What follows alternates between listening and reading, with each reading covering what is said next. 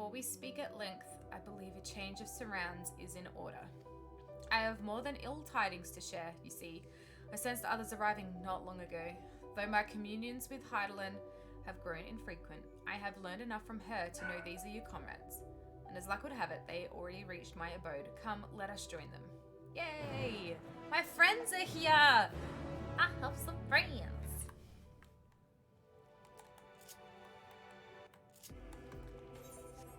The music here is really nice. Oh, I have to go all the way around.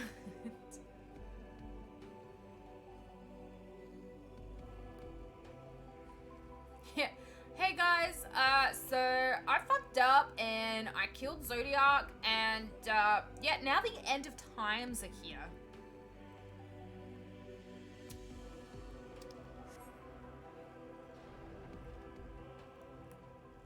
That's basically what we've got. Oh. Ishtola. I cannot see you. There is a giant fucking bird in the way.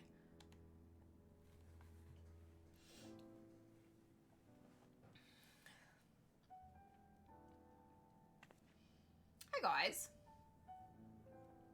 Thank goodness you are unharmed. We did what we could to subdue the Tempered before making our way here.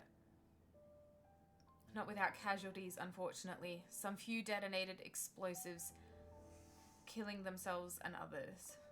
The contingent's healers had their hands full tending to the injured and enthralled when we took our leave. Lest you wonder, Mistress Kryle hath also been delivered unto their care. Serving as a conduit for Heidelin's power hath taken its toll, but she will recover in due course. As for Alphino and Alizé, they insisted on remaining in Garlemald, while we three rushed to your aid. It appears, however, that matters here have already come to a conclusion.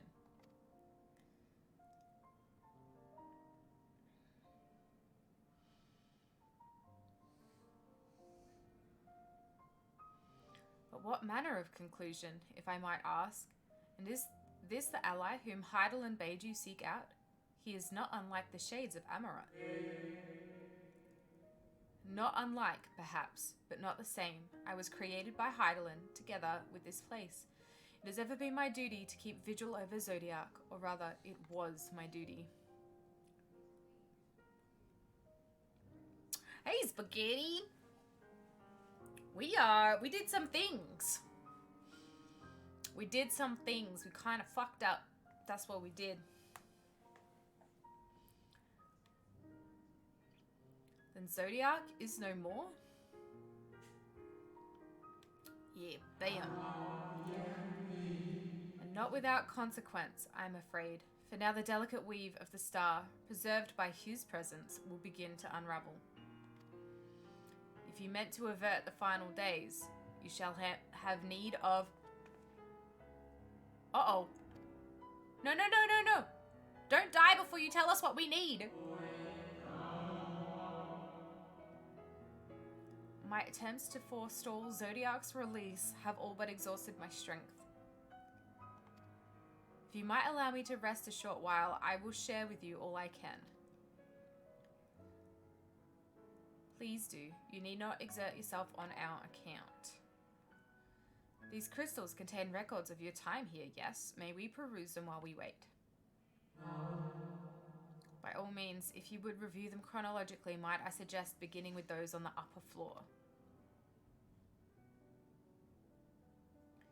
I shall leave that to you while I set what can be gleaned from the crystals on these lower levels. Yeah, we got here just before. The trial was fun. The trial was really fun.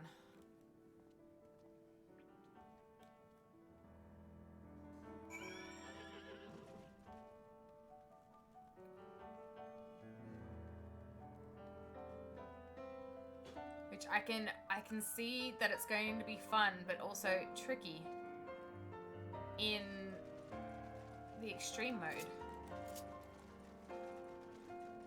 Fuck off with your mouth. We're trying to run around in here peacefully. I'm excited to see what the extreme is like.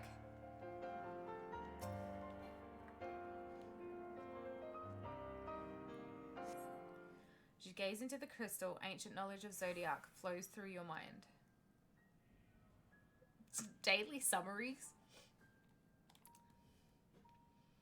These appear to be records of a long, lonely vigil on the moon, dating back to the beginning of Zodiac's imprisonment.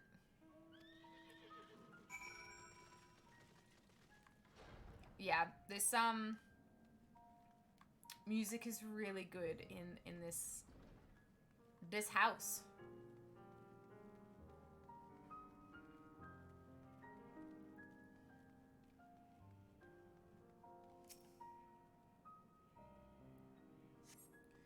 Gaze into the crystal, knowledge of past calamities flows through your mind.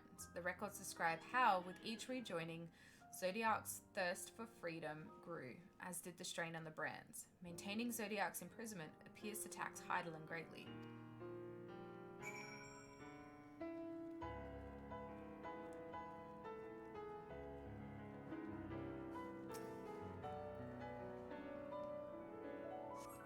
She gazed into the rejoinings.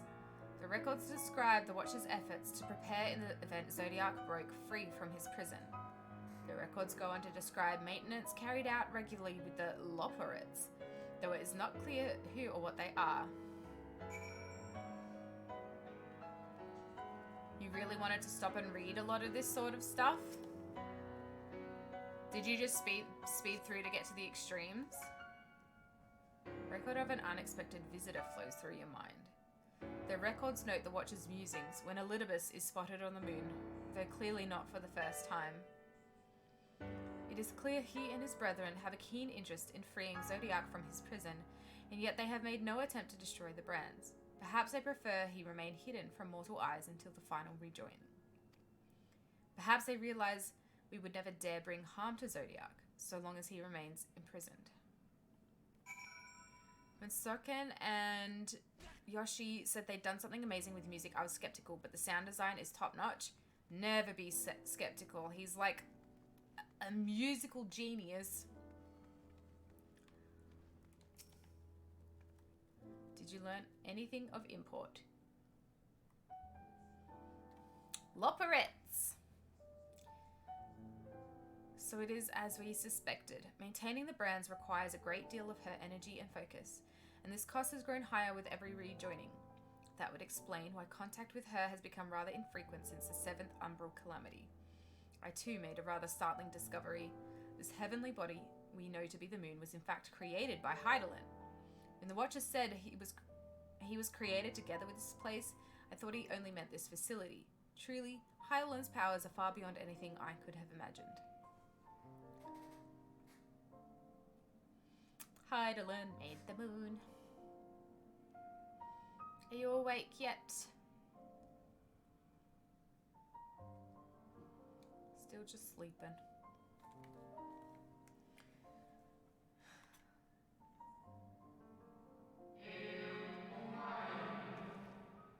Thank you for affording me this short reprieve. You're welcome, friend. Now tell us things. I really like the design of this place. I think it's really cool.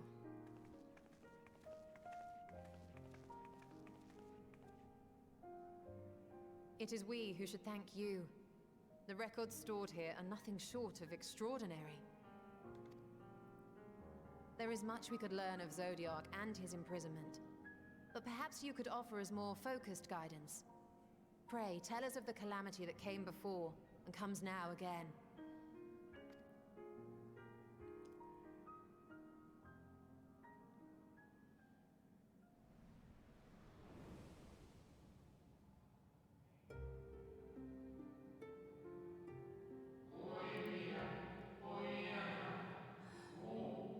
Long ago, before the Great Sundering, there was but a single world, Theris.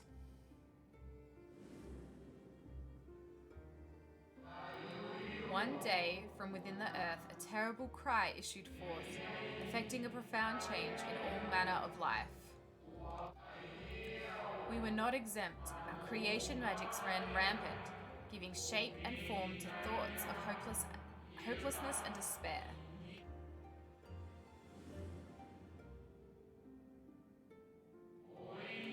At first, the phenomenon was limited to a single region, but quickly, so very quickly, it spread and engulfed the whole of the star. Were the ancients ever able to deduce its source?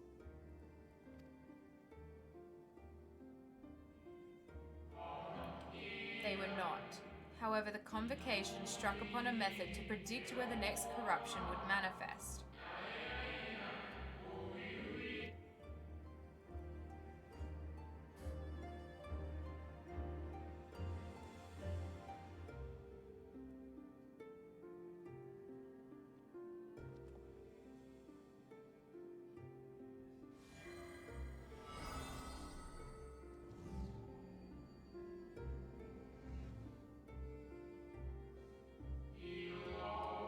Etheric energies which flow through all of creation in the form of various currents. Currents which course through the land and seas. Those which flow through the very air. This looks so cool! And those of a celestial nature which encompass both our star and this moon. Celestial currents. I cannot say I am familiar with the concept.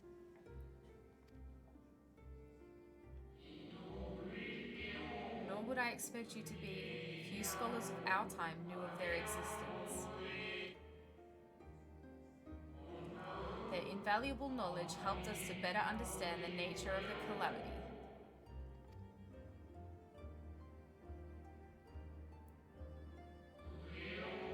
Like the terrestrial ones of earth and air, the celestial currents form a vast network, but the ethereal distribution is not consistent. The convocation soon realized that the inciting incidents occurred in regions where the flow was weakest. Correlation without clear cause, ultimately. Nevertheless, on closer study, a stagnancy of ether was observed in nearby currents. And so they sought a means to harness the forces of darkness, of activity and growth. Thus was Zodiac conceived. No less a power than a god's could set right the laws of nature and quicken the flow of ether within the star.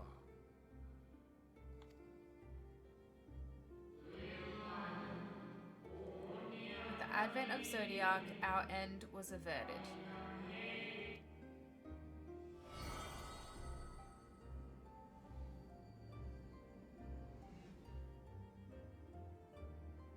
Selk claimed that those who summoned Hydaelyn did so because they saw Zodiac's power as a threat. Is that true?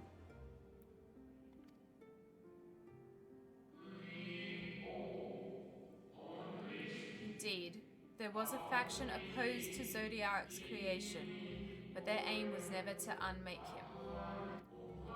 They understood the continued preservation of the natural order was dependent on his very existence.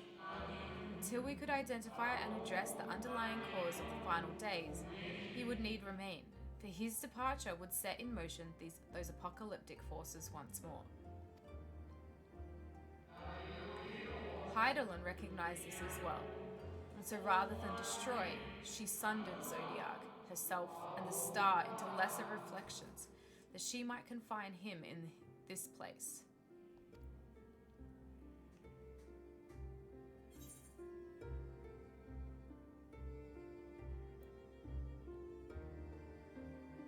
Could have sworn she beseeched me to banish the darkness.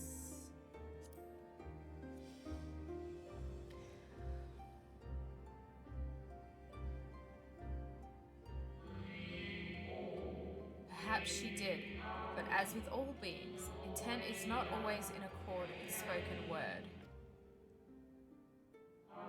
Hydaelyn and Zodiac are both constructs of men, approximations of perfection limited by our own imperfections.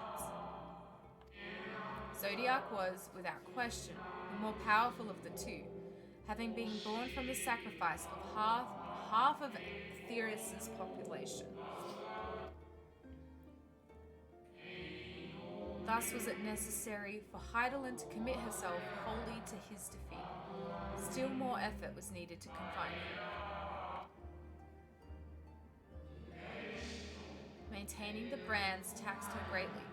With what powers she dared to spare, she cried out to any who might listen, and offered her blessing to those who heeded her call. Though it was likely within her power to do so, I believe she did not wish to speak of Theris and her history.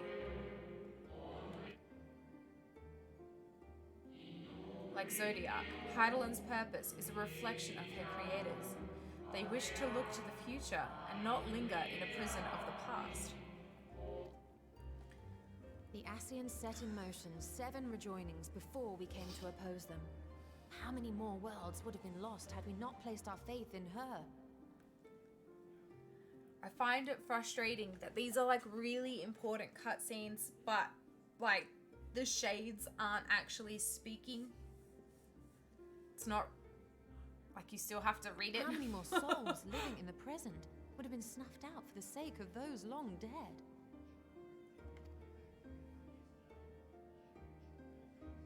Well, in light of recent events, I see no reason to doubt your words. And even if Hydaelyn is not a god in truth, if Minfilia believed that we should trust in her plans, then I choose to do just that.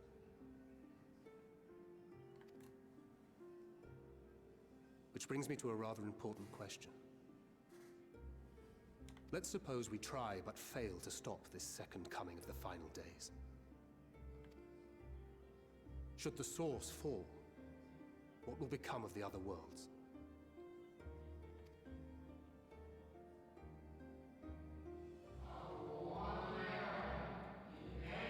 The nomenclature is more fitting than you know. Bring ruin to the source, and its reflections will share in its fate.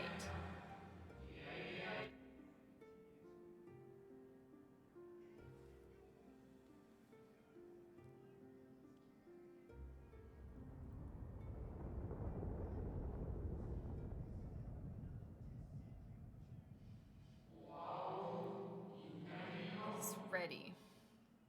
What's ready? This way, if you would be so kind. Yes, we did. We beat Zodiac. Turns out it was a big mistake.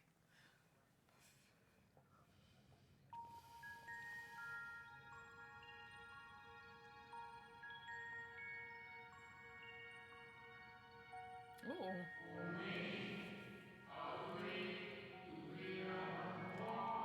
Beautiful sight, is it not? Yes, but what is it?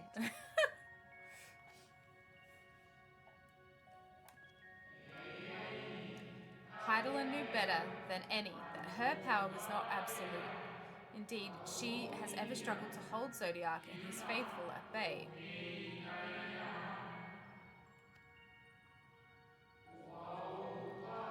She feared the worst and so made preparations. In the event of his demise, there would be a contingency. This moon is more than a prison. It is a vessel capable of bearing the people of Aetheris to safe harbor.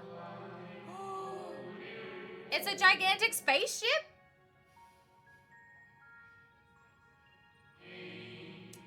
You need not go far to find its pilots. In fact, I should be happy to take you to them. And fulfill my final duty as Watcher in the dark.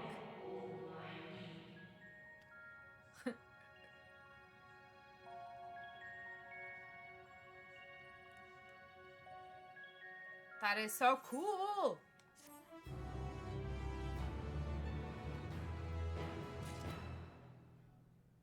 Don't forget, we still have our giveaway open as well for the Songbirds emote set.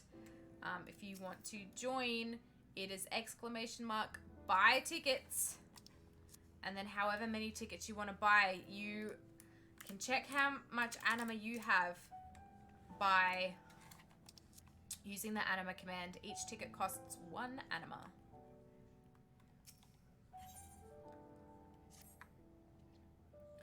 time has come for you to be on your way. The crater at the heart of Mare Elementorum, where Zodiac was imprisoned, is not so easily traversed, however. Let us call upon Argos. Ah, the familiar whom you met earlier. He should have no trouble bearing you across.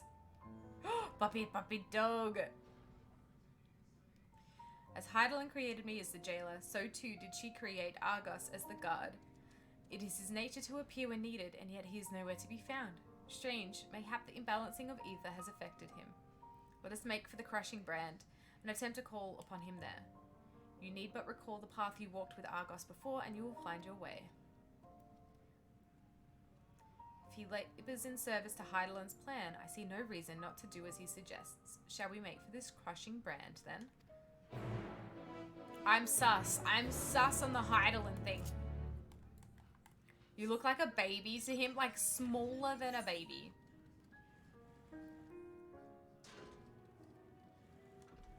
Smaller than a baby. It's like an ant.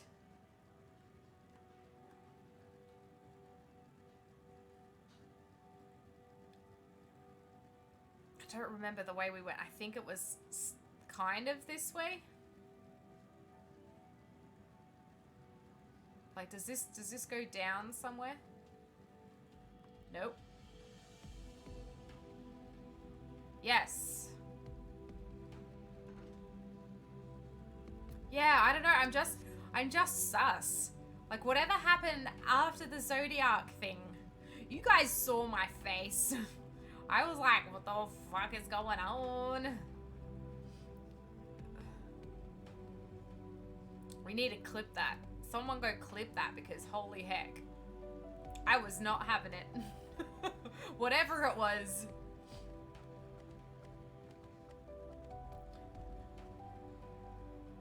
It's kind of cool that there's like that purple ether all chilling out there. Aw, Siri, thank you for the host. Moon music makes my brain expand. Moon music is going to be my new I need to sleep music. I can't wait until like the soundtrack is on Spotify or something, because yeah, the at last thing. I'm so fucking sus. No, I don't want to talk to you, thank Red. The place we seek is just ahead at the Chlorophyskrat. You see, Argos cannot manifest without sufficient concentrations of ambient ether. You'd be hard-pressed to find a greater confluence than inside this cabin. Follow me.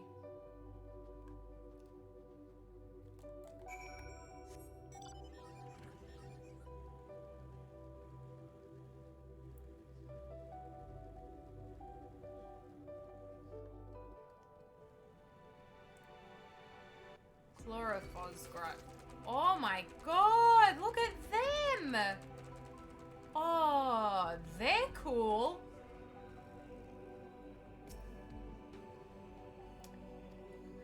The lunar spongoy draw ether from the ground, which is then dispersed into the air.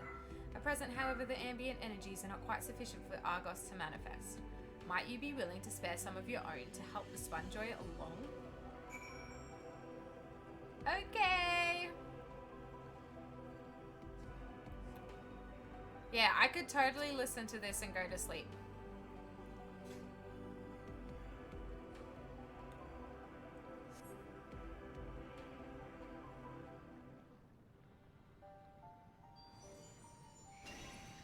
Yay! Puppy dog! He's so pretty. Look at him. Argos manifests in a flash. He seems glad to see you again. A most fascinating creation of Heidelin's. Would you not agree? Should the need arise, he's even able to create reflections of himself on a whim. Though I assure you it was no reflection which accompanied you earlier to the brand. No, Argos was quite eager to be at your side then, as he is now, it seems. I cannot recall when last he showed such an affinity for anyone. Indeed, I thought him more likely to shy away from you and your companions. Perhaps it was more than a sense of duty that compelled him to aid you before. He's gonna be my new best friend. As for your companions,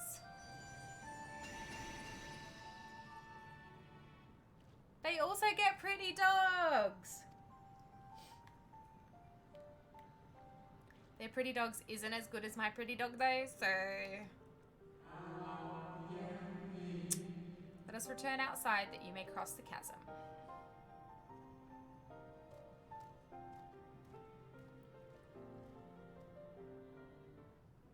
If we don't get this as a mount, I'm gonna be very sad.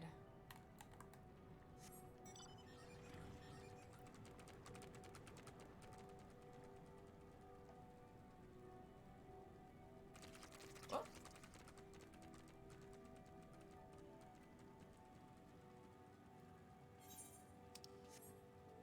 It would be a cool mount to have.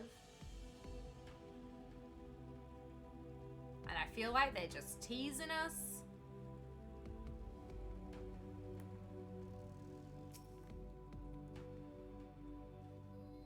Can't watch because spoilers, but what's the current giveaway for? The Songbird emote set.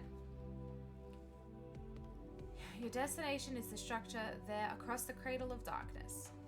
But climb onto Argos's back and he will take care of the rest. Once you arrive, it should not take long to find the ship's crew. The facility is designed to rouse them from their slumber in the event of Zodiac's destruction. Heed their counsel. Together you may guide the star and its people to a kinder fate.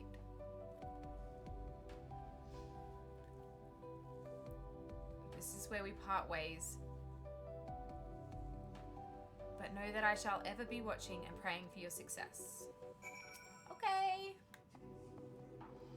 Our allies' assurances notwithstanding, we cannot be certain what awaits us on the other side, so perhaps it would be best if we did not all go at once. I propose the two of us cross first, while Thengrid and Urianger wait here. Okay. Whatever you say. They're so pretty. A malefic ether yet permeates from the crater. Remnants of Zodiac, most like. Doggo date with cat wife. I'm also cat.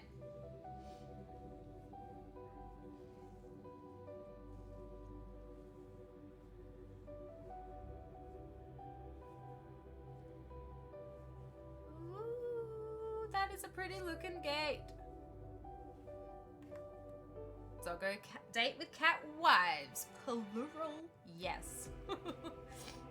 Plural, plural. Alright, I reckon this might be the last cat scene. Cat scene? Cut scene that we watch, because we need to head on over to Tour soon. The structure is enormous, though that is hardly surprising given the size of the average armorer team.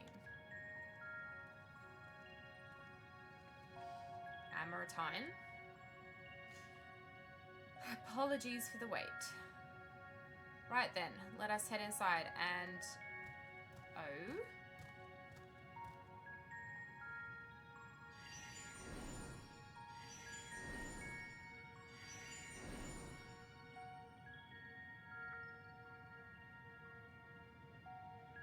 Most intriguing. A means by which he conserveth energy, mayhap? Well, I certainly wouldn't want him to blink out of existence on our account, helpful as he's been. Thank you, Argos will take things from here. Stay here where it's safe, alright? We want you to be safe, Argos.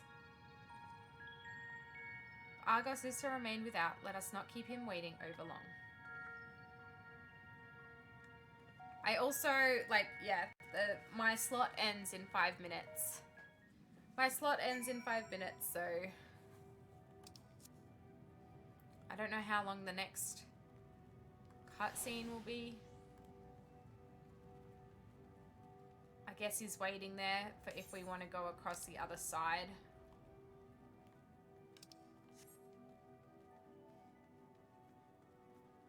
This place is huge.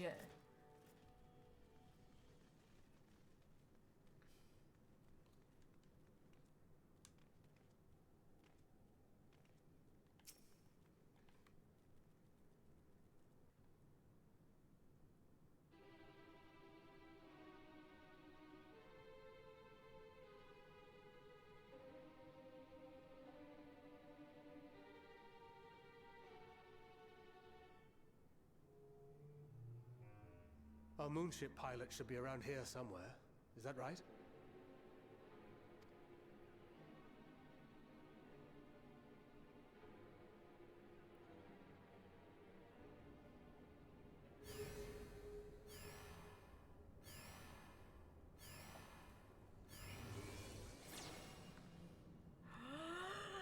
Space bunnies.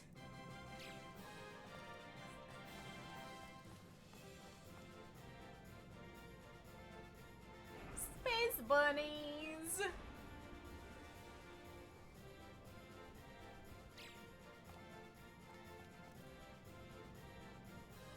Look at that, they just keep coming out. There's so many of them.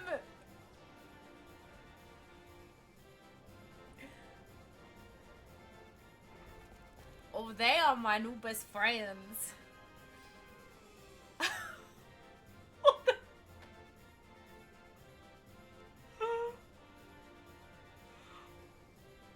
They look sleepy.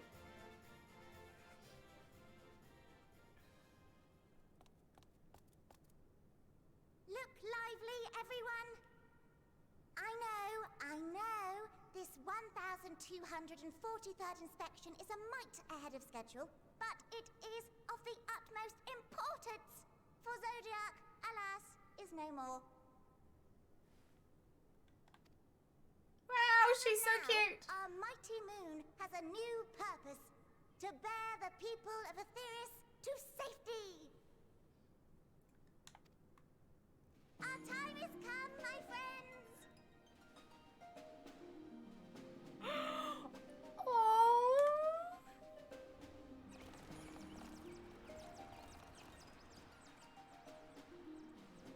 We must be swifter than swift. There is much to do before our guests arrive. I expect your workstations to be immaculate, and don't forget to relay our signal to Etheris. Questions? Yes? No? Maybe so? No? Then hop to it! She's adorable.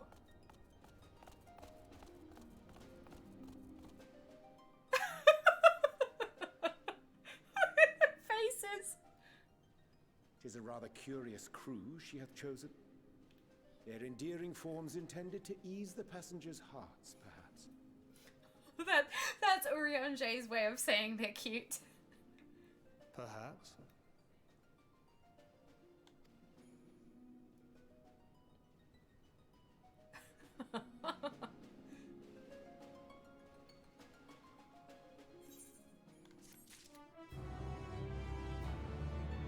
Amazing.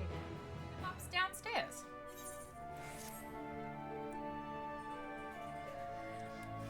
It must be the Loporrits mentioned in the Watcher's records.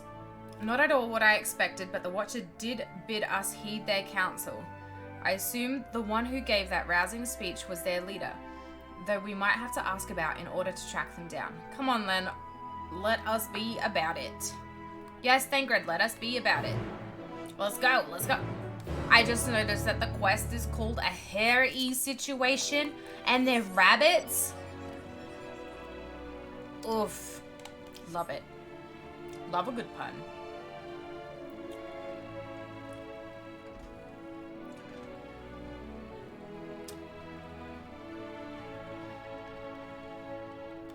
Before I talk to anyone, and in case I forget,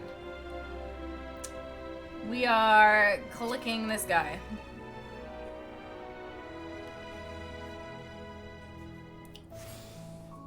You're in Discord? Yeah, tell Doug to log in.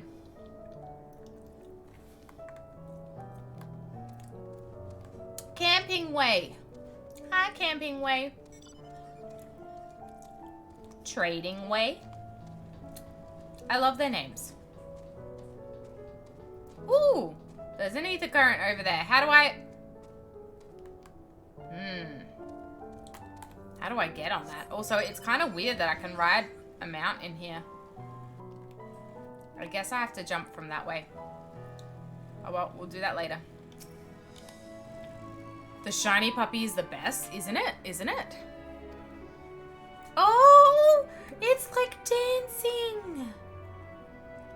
Singingway! Its name is Singingway! The leader of the crew? Not me, I'm afraid. Singingway's the name. I'm in charge of the construction and maintenance of the atmospheric circulation system. Only the crispest, cleanest air for the people of Aetheris, and that's a promise. I want a house full of these.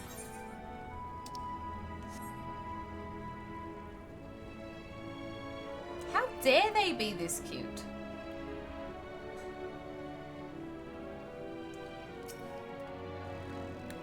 Little bunny. Are they shorter than Lalafels? It's saying Mlem. Mlem, lem, lem. Sleeping way. My job is... Perhaps I'd better ask. Oh.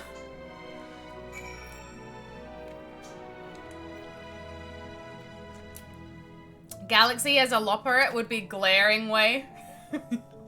Yes. I would.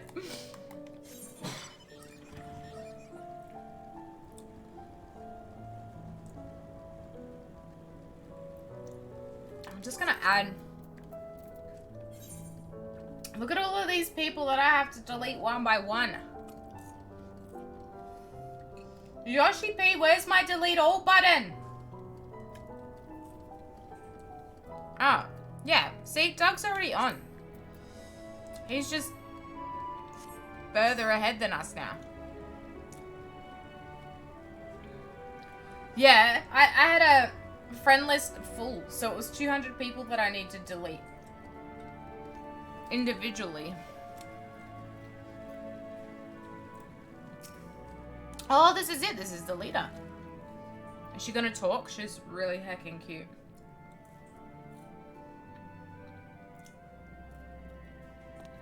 Is it a she? A them? How in the... When did you get here? Who let you in? Why wasn't I told? Were you the one giving orders earlier? Don't know why I would just sing at her. Me? Oh yes, of course. As the only one around here capable of doing anything properly, it falls to me to take charge of the others.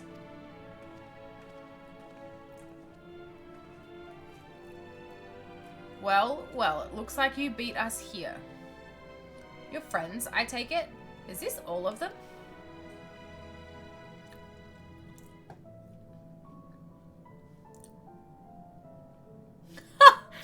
A group comprised entirely of children? What must their parents be thinking? This isn't a nursery, after all, though perhaps we should build one. Or did we build one already? Is this because we're not as tall as the Aetherians? Oh, it's fine. We have a tank as part of our party, but thank you. I appreciate it. No matter, you needn't worry your pretty little heads. All will be well, I promise. But goodness me, we shouldn't be standing about gawping. I must take you to meet the others. Okay. I'm not a child, though. If you could run along back towards the entrance, you'll find a path that leads to the central platform on the upper floor. Cool. There's no wrong way to reach it, but it's the large glowing ball at the center, if you should find yourselves lost. I shall gather the others and meet you there. Okay. We didn't learn its name.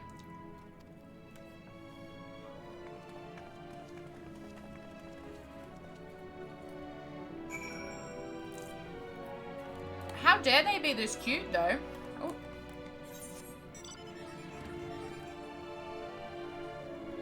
Where was that ether current? Over here? No. Oh, I don't remember where I was now. Oh well, that's future me's problem. Up we go. Wait, we can't get there this way. And they said there was no wrong way to get to the top? There is.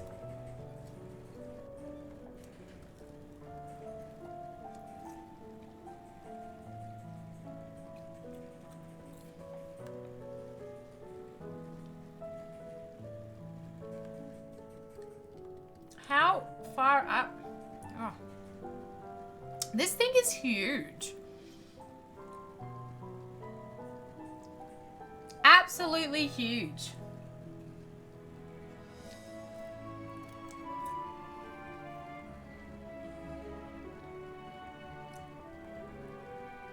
I'm surprised they don't have like a transport system in here.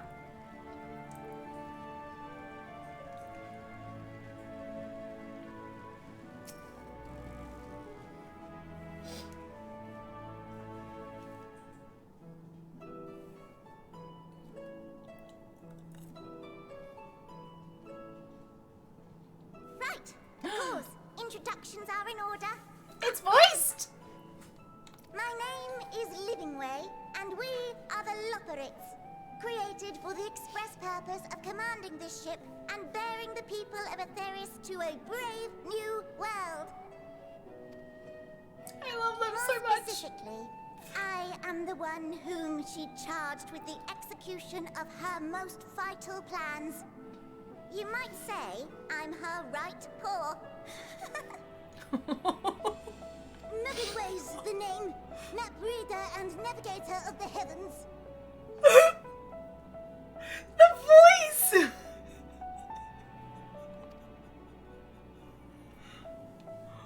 Oh, I love them. Pleasure to meet you all, but I'm still trying to make sense of this.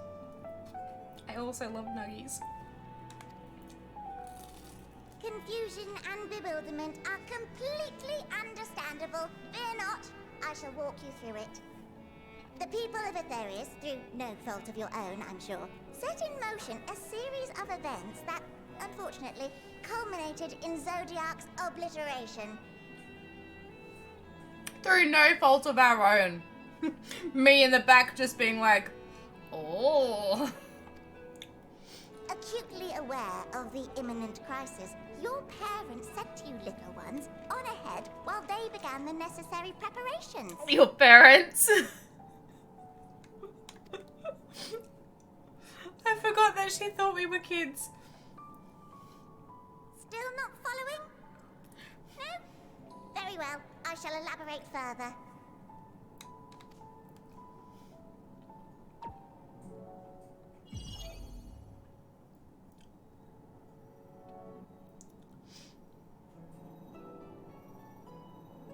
Here, we have Etheris, your home, and the moon, where we are now. Without Zodiac around to keep things lively, so to speak, the celestial currents of the star have doubtless begun to degrade. A calamity of apocalyptic proportions will be visited upon Etheris, bringing an end to all life. Very sad, that. Very sad, that. So too hath the Watcher claimed. By thine unperturbed countenance, I gather this eventuality was anticipated. The doom and gloom. Oh yes, quite expected.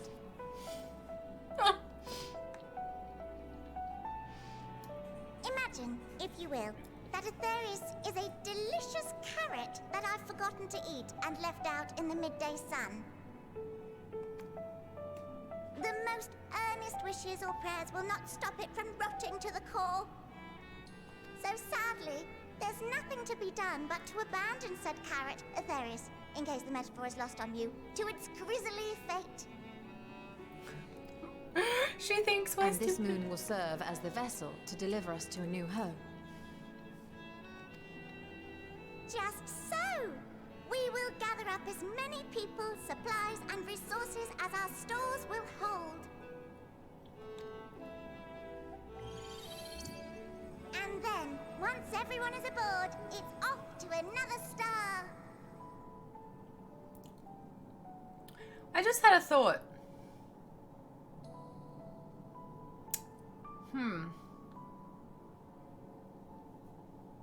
The Sharlayans. They're preparing a whole bunch of Easier said than supplies. done, admittedly, for one does not simply hop from star to star on a whim. Did Which they is know this? precisely why we've spent countless years constructing the most propulsive of propulsion systems. We ought to make it to our destination in 2 shakes of a rabbit's tail.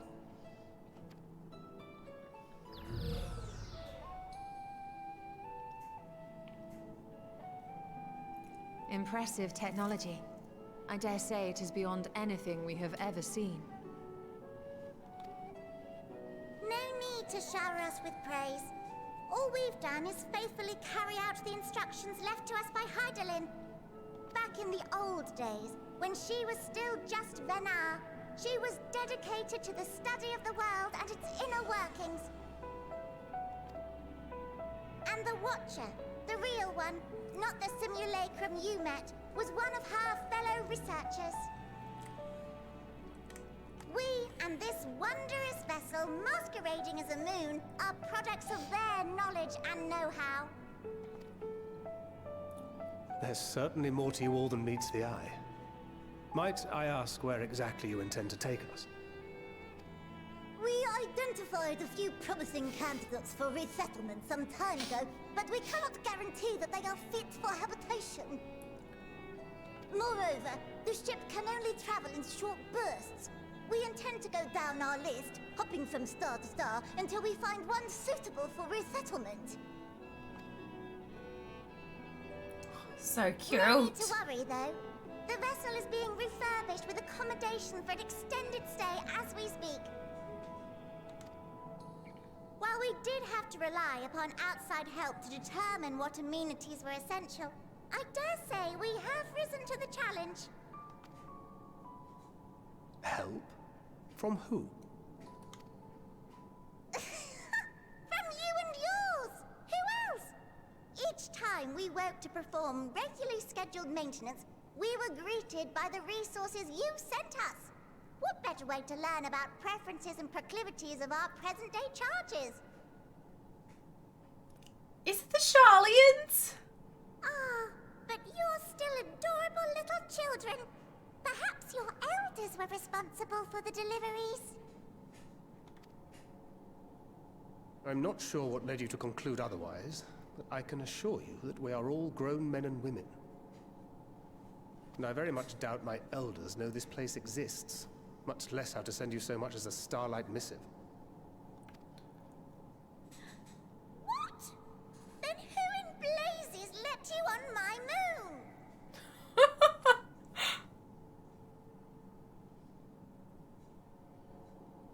Hydaelyn herself led you here. You don't say! Well, that's really not children. Then why are you so small and stunted? Like little baby carrot people. Little baby carrot people. Well, Amarotines were a great deal taller. In the present day, persons of such prodigious size are exceedingly rare. So, you're saying everyone's not like the Watcher?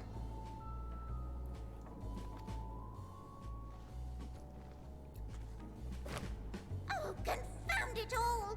Someone could have at least scribbled a note about your profound miniaturization.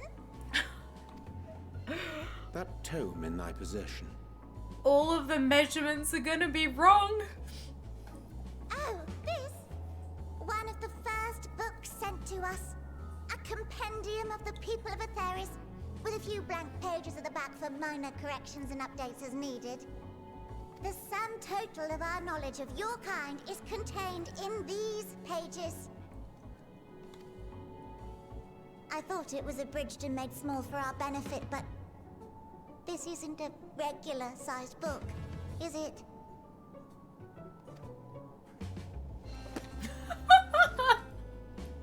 She's so upset.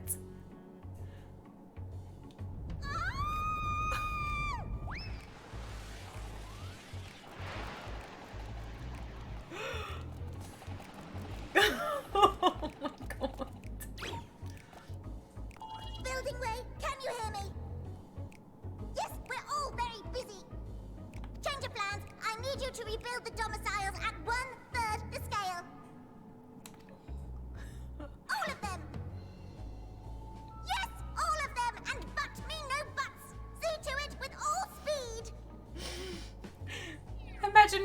building everything. Perhaps you could tell us a bit more about your terrestrial collaborators. Yes, in due time. But first, I'd like to hear more about you, if it's all the same. I'd rather not risk any other complications due to outdated knowledge of our passengers-to-be.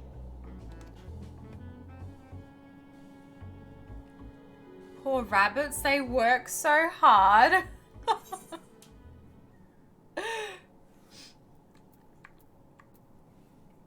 It is just actually... Ooh, that's actually better than what I have. I can finally wear new gear. They break my heart. They're so earnest. They are. Absolutely lovely. Alright, where are we going? Right then, now that you're here, we need you to teach us all you can about your people and quickly. It won't be long before the final days are upon us in all their terrible grandeur, so it's imperative that we be prepared to receive our passengers to be.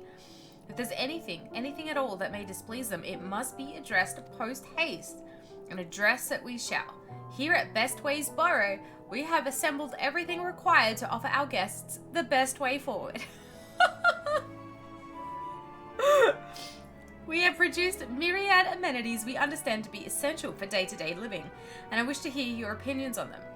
I'm sure you've all worked up an appetite, so why don't we start with foodstuffs? Meet me at the Carrotorium, and we'll see about filling your bellies. Oh my god.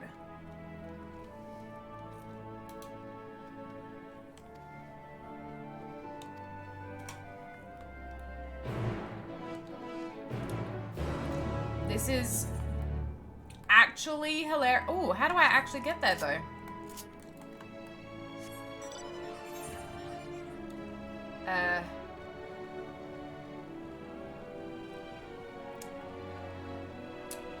This part is actually so cute. And you're right, Spear of Vec. Like, they are so earnest. They want to do the best job that they can. Is that a door?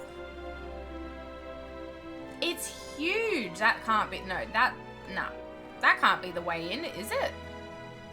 Maybe. Maybe it is.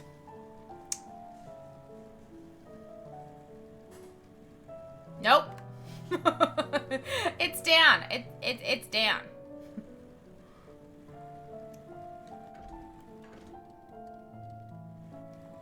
I hope it's all the way down, because I've just gone all the way down.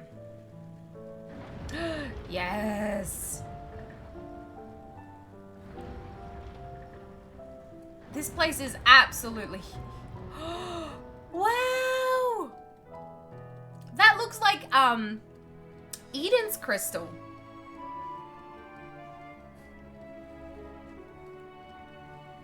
Yawningway, Hoppingway.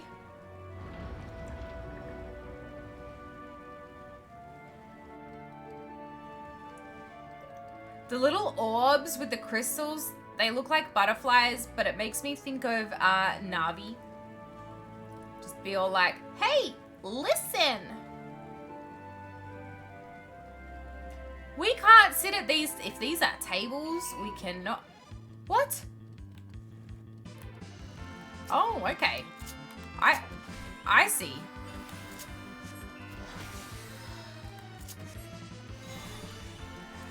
Well, I'm just gonna press Bahamut. Like, oh, I walked too far away.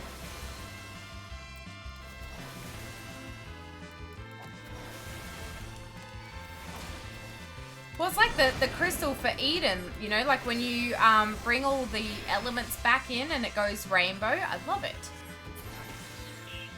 The LGBT crystal.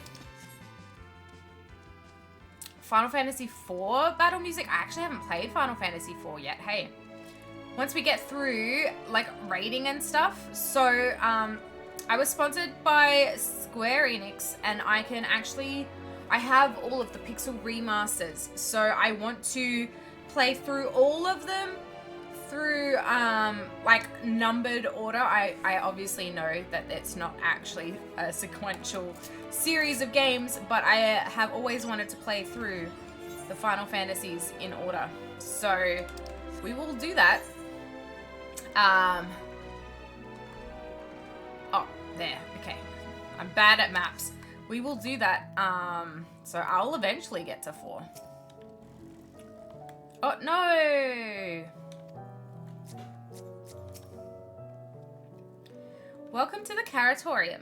Here we create prototypes of the various sundries required by our soon-to-be passengers. Allow me to introduce the head of foodstuff production, Cookingway. Pleasure to meet you all. Our work has involved no small amount of trial and error, but after many, many cycles of painstaking labor, I dare say we have created the finest cuisine our guests could ask for. I've learned all about the essential nutrients for a healthy and balanced diet from the reference materials we received. Why, I've practically worn the words from those invaluable pages. Naturally, we've also considered ease of growth and production. We will not want for ingredients. I must insist you try some. We have fresh stock recently prepared on account of, well, because we just woke up and we were all quite famished. Hop along the platforms here and you'll find a storage unit full to bursting with delectable delights. Help yourself to anything you like.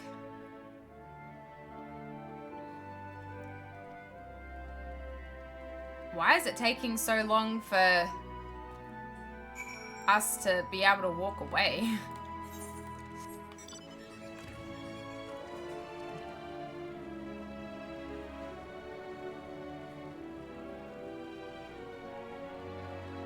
Is it this? Do I have to like go up this? Am I going the wrong way? I probably am. Oh my god. If I'm frustrating you, I'm sorry. Me reading a map. Ooh. Never mind. It doesn't matter because we still got something good out of it. I haven't had an issue with queues at all.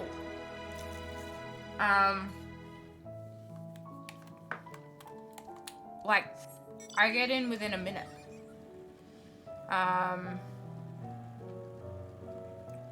But this is elemental. So this is JP, so if anything, it should be busier around this time. Carrots! Ooh, what color? Ominous crimson carrot.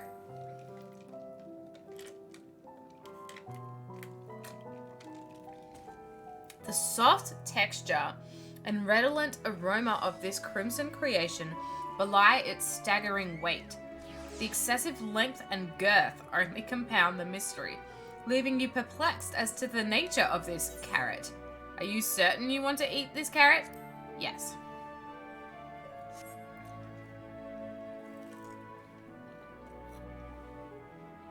Keith, hello! How are you? How are you?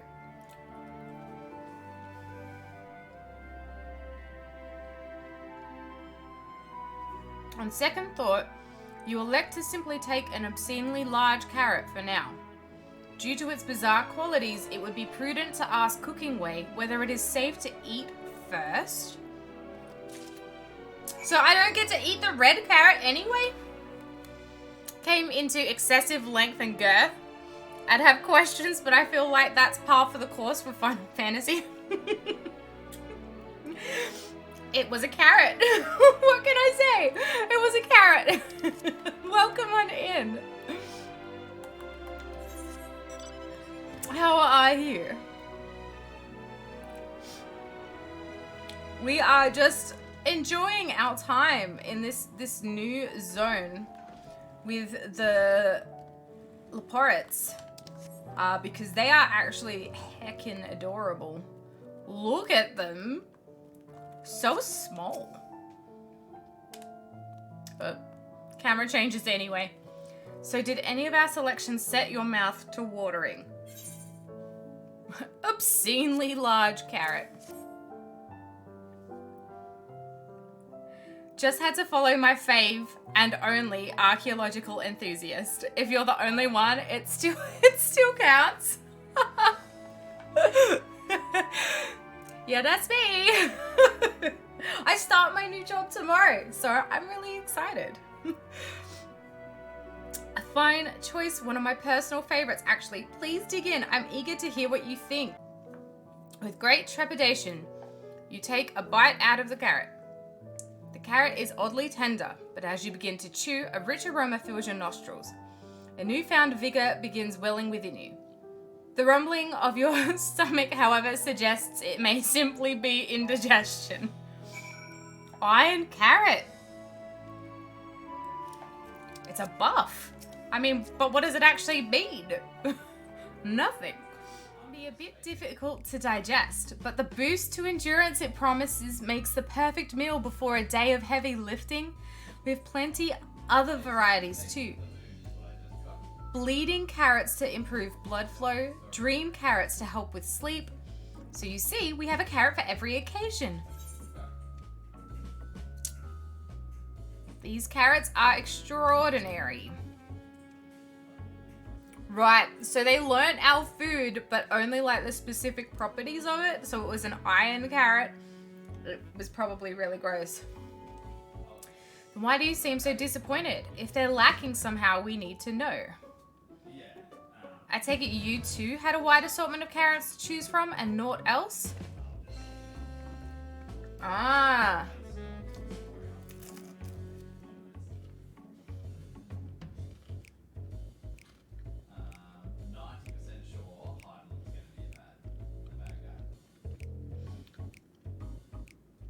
You could go for a dream carrot. Dude, if it would actually help you sleep, me too. Me too. I need the iron carrot before I go to the gym. If I may ask, what exactly did these collaborators share with you about cuisine on Aetheris? Surely you are aware we have an abundance of dishes and foods you could emulate. Of course we are, but well, it was only quite recently that we established contact. Even holding a conversation was a struggle at first, so imagine our surprise when they sent a mountain of books and documents with no clear instructions. The sheer amount of information was overwhelming. If it wasn't for that encyclopedia I found, we would have been at a loss of where to begin. So we decided, rather than divide our resources to prepare a variety of middling and potentially unsatisfying meals, it would be more efficient to devote our efforts to the production of a single perfect food. That's all well and good, but a man cannot live on raw carrots alone. I look beautiful today?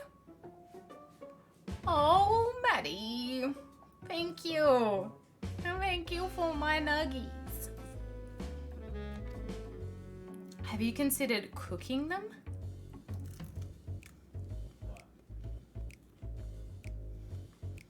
You mean steaming, boiling, roasting, and the like? I suppose we could prepare the carrots in other ways. But our primary concern was efficiency. And what's more efficient than sinking your teeth into a carrot fresh from production? A rather strange approach to take for one named Cookingway, isn't it? Wow, Thancred!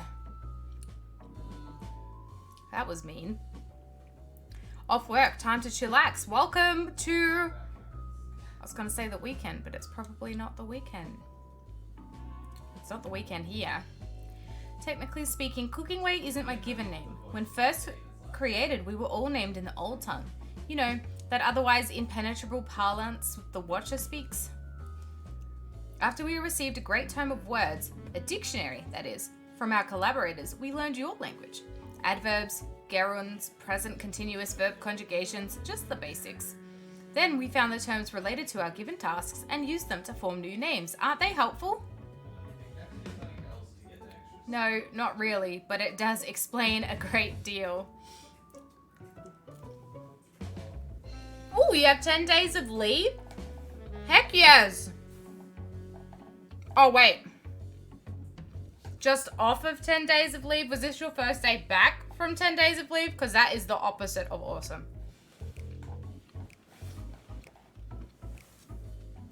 Hasn't Thancred always been kind of a dick though? Yes, and that is why we love him. Wherefore didst thou deem such a change necessary? Fucking Urianger. When the rest of your people arrive, we want to be certain they understand immediately what each of us does. You'd never be able to pronounce our original names anyway. I see. I hope our critiques, such as they are, were helpful to you. Though if you should decide to preserve flora and fauna from Etheirys as well, you would be able to offer the passengers a more balanced diet. Until such a day, when I pray comes sooner than later, it would appear there is naught but carrots on the menu. It doesn't feel good to be mean to these guys.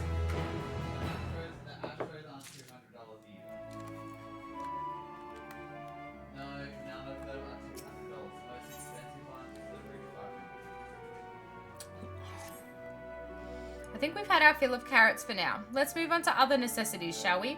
Our clothing production is sure to impress. This way.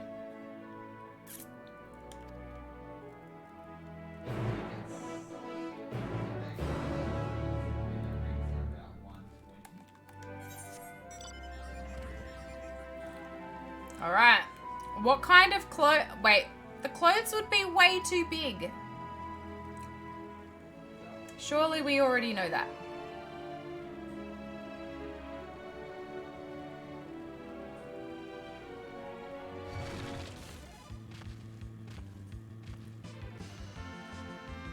It's very frustrating to get around here.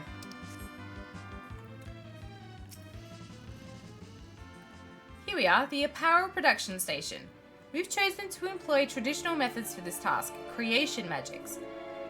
Hydaelyn, in her infinite wisdom, blessed us with the self-same affinity for magic her people possessed. We have other amazing talents, of course, and I know you're dying to hear about them, but I'll regale you with the details another time.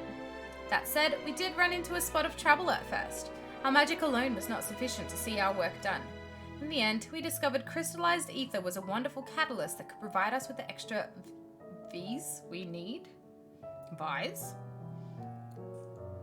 My, how resourceful.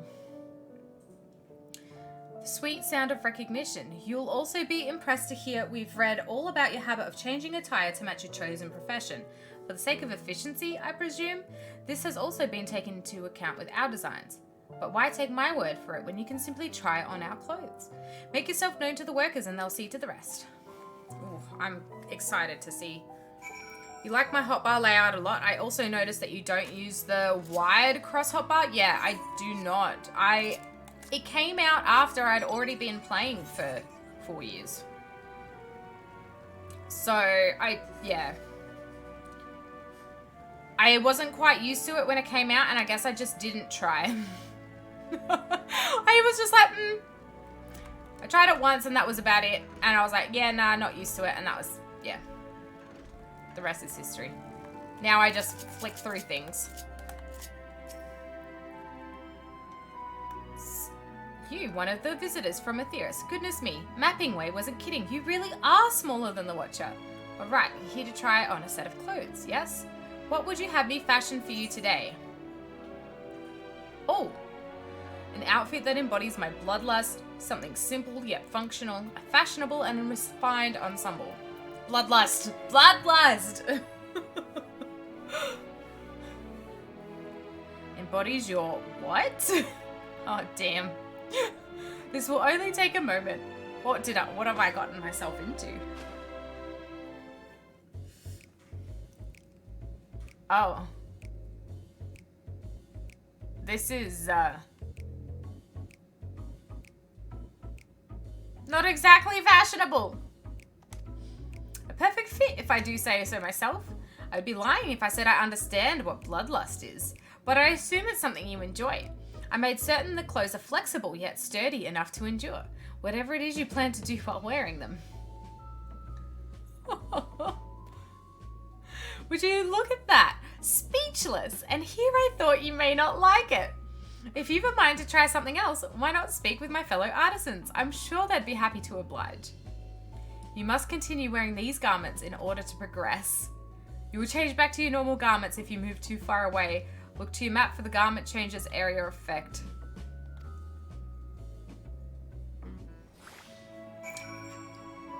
Okay.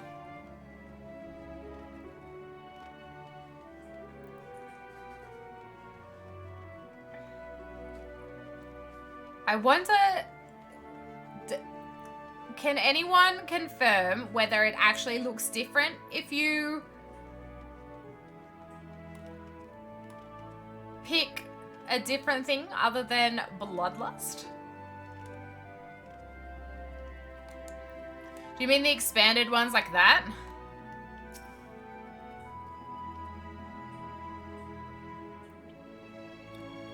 No one said you'd be coming. How can I help you? You wish to try my clothes? Really? Of course, it would be my honor. Did you have anything in mind? Got anything with a little more flair? You picked something different and it was the same. So you picked a different option, but they still put you in the same clothes. I think I can handle it. Let's see. This should do. Oh no. I don't want to hurt these guys' feelings. Leopard print? I mean, it's got more flair. Leopard print and like slops. Time and tastes truly have changed. It used to be so rare for anyone to request clothing with a focus on form over function. Thankfully, I had a spare concept for robes made using a different fabric. I think it looks rather fetching. She's just got like these handkerchiefs on her hands. I was worried how the concept would turn out when put to the proof, but it looks stunning on you. Why don't you go show Livingway? I'm sure she's eager to see what we've come up with. This is the... this is the... oh, there's a mask as well. What? The leopard print in and of itself doesn't look bad, but paired with everything else, like I'm wearing like a dress and my shoes are slops. Like that doesn't even cover my legs. Look at that. Confirmed sprouts. Yes! This is like the hodgepodge mix of gear that you get when you first start playing the game.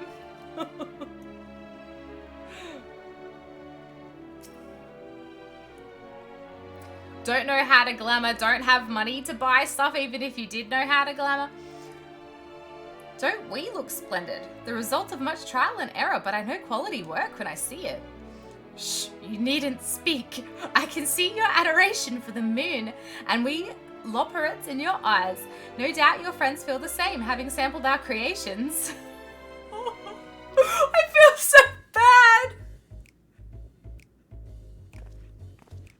Oh my god. What is Urianger wearing?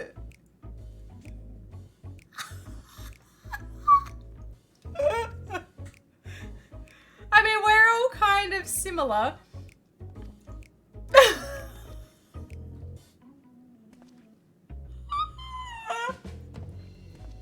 He muddled it! He muddled it! Oh my god.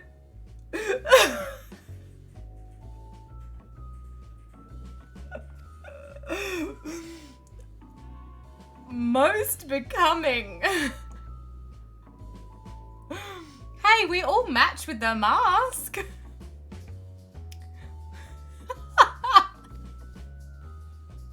I think it's past time we return these clothes.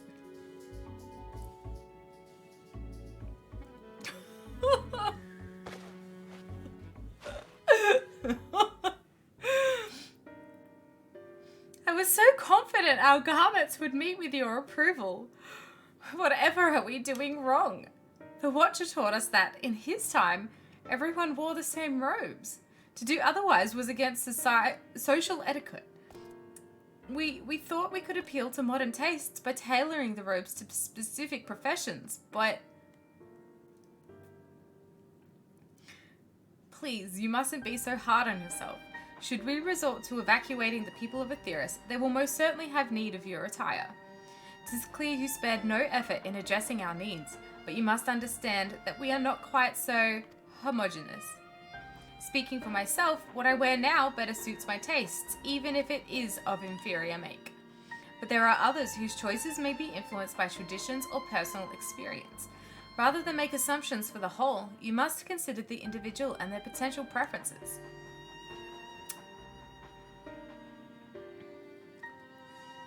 I fear we've underestimated the complexity and diversity of your people. Even if we'd memorized every tome we received, I doubt we'd have fared much better. Maybe we're doing you a disservice trying to shower you with our baubles and frippery, thinking it was for your benefit when you'd be better off on your own. No, she's upset. There are some who might agree, people who prefer to keep others at arm's length, even when they know they shouldn't. As what such former fool, I'd like to ask you a question. This plan to evacuate and escape the final days, did it account for the reflections of the source as well? Not that I'm aware of. We were born of Hydaelyn's love for Aetheris, and the salvation of the people on that star and that star alone has ever been our aim. Surely it's better to devote ourselves to saving one world than to divide our efforts across 14 and risk failing them all? Oh no.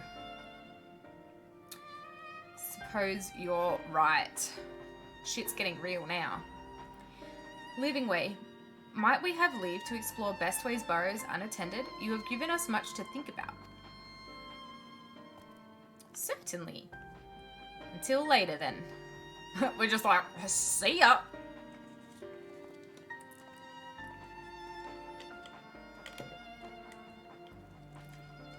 If I may, I should like to accompany thee a while longer. I mean, you're more than welcome to. There was actually something I wish to speak with you about. Let's be off then, shall we? She's adorable. They tried. They tried.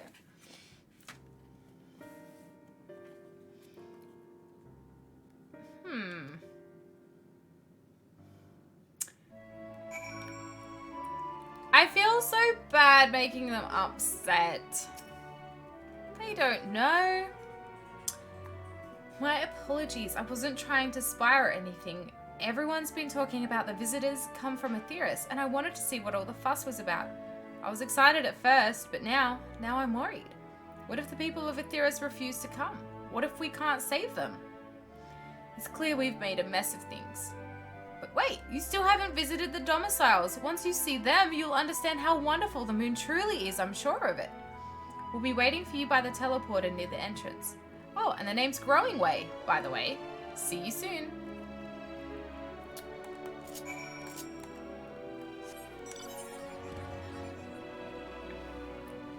Did he say meet by the teleporter? Oh, I just realized there's a fate up here. I guess that makes sense because there's enemies in here, but why are there enemies in here?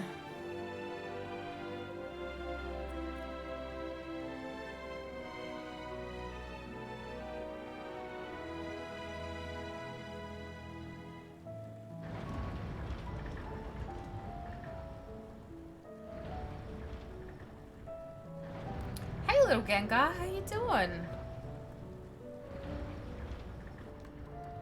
Nothingway? That one's name is Nothingway? That is probably the most heartbreaking thing I've seen so far here. It's like what they do? Is it here? No. Other side. This place is confusing. There we go.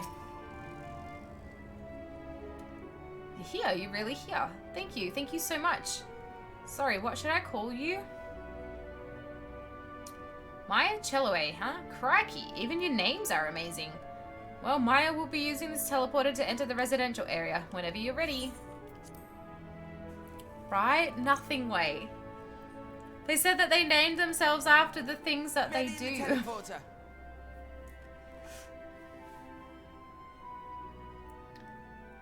What are these rooms gonna be like? They're gonna be huge.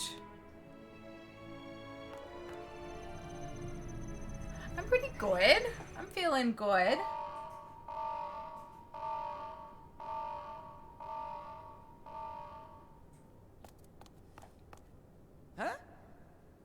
Access to living quarters restricted due to reconstruction. Then where is it? Oh no! Uh-oh.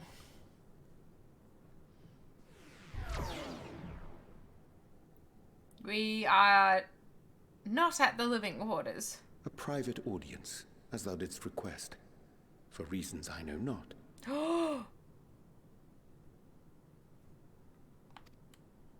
What?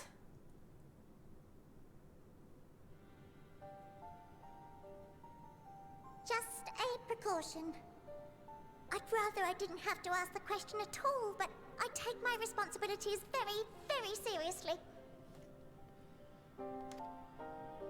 Do you and your friends, by any chance, find our accommodation wanting? Oh. Be honest, brutally even. I thought it was gonna be like some super sus Urianger secret, but she's just being super cute. Good night, Galatea. Thank you for hanging out. 'Twould be ungracious of me to belittle the efforts of thee and thine. Lovely sentiment, really. But the disappointment is writ plain on your comrades' faces. It's all the more frustrating since no one will come out and say what they find wanting.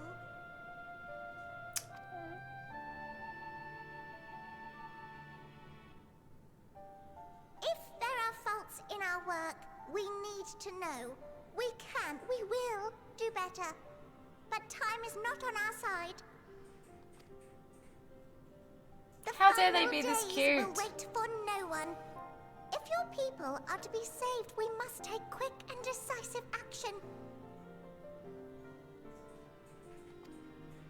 This vessel must serve as a home for as many passengers as possible, for far longer than we may like. Which brings me to my request. Our collaborators on Etheris are doing what they can to prepare for the voyage. Would you be willing to go and lend them a hand? Having seen the moon for yourself, you could speak to its many splendors, learn what else they might require, and assuage whatever concerns they have.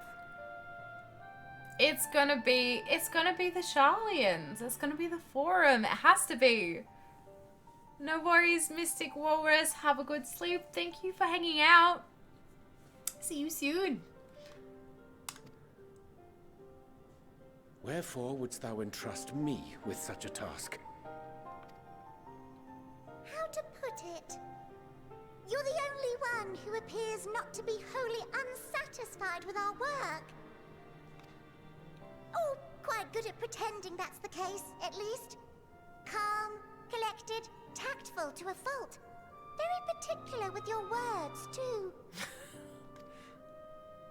You understand that, in the face of great danger, one cannot pursue perfection at the expense of practicality. The difficult choices must often be made for the greater good.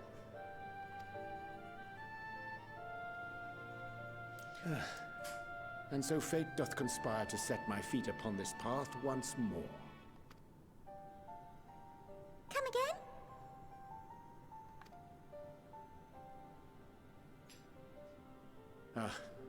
Idle musings. 'Tis no trifle thou dost ask, yet full well do I understand the urgency and necessity. Yay, Urianger. Oh, dear me! Dear me! I was terribly sorry for the mix-up. It's a bit of a malfunction. I hadn't realized the residential quarters were inaccessible, you see. But you're still in one piece. So, all's well that ends well, yes? I like how it was again. not. It I was a promise. possibility for us to not be in one piece.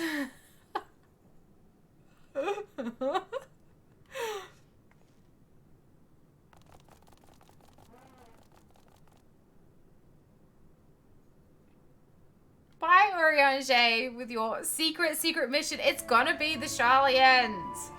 It has to be.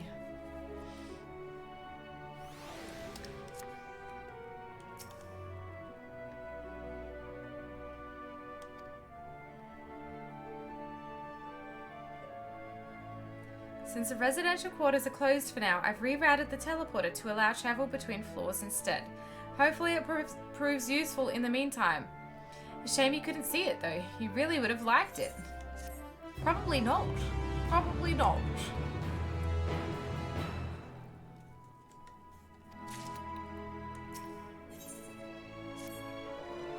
It may not seem like it, but we've been planning for this for far longer than I'd care to admit. Each time we woke up, we'd have long discussions about how to save as many of you as we can. Felt like everyone had an opinion on this or that. But the one thing we all agreed upon was that the people of Etheirys wouldn't take action to save themselves until it was far too late.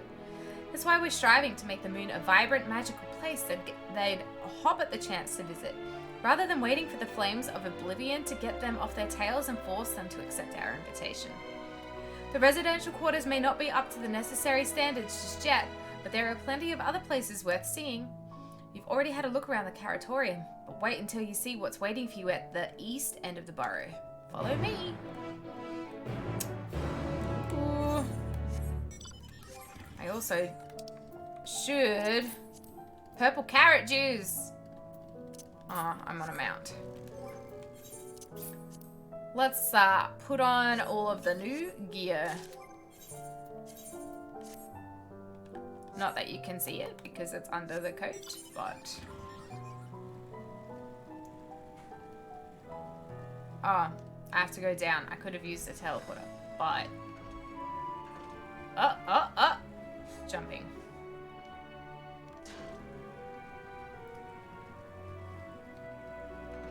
Oh! I just realized, like, the little... Like, our stat squish with our health and stuff. I was like, oh... 30,000 is not my whole health. It is. They're eating a gigantic carrot.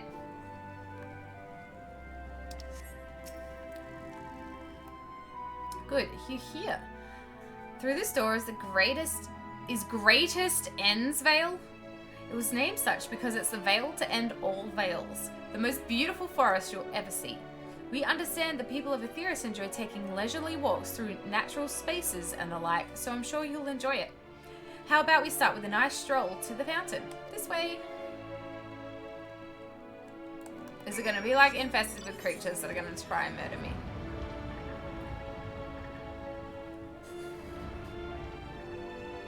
Please actually be pretty.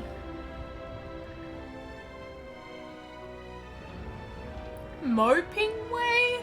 That one likes to mope around. Oh. It's a fake forest? Are these supposed to be the trees? And it has like a path that you're supposed to follow.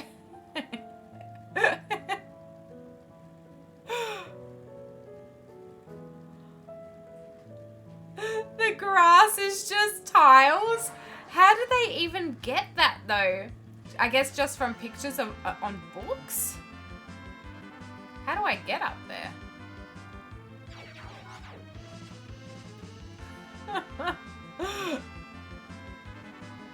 Hey Wraith, how you doing?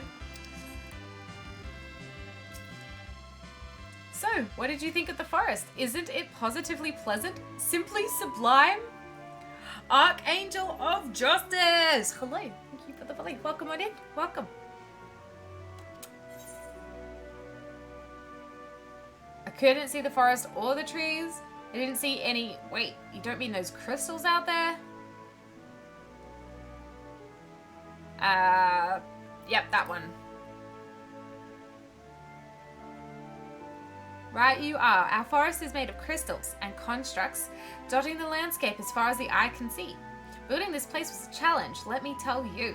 Since we were born here, we'd never seen trees in person before, let alone a forest. The information sent by our collaborators was quite enlightening, but after much deliberation, we decided to use crystalline constructs in place of living trees. And thanks to our atmospheric circulation system, this place produces air as clean as you'd find in a forest on Etheirys.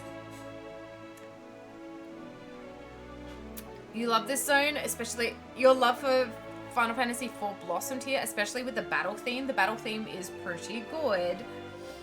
Pretty good. The fountain here behind us, powered by the rather large crystal adorning its top, plays a vital role in supplying us with fresh water. Much time and effort was spent making it the most spherical of spheres, and I dare say the unparalleled roundness speaks for itself. I enjoy nothing more than a nice long stretch and a spot of relaxation whenever I come up here.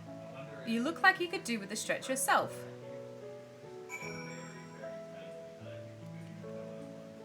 Stretch near Growingway. Stretch. The fake forest looks nice. It is cute. It is cute.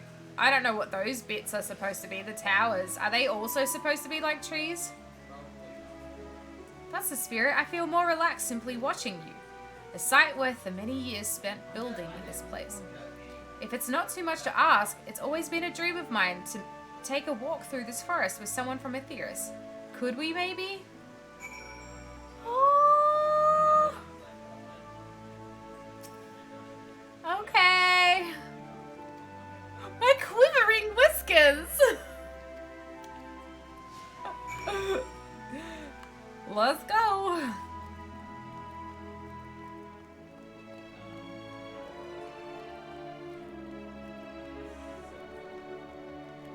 I'm not sure if I like this new accompany feature, but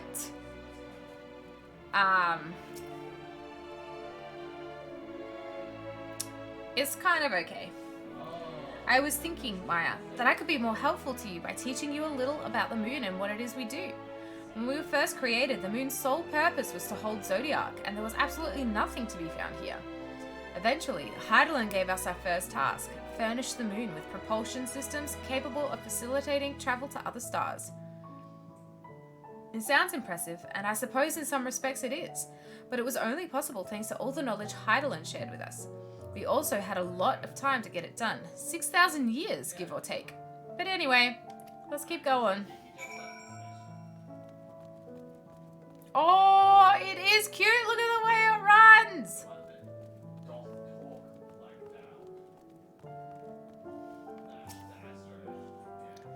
This may come as a surprise, but we didn't begin building the habitable areas until after the propulsion systems were ready. Considering how long it took, I wish we'd started sooner. Who would have thought we need 4,000 years to make all of this? It certainly wasn't work you dare rush either. We had to create infrastructure and countless supporting systems, some of which wouldn't be operational until hundreds of years later. And then there was that brief period where our productivity came to a screeching halt, when that bizarre red satellite was sent up from Etheirys. The Allagan's mischief, I think. We thought maybe some new nefarious actor was colluding with Zodiark. All we could do was stand by and brace ourselves for the worst. I can't tell you how relieved we were when Hydaelyn informed us of its destruction. Oh yes, there was much joyous humming that day.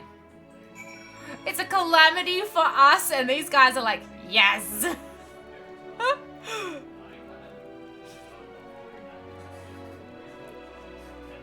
I'm so sus on Hydaelyn right now, I'm not gonna lie.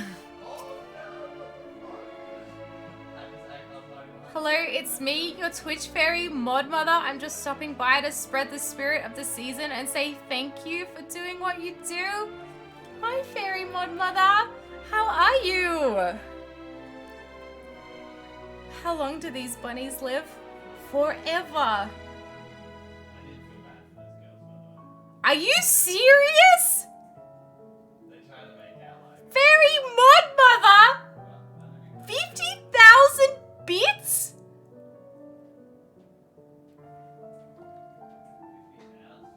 Oh my god! Fairy Modmother, thank you so much! Oh, I could cry!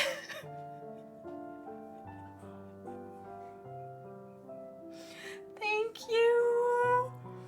Oh my god! Do you notice anything peculiar about the treetops? I mean, apart from the fact they're massive crystals and not trees?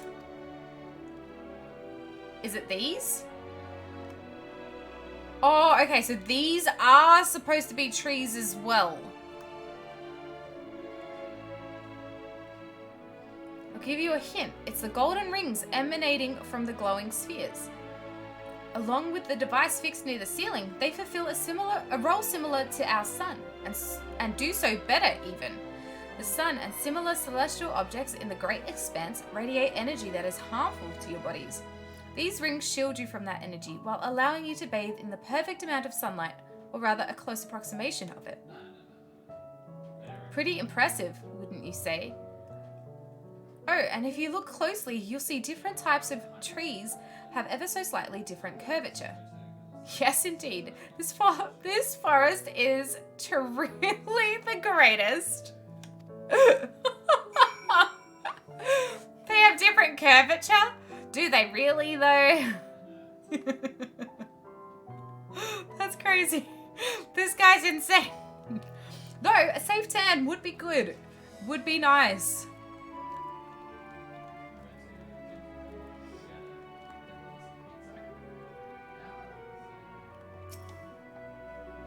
There was something else I wanted to tell you all about. Oh right. The propulsion systems and habitat facilities were completed around 2,000 years ago. And with that, the most important features were fit for purpose. Which is all well and good, except we still knew absolutely nothing about the present-day people of Etheirys.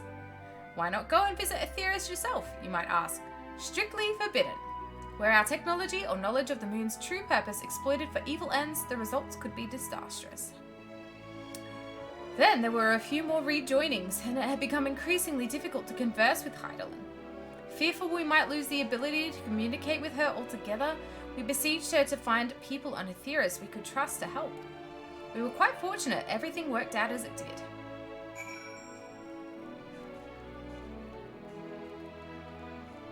It is a cute forest. It's just not a forest.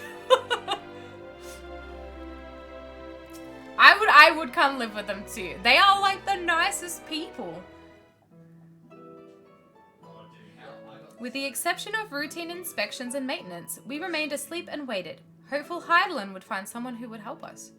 Eventually she did, and though her power was waning, we were able to speak to them directly for a short while. We shared with them everything we could, including our knowledge of the heavens and a means to travel here to the moon. They certainly didn't waste any time with what we taught them. No more than a few years after that, our collaborators found a means to convey messages and supplies to us from down below. With all the letters, books, and other resources they sent, we learned enough to start making more meaningful changes to the moon. And now you're here, hopefully enjoying yourself as much as I am. So wholesome. I knew you would like the Greatest Endsvale. I knew it. Thank you again for coming here, by the way. I know it was just a walk through the forest, but it meant a lot to me. There you are. I take it you've already received the grand tour. A shame we missed it. Growingway, I've been looking all over for you.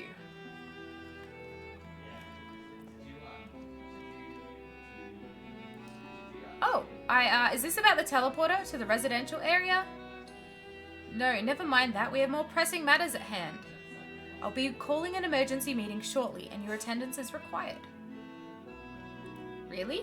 Can't imagine why you'd need me there, but if you insist. We won't be away long, so you all are more than welcome to continue looking about the burrow. Now, come along, Growingway. Okay, bye.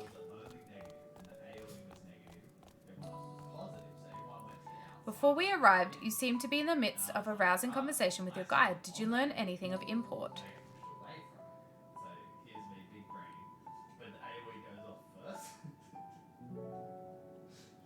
They've spent 12,000 years preparing for this? With the appointed hour fast approaching, I can certainly understand their restlessness, but still. It remains to be seen if the people can be persuaded to evacuate when there are yet no signs of the final days. What's more, the technology of this place defies imagination. I doubt there are many who would readily come to terms with living in such surroundings. Whoever these collaborators are, unless they are possessed of the world's most charming personalities or a means to forcibly evacuate people, they will meet with a great deal of resistance. Indeed, even if faced with annihilation, the decision to forsake all one knows cannot be made light.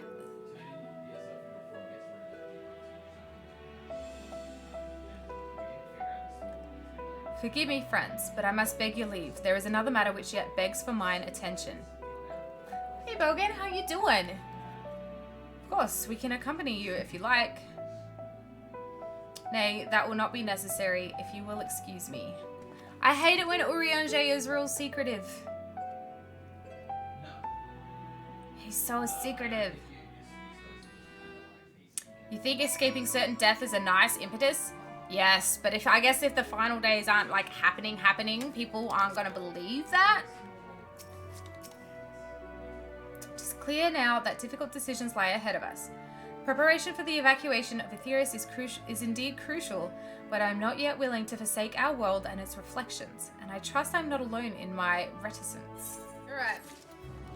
Urianger is off doing sus Urianger business. Thanks, Bogan. How are you today? Did Urianger seem strange to you? More so than usual, I mean. Oh, wow. Thank I know he has a penchant for keeping his own counsel, but I'd be lying if I said I wasn't worried. Would you go and see if he's alright? Shola and I will remain here and see what else we can learn about the final days. If you hurry, perhaps you can catch up to him. Okay. Just lovely? Heckin' yes. Today is my cheat day. So I got to have nuggies, so I'm pretty fucking happy too. Nuggies with Big Mac sauce. Is this my main character? Yeah. Yeah, I moved my main from Ether.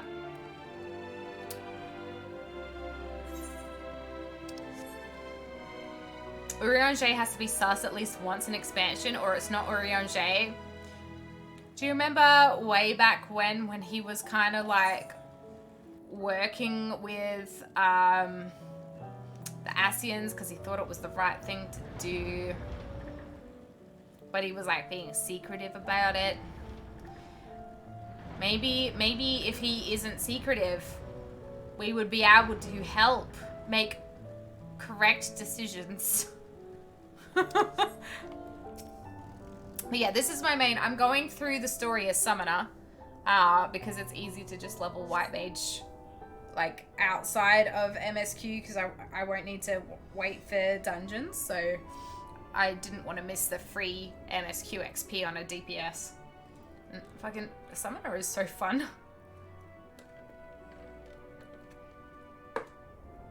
Have you tried new Summoner?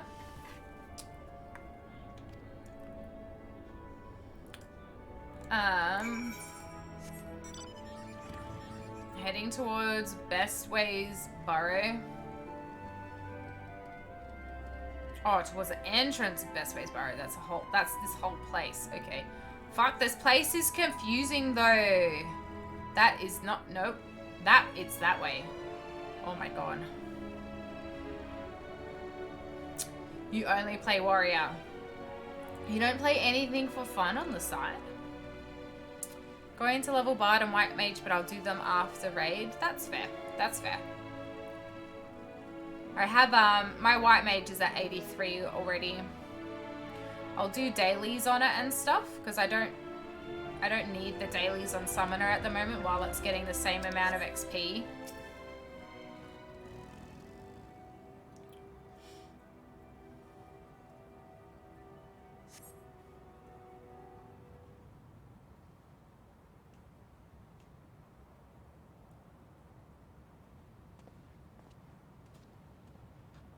Bard was my first class. Haven't touched it since, but I want to try again.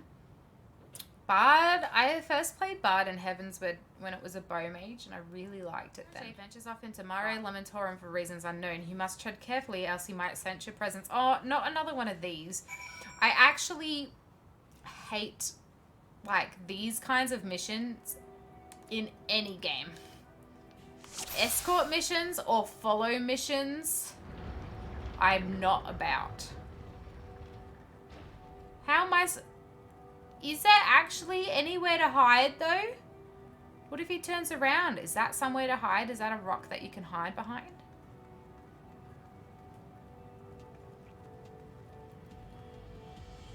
It's not as bad as the Garlemald one. Okay, well. Surely he can see the sparkles of my carbuncle. Or, you know, the watermelon rolling around on the ground.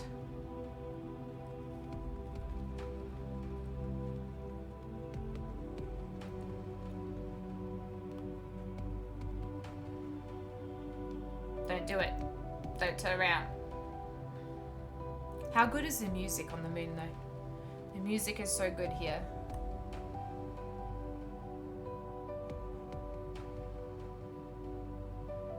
And inside the building with the Watcher, you have the,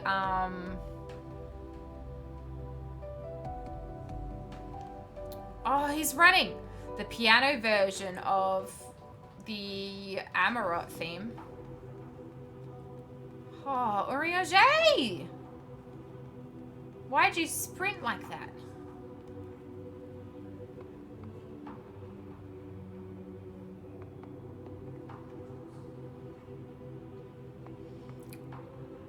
Why does he have to be sus? Why can't he just talk with us about it?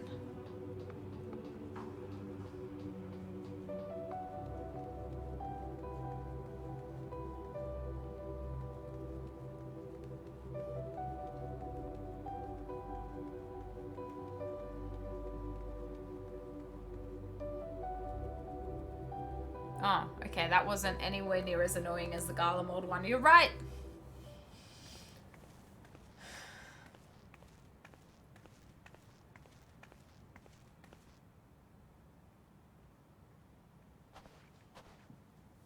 Thine arrival is timely as ever.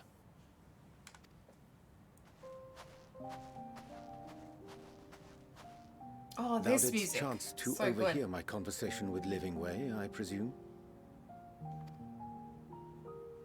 Yes. 'Twas not mine intent to move in shadow. Nevertheless, I have been asked to do that and more yet again. Is it so plain that these strangers could intuit it at a glance? My capacity for silence and secrecy and duplicity? He says while smiling. And Grahatier did contrive to deliver the first at the price of his own life. I was complicit in the scheme. A sacrifice averted for a mercy. Would that I could say the same for Minfilia. One life for one world. And by that bloody bargain brokered by my hand were the Scions robbed of a dear comrade, and Flamine her beloved daughter.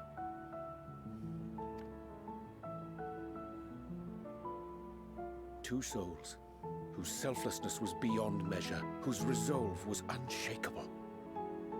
They would not be moved even had I thought to protest.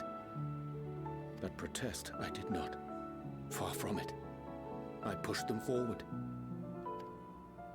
No effort did I make to seek out alternatives, ones that would not demand such terrible costs. That resignation weigheth heavy on my mind, as does the memory of another lost to mine inaction. Is he referencing Moonbreeder? Dearest Moonbreeder, who did face death unflinching, that we might secure a means to bring low the Scions. Oh, Urianger. In her hour of need, I did naught. Dutiful disciple of Louisoix, ever looking to the greater good. Had I shut mine eyes and bid her live instead, mayhap she would be with us today.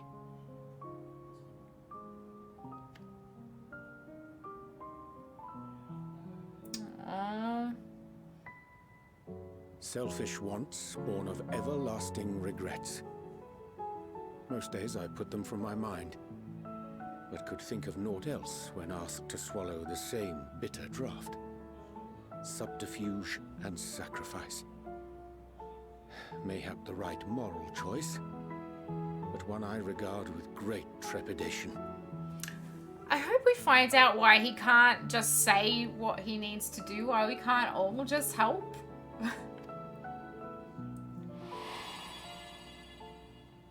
The calamity of Amarot was a tragedy beyond reckoning. One which must never again come to pass.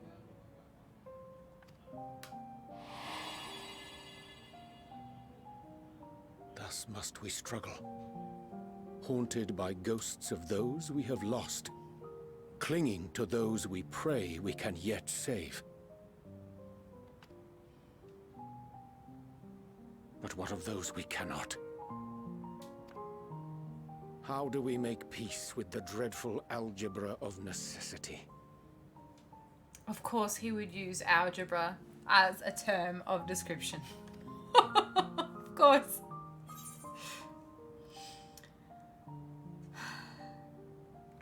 Have faith in your decision, in yourself and your decisions. Take heart and protect well those you can.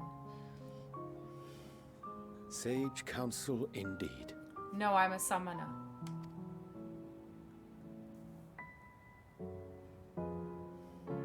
I see. Wisdom as befits a great worm. Curious that he should think thee in need of such encouragement. Strange. Scarcely can I remember when last we spoke alone, and so candidly.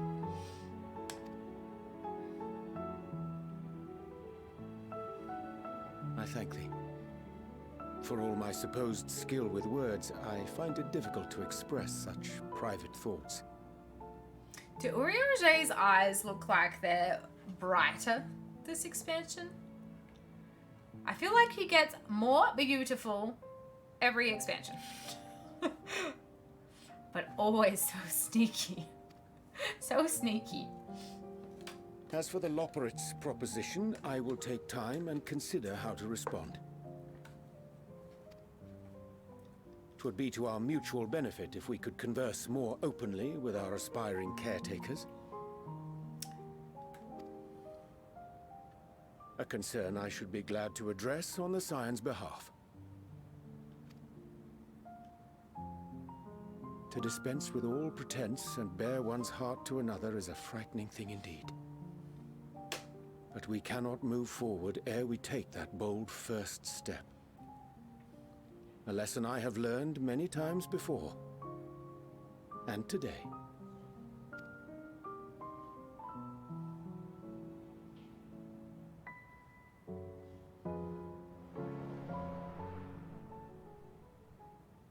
What are they saying?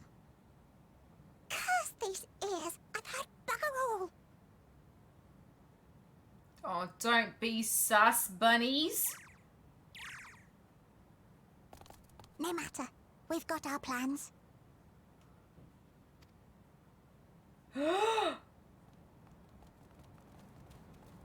Did you see that face?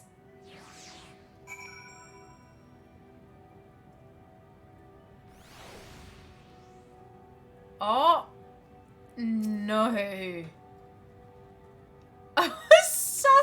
Sussy buns. In truth, my reason for traveling hither was to effect a plan of my own. A plan which may pave a way forward for us all.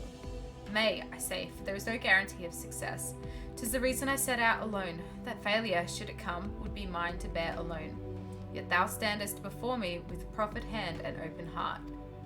'Twould be remiss of me to refuse thy amity, and so I ask, wouldst thou join in mine endeavour? Yes, yes we will. What are you doing? I thank thee for accompanying me. 'Tis a simple plan, in truth. We shall not be long away from Bestway's Burrow. Difficult decisions must needs be made in the coming days, but I nevertheless believe we are all of one mind in our desire to save the people of Etheirys. To make clear our resolve to the Loporrits, I would offer them a gift, but its making doth require a most singular ingredient.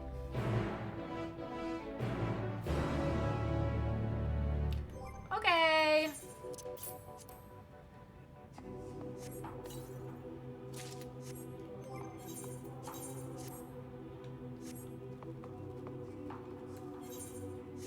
What is this, like, green stuff? Is this where he's going? Trust me to ask a question as soon as I'm about to find out. Okay. Ah, an abundance of spongeoy. Excellent. I chanced to spy this aggregation when crossing Zodiac's erstwhile prison. Using a spell taught to me by the Pneumo, I believe these shall suffice for the gift I would fashion. The magic requireth considerable concentration, however. Might I prevail upon thee to stand watch whilst I perform the incantation? Okay.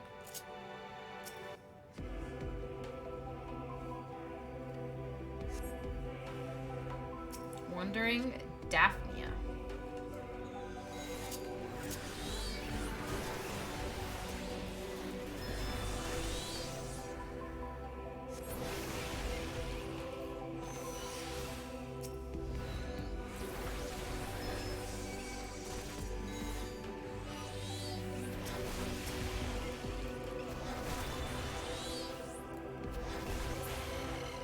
Is that it? Nope.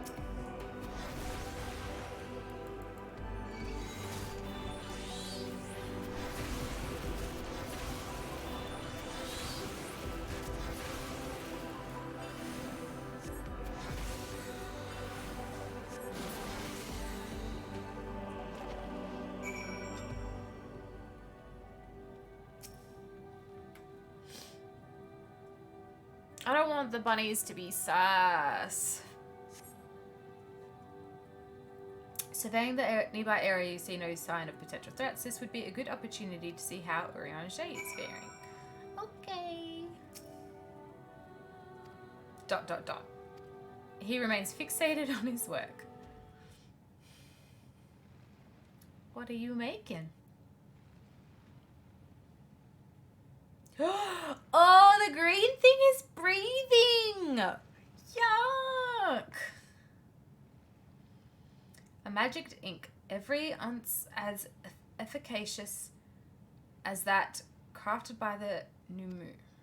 Rare is this occasion I would conjure mine own, but is nevertheless a most useful skill. The resulting product is, admittedly, possessed of no preternatural properties, but its hue is of mine own choosing, which I pray the Loporrits will appreciate. Maya, Urianger, oh thank goodness, I thought you had been eaten, or had perhaps fallen into a crater.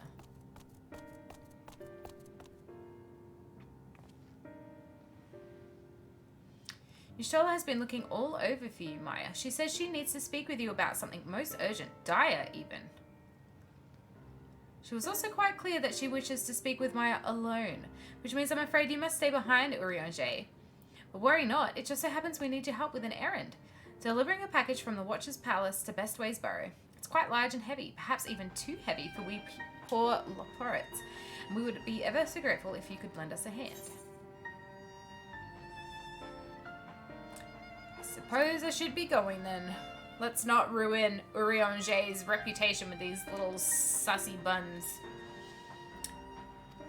I mean, yes, very good. Let us not keep you then. She said she would be waiting for you in the Greatest Endsvale, or somewhere thereabouts. I'm sure you'll find her soon enough. Worry not, Maya, I shan't be long. I am worried about these bunnies now. She did that weird grin.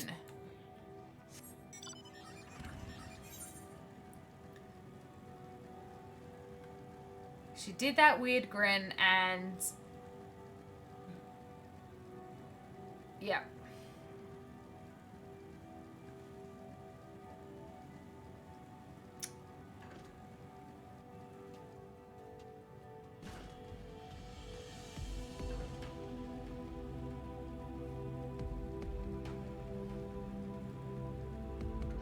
Oh, nope. Can't go that way.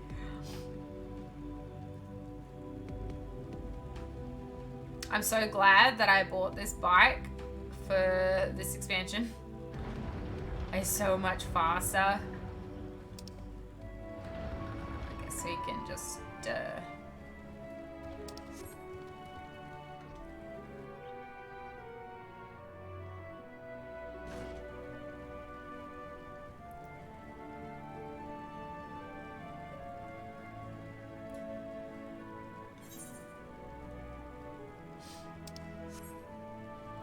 that bike is the best deal in the game. It is. Until you get the mount speed up in all of the areas, and then you can just use whatever mount. But yeah, it's funny though, because using the bike you don't notice that I feel like it doesn't feel any faster, but you notice it when you're next to someone who's on a non-bike mount. Oh.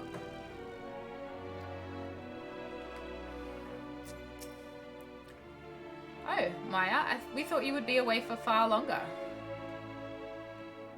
A dire emergency? I said no such thing. But as you are here, I could use your assistance with one small matter. Runningway, a companion of Growingway's, apparently has much to tell us of the final days. The problem, however, is that he is determined to live up to his name, refusing to stay still long enough for us to hold a conversation. Is there anywhere he's likely to stop and rest, or perhaps there's a way to slow him down? What's the rush? I was thinking we should wait here, maybe enjoy a cold mug of carrot juice and... No? Well, if it's really that important, you can try using these balls of moose flesh? Not to be confused with the other thing. Runningway's other notable feature is his incessant chatter, so you'll have no trouble finding him in a crowd. When you do, try lobbing your balls at him. Try lobbing your balls at him.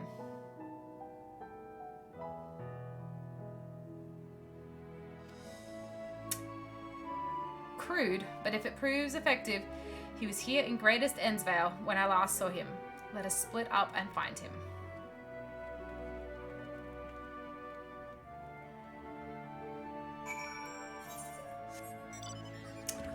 Lob your balls at him, guys.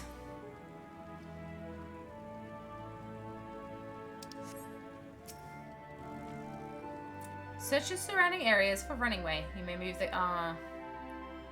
It's one of these things. He chats a lot.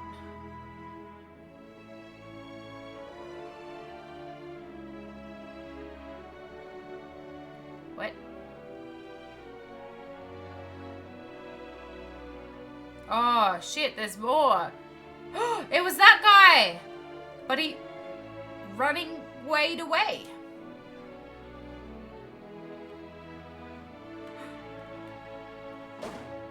No. No! Come back. That didn't count.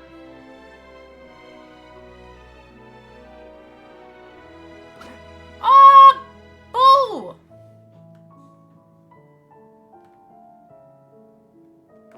Ah! Fucking hell. Wait, there's another running one?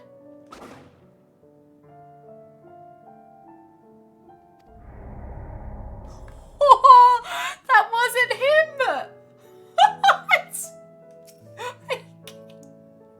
Okay.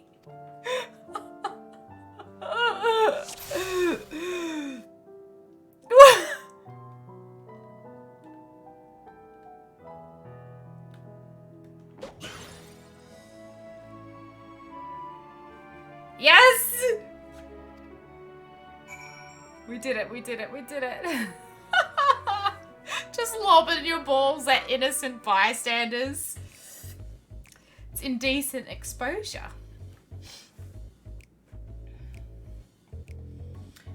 Yes, I'm Runningway. Do you mind explaining why you hit me in the face with your balls?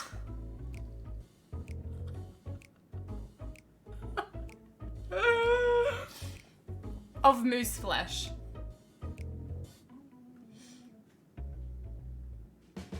I'm highly knowledgeable about the final days. Huh, that's the most ridiculous thing I've heard since I woke up. Who told you that joke? As if we've got time to look into the final days when there's so much to do before the great voyage. It's true that Heidelin did impart to us some knowledge of the event, but I know about as much as any other Loporrit out here. Less, probably. I don't know why anyone would think it's funny to go around telling people I'm an expert, but they better hope I don't get my paws on them. Sorry I couldn't be of more help, but if there's nothing else, I have work to do. And I'm off. Okay, these bunnies are fucking sus as shit. They are going to get a pounding of balls. Of moose flesh, of course, of course.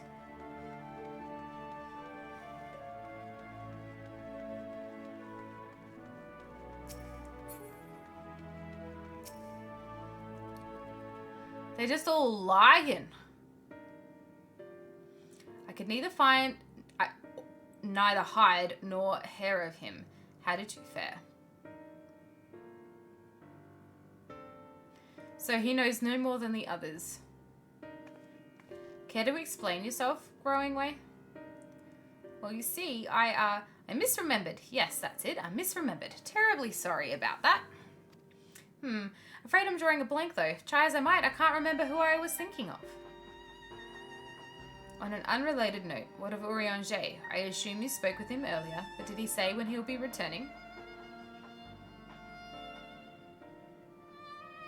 On his way to the Watcher's Palace with Livingway?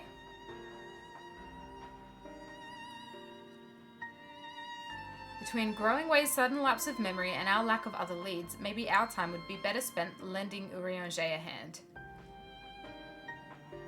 What? Now hold on a moment. It's all coming back to me. Yes, I remember. The information you're looking for is in the archives. Yes, that's where you'll find all sorts of useful knowledge, including that pertaining to the final days.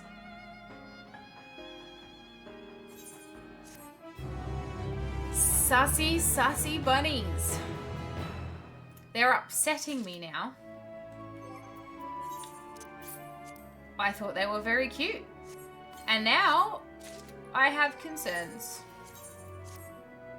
Ooh, look at them gloves.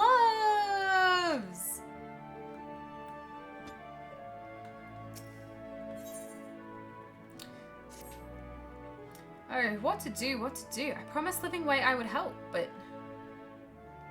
No, I promised I'd help, so that's what I'll do. The archives are on the second floor of the main plaza, the eastern wing. Follow me. I suspect the Loporrits are up to something, but if there's aught to be learned of the final days, I think it's best we play along. For now, at least. Yep. Sure. But I'm gonna be mad about it.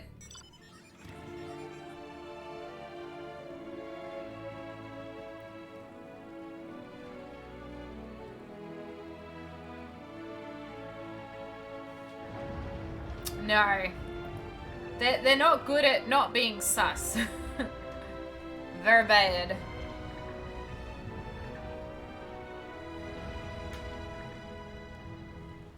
I don't know where the teleporter is there and it just takes you up to the top. I guess maybe I'll try that. Let's do that. Knockingway.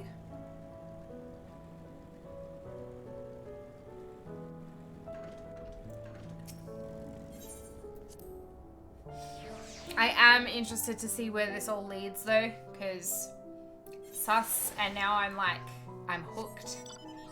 I'm hooked because there's something going on.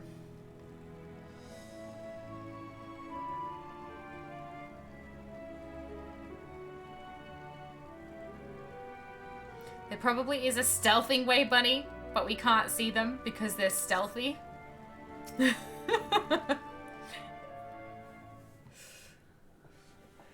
They're invisible. What about like a thieving way bunny?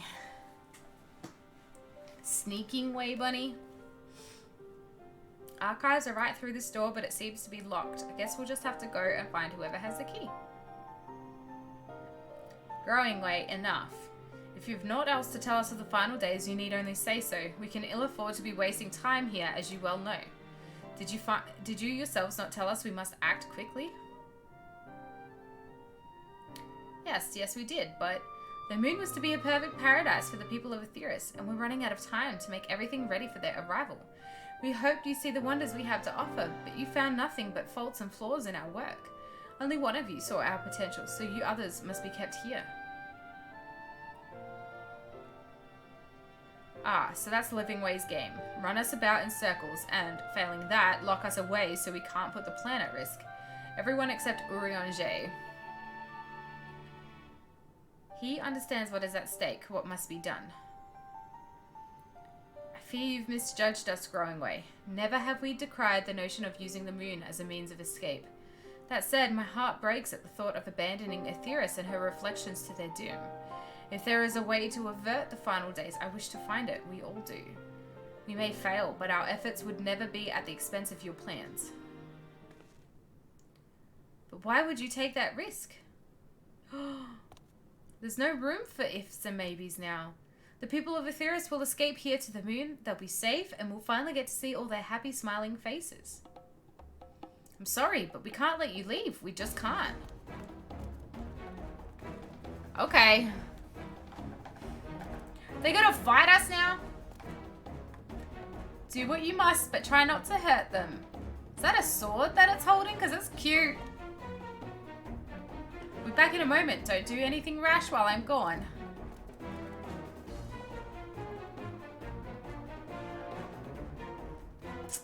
We dally, they'll overwhelm us with sheer numbers. I say we knock these ones out, split up, and make our way to the exit. Agreed. Let us reconvene where Argos awaits outside. We're just gonna deal away with these guys.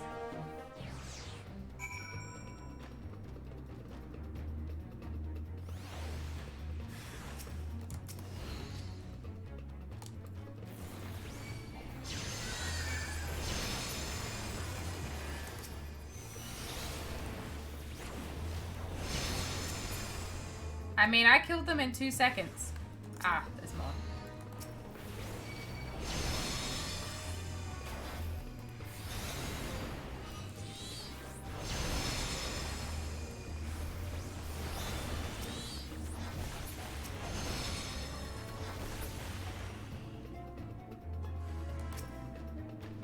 Oh, Growingway, no! We had a lovely walk around the Crystal Forest.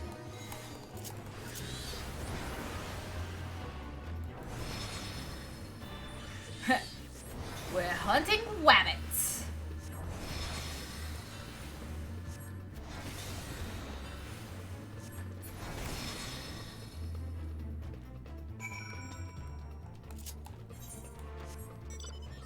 I feel really bad about it though. I didn't think it was gonna end like this.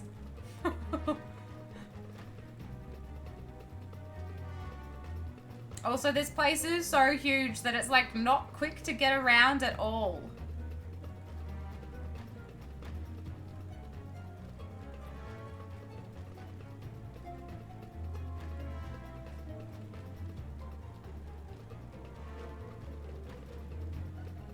Oh, the music is really cool though.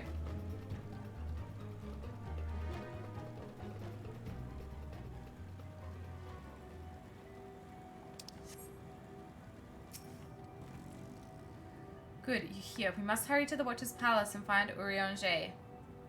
Yes, let's ride the pretty dog.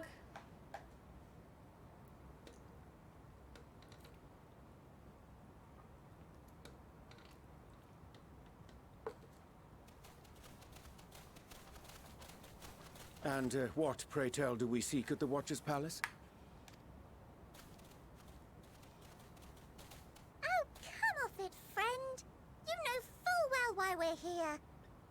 The time has come for you to return to Aetheris and help your brethren prepare for their journey here and beyond.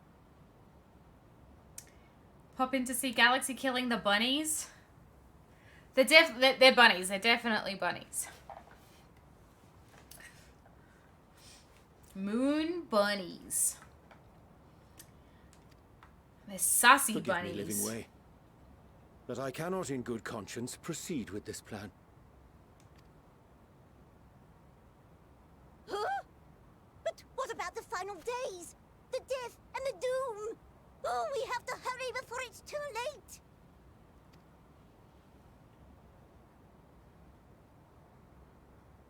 Your unflagging commitment to your duty is endearing, to say the least.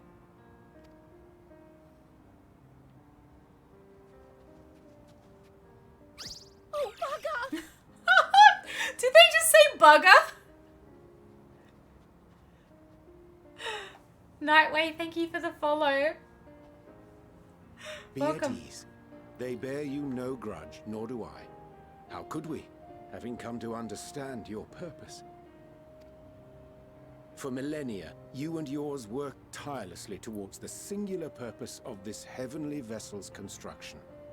An arduous feat by any measure. It is clear you have spared no effort. Why, your very names are a testament to your dedication.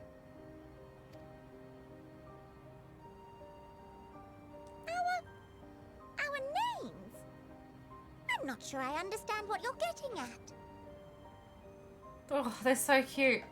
Bunnyfells, there are Bunnyfells now. You know what? They're shorter than Lalafells. They're actually shorter than Lalafells. Names are an expression of the self. They're A so cute. declaration of one's hopes and aspirations.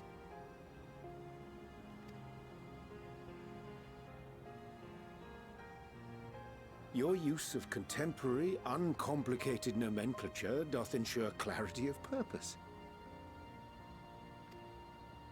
There can be no doubt that your love for the people of Aetheris is boundless and pure.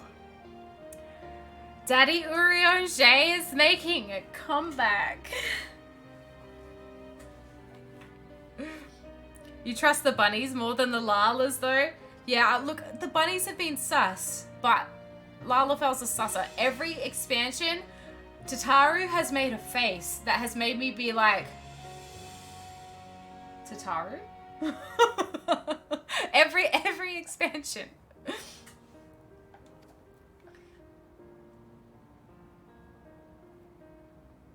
Yes! A most mellifluous phrasing. We Loporrits were born of Hydaelyn's love for Aetheris. Thank you for the follow, Folk Metal Florist. Thank you. Welcome on in. That shining, shimmering blue jewel, brightest star in the sky, brimming with life and possibilities. For as long as I can remember, I've toiled in anticipation of the day when this vessel might be needed.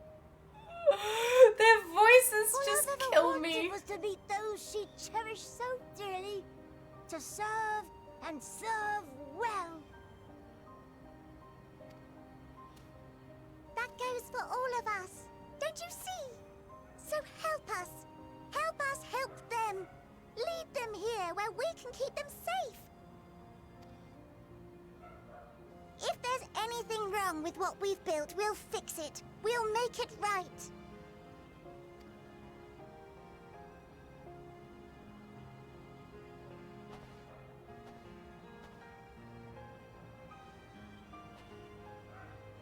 Your works want not for repair. Yet there remaineth much for you to learn of men, and your own kin besides. Singingway, thy name bespeaketh more than the simple marriage of rhythm and rhyme. We all know Tataru will be the final boss when she Hulk rages over Estinians and Alf's expense reports. Yes. Yes.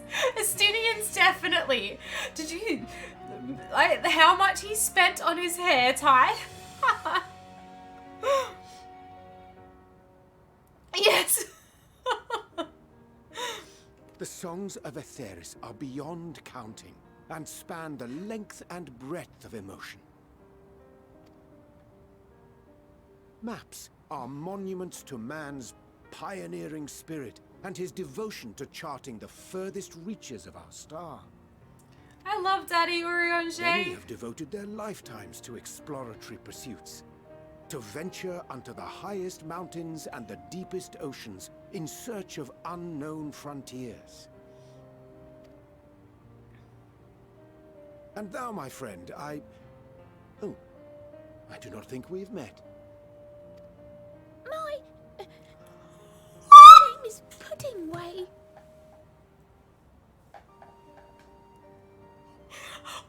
I like pudding.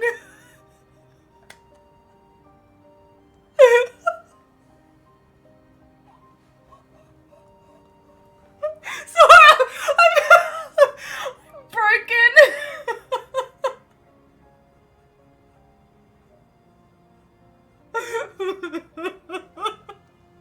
I like pudding. Puddingway. Yes, indeed. A name of deep and abiding significance, I'm sure. But one perhaps better communicated through delicious deeds than tasteless words. I can't. I like breathing like a fool. Judicious application of fey magics at a later juncture may be appropriate.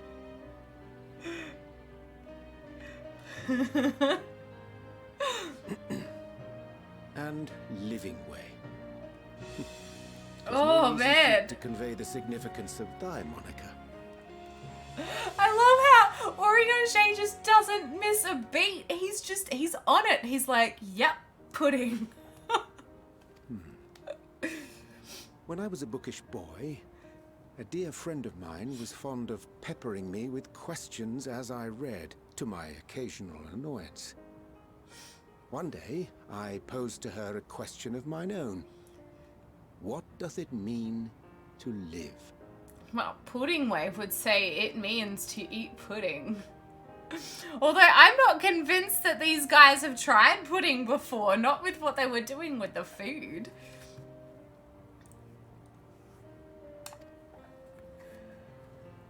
After much contemplation, she proffered this answer. The anticipation of a half-read story's conclusion. The hope today's mistake may serve as tomorrow's lesson. Was the friend moon breeder? The wish that a new acquaintance may one day call thee friend. She believed it to be all these moments and more.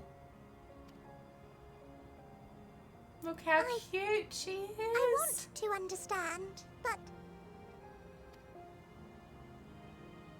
I, too, still labour to find mine own answer. 'Twould be my pleasure to assist you and yours in embarking on a journey of self-discovery and enlightenment.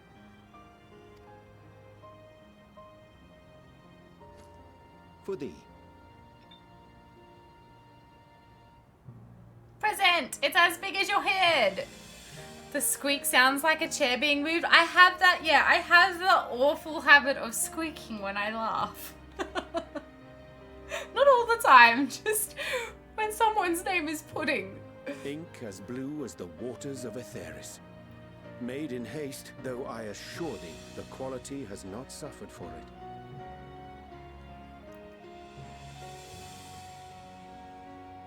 The people need not be persuaded by honeyed words. Nay, I have faith they shall do what is right in due course. Until they do, I beg your patience, friends. And with that ink, let us fill the empty pages of Livingway's compendium. An open exchange of ideas will surely afford you all a better understanding of modern man, and with it, ideas for improvements and renovations. But more importantly, it shall empower us to together find a way forward. He's so wholesome! Urianger! He's grown so much as a character. Look at him, he's full on dad. I hope you're right. Thank you for this lovely gift.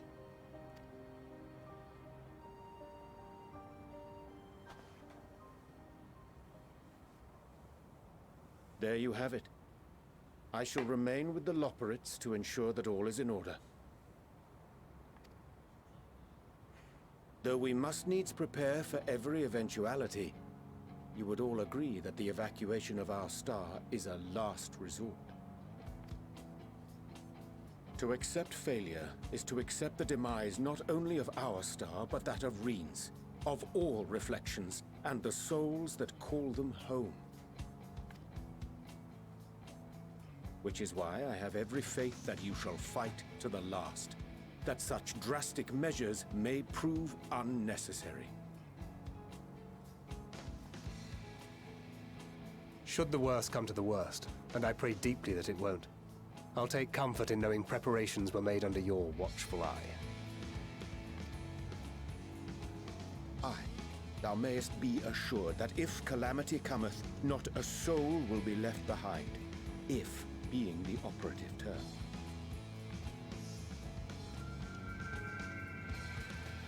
My flower! Is it like determined? Urianger now gets to nap in a pile of moon bunnies. The dream. Maybe he can make them real pudding.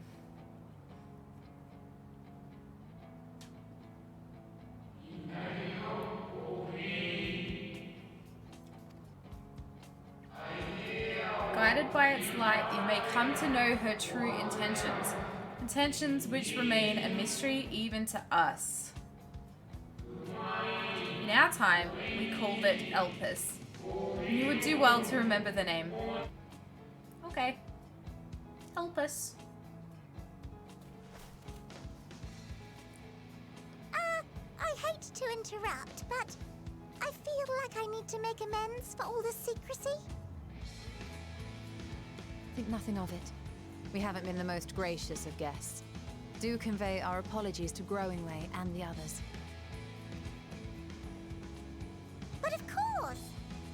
And when next we welcome more guests from Atheris, we'll have learned to be much more hospitable hosts. Oh, and circling back to the matter of inappropriate secrecy, we ought to discuss our benefactors. Okay. The benefactors, I'm calling it now. It's the Sharlayans. Agreed. The Sharlayan Forum, yes? What? How did you know? Yeah. The more I heard, the more obvious it became. The Forum's aims align closely with those of your anonymous patrons. A telling coincidence would be an understatement. Plus, all the really bland food. At the start, they said that the Sharlayans only cared about the nutrients of the food and that cafe is popular because it's the only one that does, like, flavor. Yeah, exactly. Though had we not taken it upon ourselves to peruse certain restricted tones in Labyrinthos, we might still be unaware of their plans. But let us continue this discussion upon our return. I dare say we have kept Alphino and the others waiting long enough.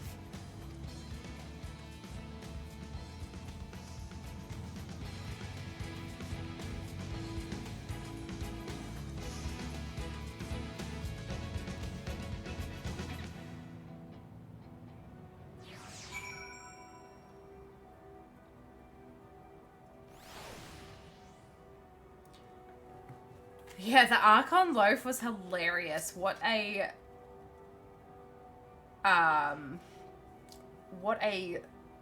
event. I'm out. Have a good stream. No worries. Have a good night or day. Have a good time zone. See ya. 'Twas a relief to see Livingway was pleased with my gift of ink. To serve and serve well. Though their knowledge may be lacking, their boundless love is a blessing without peer. It will be no easy task to prepare them for what must needs be done, but gladly do I embrace this duty, even if it doth necessitate that we part ways for a time. Forgive me my absence, but I have the utmost faith in you, in all our fellow Scions. When I next return to Atheris, I pray I find you in all in good health and good spirits.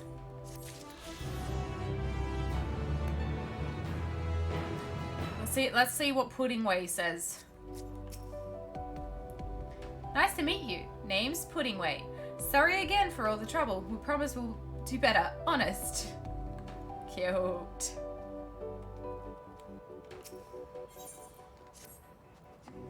With the Loporrits in Urianger's capable hands, we needn't worry about affairs here in our absence. Knowing now the face of their earthly collaborators, there is much to discuss with Alphino and the others. Let us return to the Tower of Babel. Our battle for the star will soon begin in earnest, and we must be prepared.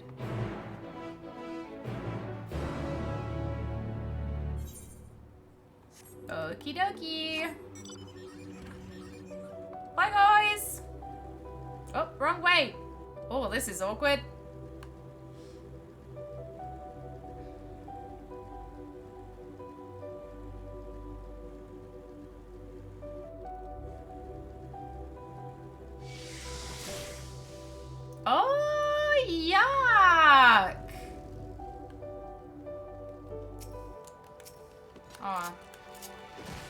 can reach here, can you? How unfortunate for you.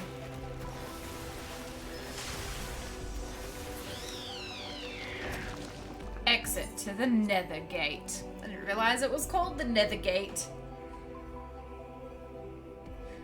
I was sad to hear that apparently the Final Fantasy XIV cookbook does not have a recipe for Archon loaf, and yet also relieved it does not. You'll just have to make do with meal.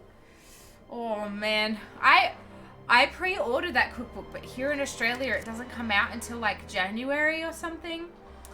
And I was like, I was so jealous when everyone was cooking meals from it and posting it all on Twitter and stuff, because I just felt left out.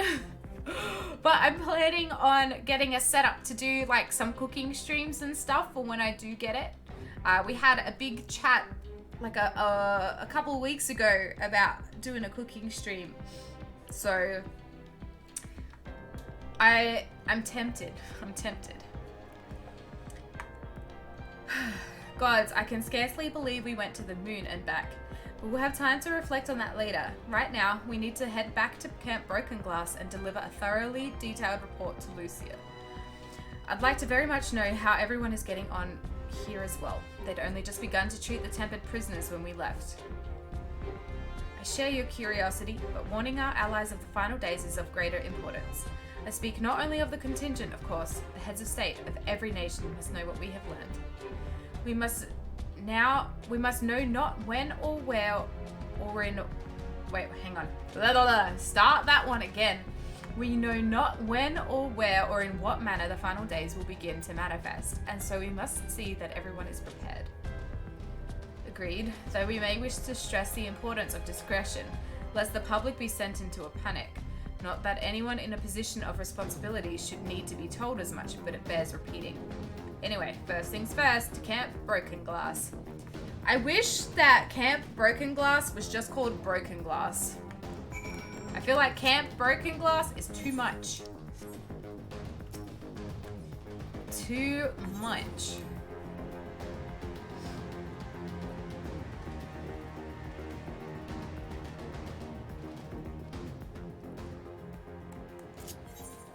I mean, I will just teleport. The dungeon here was really good.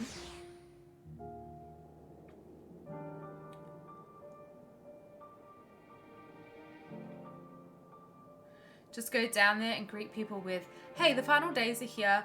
We're going to the moon, which is a spaceship, and happens to be populated with Lala-sized bunnies. I'm sure it will work. It will, yeah. I see no issue at all. Everyone should believe us. Yeah, no worries. Welcome back, Archangel.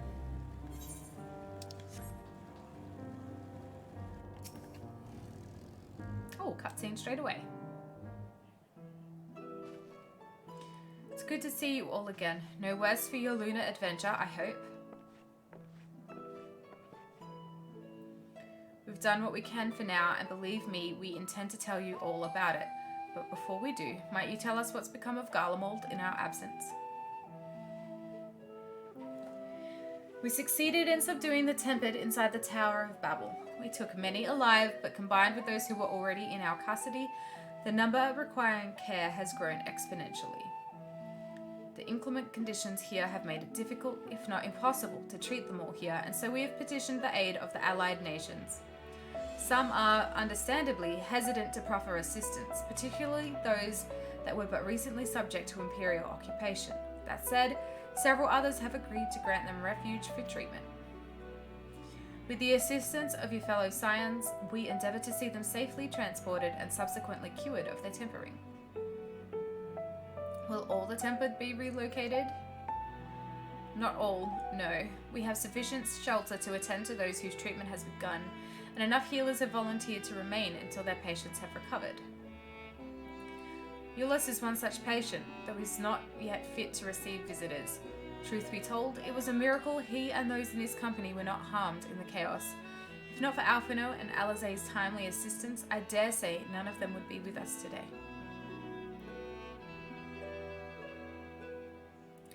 In light of recent developments, have the Alliance leaders come to any decisions regarding Garlemald? Given the tremendous ramifications of what has happened here, it will take time to determine what must be done. In the meantime, they intend to work with the Eastern Alliance to keep a close watch over the provinces.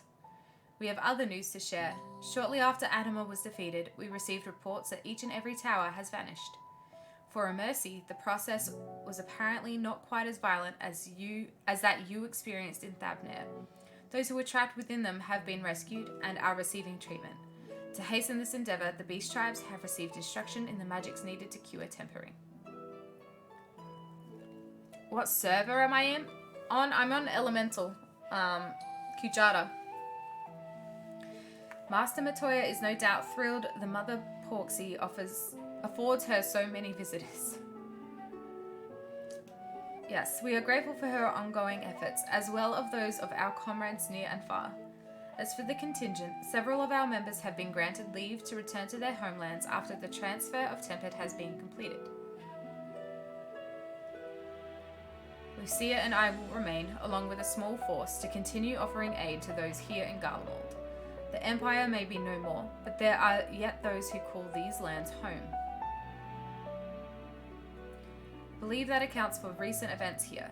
So, what of the moon and of the Loporrits? Ah, yes. Our famed storytelling.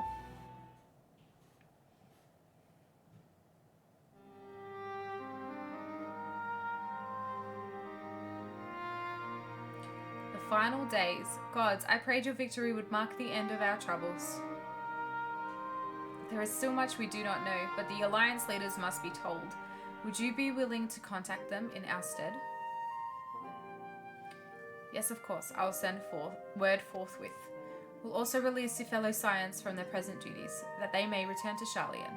Your energies are better spent finding a means to avert the coming apocalypse. Speaking of your fellow Scions, you'll be happy to hear that Mistress Kryle, though still on the mend, has been moved to the Baldessian Annex and given into Tatari's care. Thank you. I look forward to seeing them both upon our return. Let us be on our way, then. Heck yes! Back to Sharlayan. After your confrontation with Zodiac, you said Xenos took his leave, and in all likelihood he has returned here to Garlemald. I have a mind to dispatch scouts to try and ascertain his whereabouts, but first wish to ask if you believe there is merit in doing so. If they found him, they would not likely live to tell the tale. If you're expecting a trail of destruction to follow, you won't find one. An admirable but futile endeavor. First one.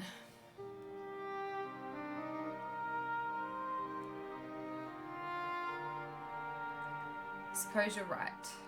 To dispatch good soldiers in pursuit of such a beast would be to send them to their death. Pray forget I entertained the notion. While on the subject of Xenos, the 10th Legion has made an official proclamation. They denounce the Crown Prince and condemn his role in the Empire's downfall.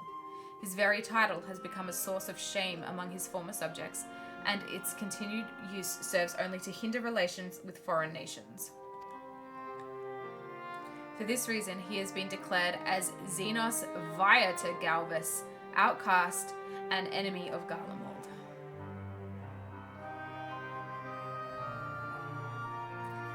Daniel is no more, and now his own people turn against him. It seems he's not, but his bloodlust to keep him company. Yeah, because he's insane. Better that than an army to see it sated. At any rate, I will not keep you longer. I pray you safe passage back to Sharlayan. Okay, boy. This is what Xenos deserves. Oh, 100%. 100%. He is a mess. He's also... I really don't really like him as a character, to be quite honest. So, yes, he deserves to be hated.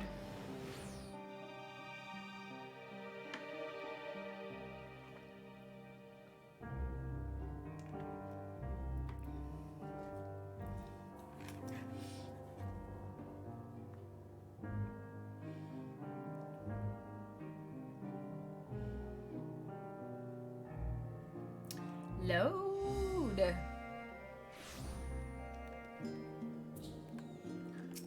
Oh, the music here is so chill.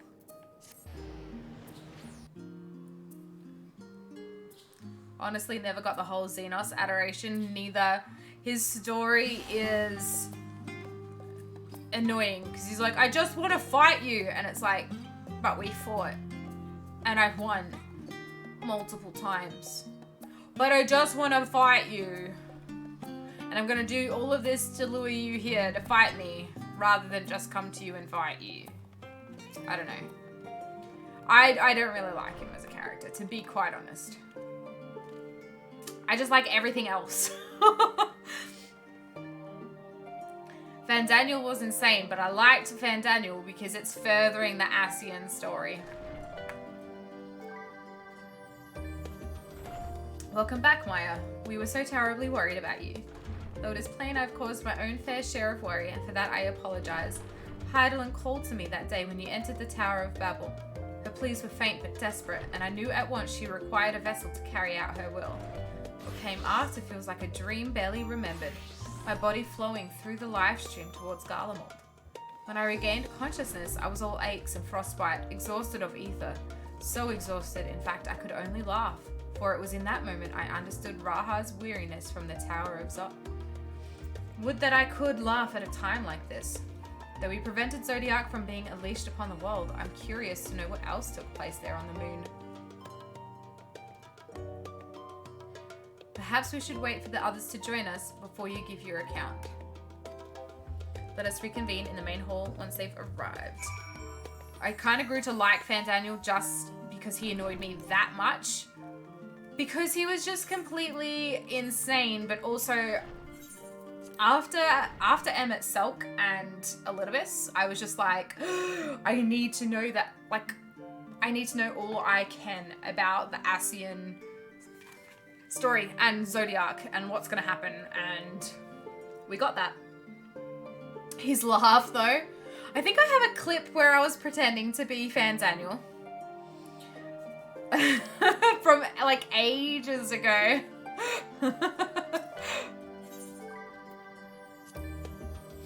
Yeah, it's somewhere around. I'll see if I can find it after the cutscene.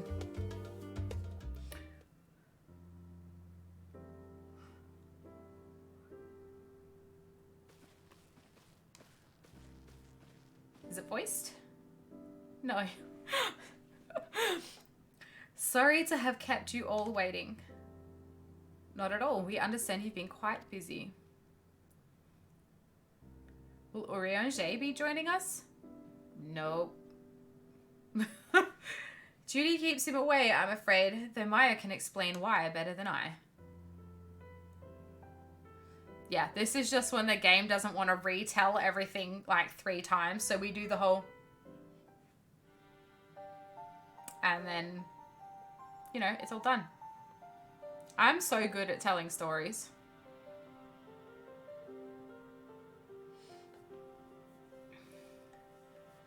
The final days as befell Amarat. We are to escape via the moon? What of the source and its reflections? I have no intention of standing by while the world falls to ruin. So how do we stop this? Unfortunately, we have no answers at present. If the celestial currents have grown stagnant, as was the case in the time of Amarat, the solution would be to alter the flow of ether throughout the entirety of the star. The ancients accomplished this by summoning Zodiac, sacrificing half the star's population in the doing. But it should go without saying that such a sacrifice cannot be repeated. Which leaves us with the daunting task of identifying the underlying catalyst for the final days, a feat which even the Amaratines could not accomplish. Unfortunately, we found no clues in Mare Lamentorum. There is still much we do not know about the catastrophe itself, let alone what may have caused it. The final days were marked by the corruption of the Amaratines' creation magics, but we command no such power, which invites the question, what havoc is in store for us? If we knew that much, perhaps we could draw some parallel with the events of the past and thereby form some semblance of a plan. Perhaps we should start with the Forum then. Having worked with the Loporrits in secret all this time, there is surely more they can tell us. Forgive the interruption, but I've urgent news. The Forum is holding a public assembly in the plaza outside. Some sort of announcement. What is Father up to now? There's only one way to find out. That's exactly how Kyle said it there. It's a bonus at least Fanny is honest about his motives without making excuses for why he's a terrible person. Yeah, he's just a terrible person. And he wants to be.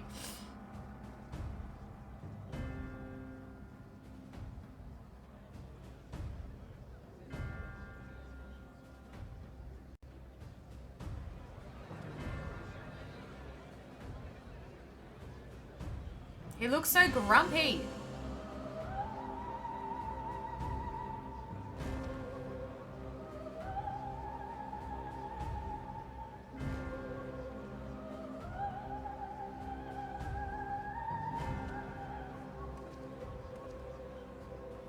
Order, order, I say.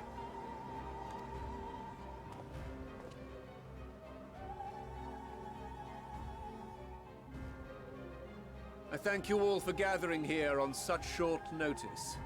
This day we must speak of grave affairs and their implications for the future of Sharlayan, nay, of this very star. Said affairs concern all citizens, and so we have called for a public assembly.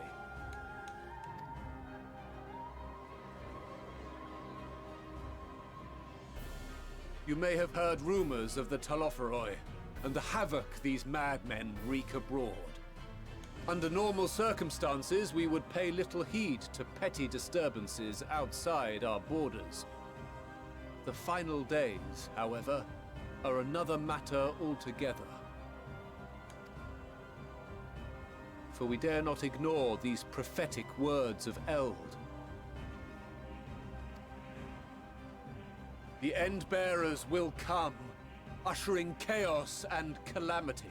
The final days descend and devour the very star. I've never heard this prophecy. Is it true? Will all that really happen? Calm yourselves. The time has come to speak of the Forum's most sacred duties. But first...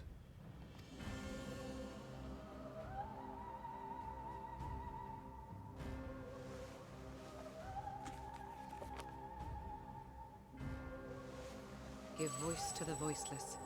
Let bindings be unbound. By unanimous decree, I declare the enchantment broken. We're gonna tell everyone about the Loporrits and the moon.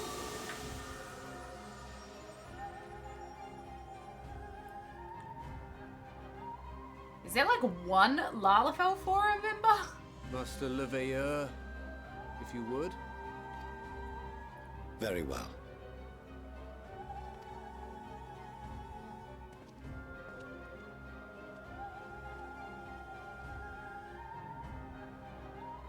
"270 years ago, our forebears began an expedition in the Dravanian hinterlands, in search of a route to access the ethereal sea. This much is public knowledge. Their findings, however, would become the Forum's most closely guarded secret. What those researchers discovered in the hinterlands was not a passage unto the ethereal sea, but the very heart of our star, and Hydaelyn herself." Hydaelyn's inside She spoke the planet? to them of a calamity that would extinguish all life, and of a means by which we might be spared. The moon. 'Tis in truth a gargantuan vessel built to serve as sanctuary for her children and deliver them from this doom. Much like Njunkref's hope in ages past, it will bear the people of a world in the throes of death to a new home.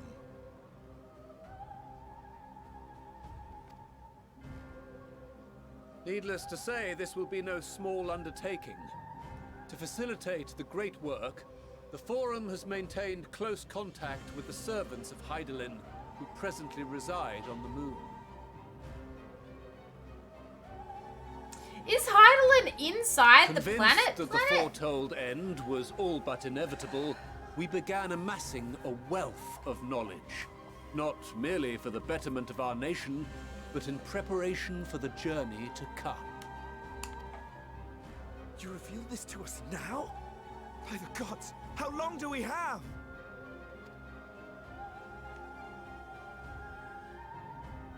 While we cannot say with certainty, we believe the hour to be nigh. We received a transmission from the moon suggesting as much not long ago. Which is why we must in earnest begin preparations for the Great Exodus. For his impressive contributions and the leadership he demonstrated during our withdrawal from Dravania, we have elected Master Leveilleur to oversee this initiative.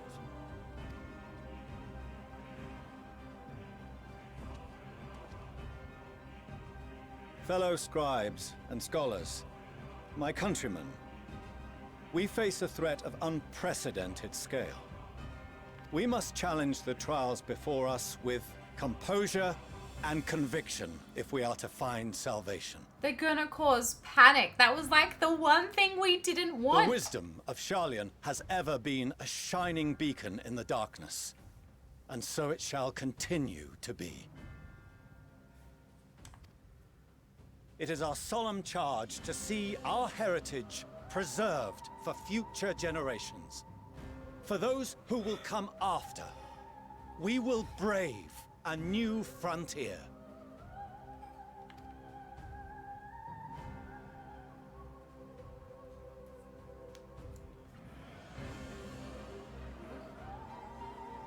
Administrative edicts will be relayed to all major institutions ere long. In the meantime, carry on with your duties. With that, I hereby call this assembly to a close. My emote buttons on my stream deck are broken.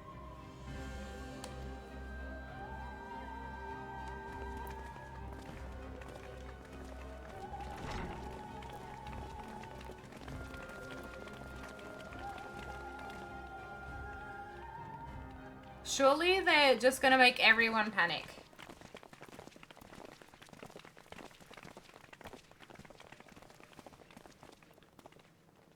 Do you remember what Mother told us when we visited home? That it wasn't until after we were born that Father seemed to lose himself in his work. If that great work of his was the evacuation of this star, then... Yes. It wasn't for his benefit.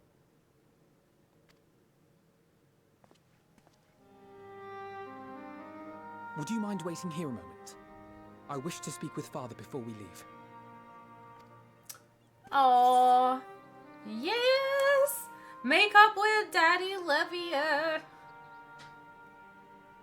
Thank you. I shan't be long. If it's all the same to you, I have a few choice words to share with Father as well.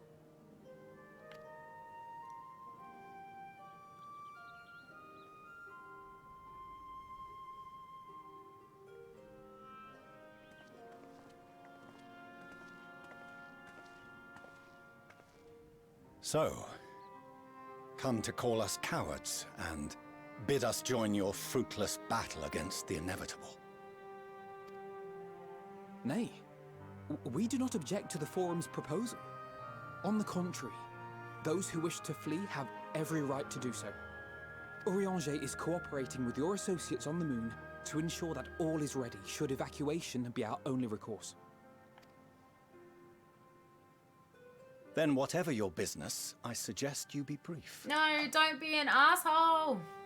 though we cannot boast the boundless wisdom of Sharlayan, we have first-hand knowledge of foreign cultures and have conversed with no small number of peoples.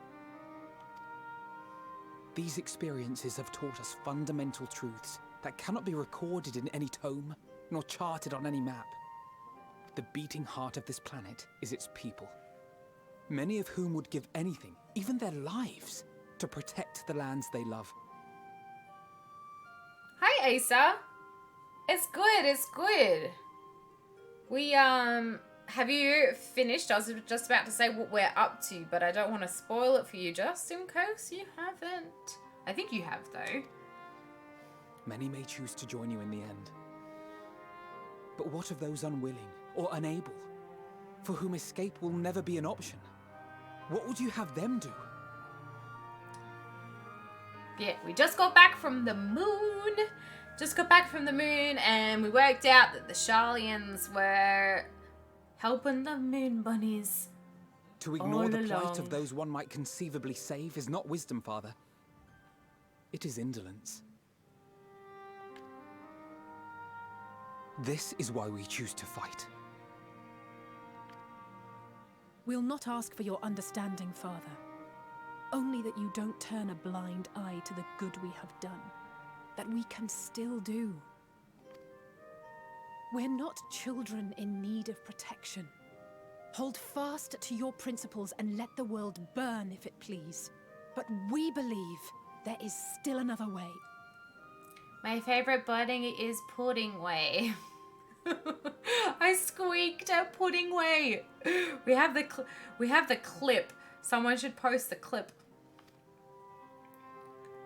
And if there is, we will find it. Maybe You see if we don't. Maybe we'll make a command for it. Exclamation pudding.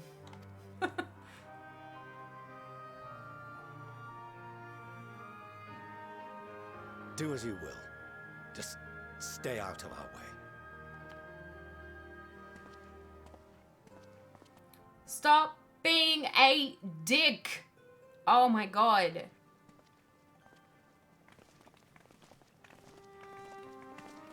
Were he not so consumed with self-righteousness, he might tell you how proud he is of you both.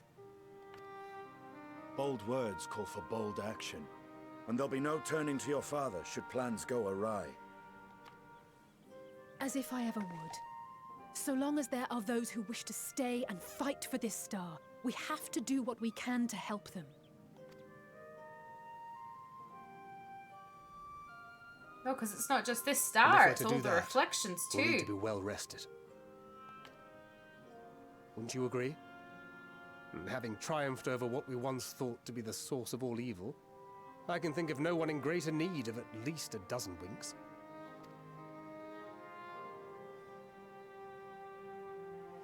Shall we then? To the Annex, to prepare for tomorrow.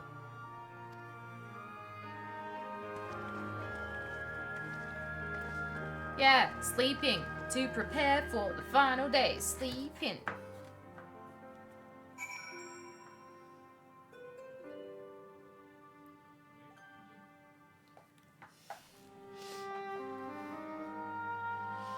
Why is this game so good? It's illegal.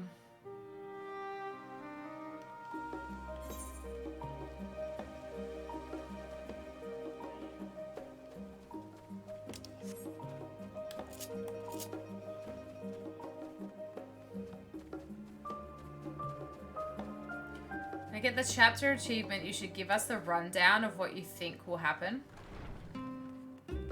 Okay. Alright. Then we can see how close I am, or how far from the truth. Krell tells me the Forum made a rather momentous announcement, so there's to be a great exodus, is there? I'm reminded of my narrow escape from the Isle of Val. The realization, the running, the mixture of relief and regret after. Why me, I asked myself. Why me? Why us? Why now? Why wonder? There is no use fretting over the cosmic morality or lack thereof. We're here and we'll get through this together. And who knows, maybe my luck will rub off and grant everyone a narrow escape. There's no harm in praying for as much. Oh, but enough of my rambling. I'm sure you're exhausted. Your chamber awaits. Retire to my chamber. Let's go to sleep.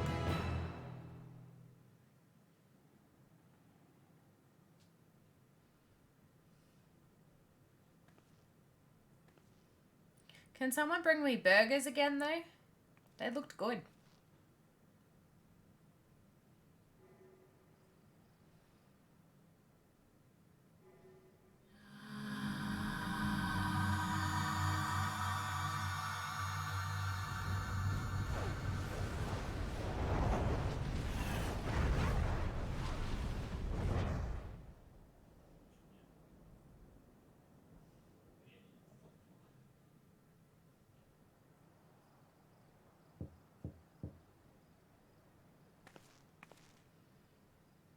Visitor has come knocking at your door. Whoever could it be? Oh. Estinien!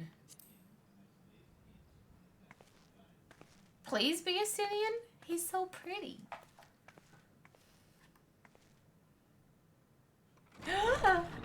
Is it whoever you pick?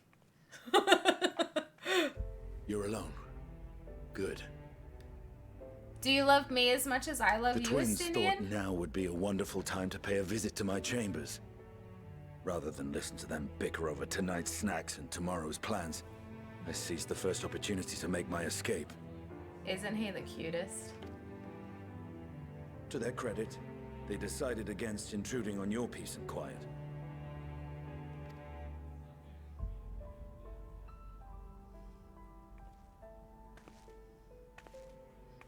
He's unbuttoned! Be a bit exhausting at times, can't it? I wasn't sure what to make of you at first. During the Dragon Song War, how quick you were to take up a cause not your own. But I came to see that is simply the way of you and yours. I will not pretend to understand this talk of ancient primals and the final days. But I trust in your judgment and choose to believe in your cause. You and Alphino have my lance, now and always. You'll need it. Rack and ruin looming on the horizon. Calamity bearing down upon us. There's no place I'd rather be than here. Standing shoulder to shoulder with friends on the front line. So do not hesitate to send me against your enemies. I'll make them rue the day they met me. Now, if you'll excuse me, I could do with a little air. But Estinien, I have a balcony. You can hang out in the. Oh. Alphino asks. I was never here. Okay. Oh. No, I thought you were gonna hang out with me. Tomorrow. Aww.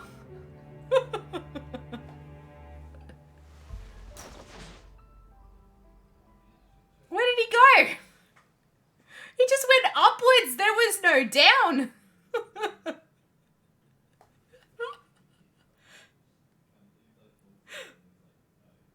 There you go. I hope you guys enjoyed that. He can't recognize overpriced drinks. What makes you think he knows how buttons work? He definitely does not know how anything works.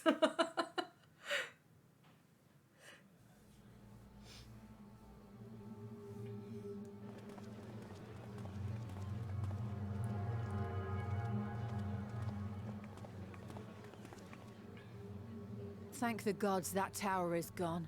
The sight of it was enough to make me sick. Thank the Ilsabar contingent, more like. Word is, they fought their way into Garlemald and toppled the bloody thing themselves. Not just the one, neither. All the towers have up and vanished. Aye, I heard the same. Commander Aldin and his troops helped keep casualties to a minimum, too.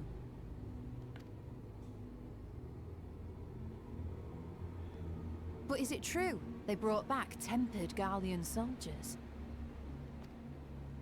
As Commander Aldin tells it, they've a treatment for that now. But don't you worry. Cured or not, They've no plans to bring them into the city proper.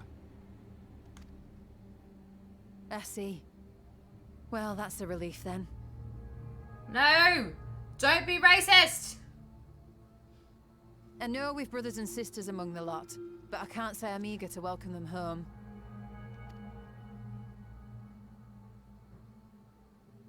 Wanted to think about it for a while yet. They're to be looked after in Alagana for the time being.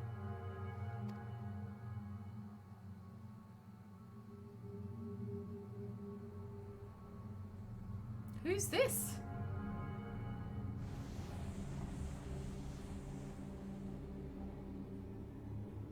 What?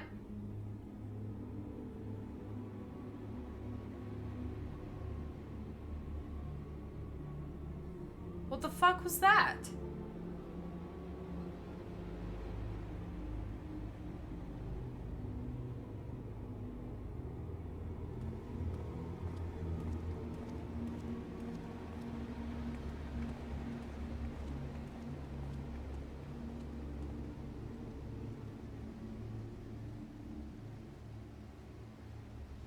Another day, another commission of paramount importance. Please, nothing happened to Erenville. Well, what have we here?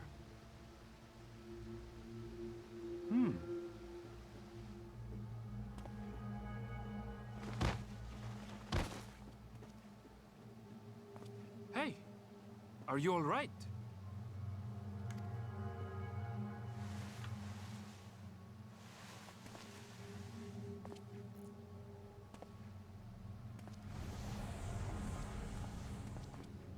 Was that?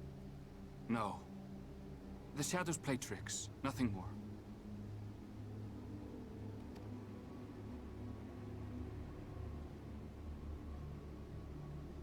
The towers are gone, and the Garlean threat is abated. Yet, why does it feel as though it's about to get much, much worse? Foreboding. Heckin' foreboding.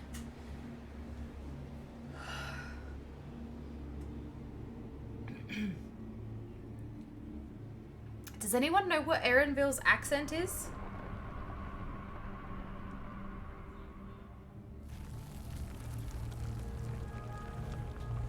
What?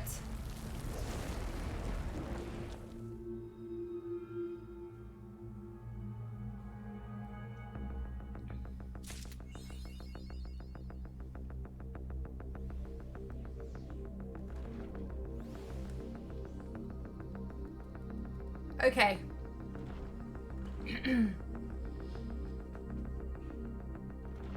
We have the "we've got to do something" music.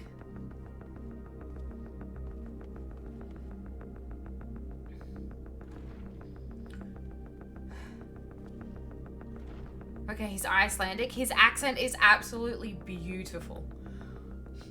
Absolutely beautiful.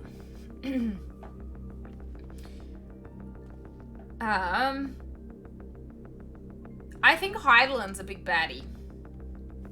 That's what I think. I think Heidelin's a big baddie because that's too weird. I don't want to say, I don't know if like premonitions is the word, but like where we would normally have like a thing of echo, it's been read, and there was like a woman's voice in the first one that was like, oh, finally, or something. And then whatever just happened then with the moon. Heidelin's up to something. I'm not sure if the Loporrits know, but Heidelin's definitely up to something. And if she's inside the actual planet, are these people, if they are like dissolving and not just another form of tempered, what if they're tempered by Heidelin, for example? But if they're actually dissolving, are they...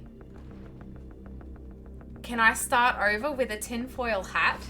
I don't have a tinfoil hat. Do you really want me to go get one?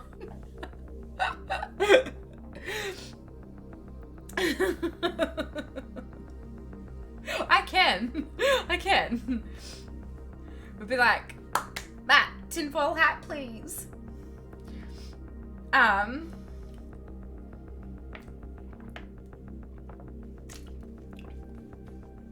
Oh. Okay, he's making one. Oh, Jesus. I can't take my headset off. Yeah, put it on over the top. Okay. Why does it have a penis on it? It's a summoner horn. It's a...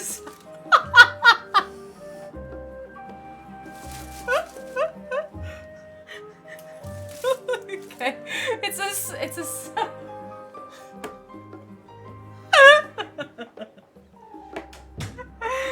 a summoner horn.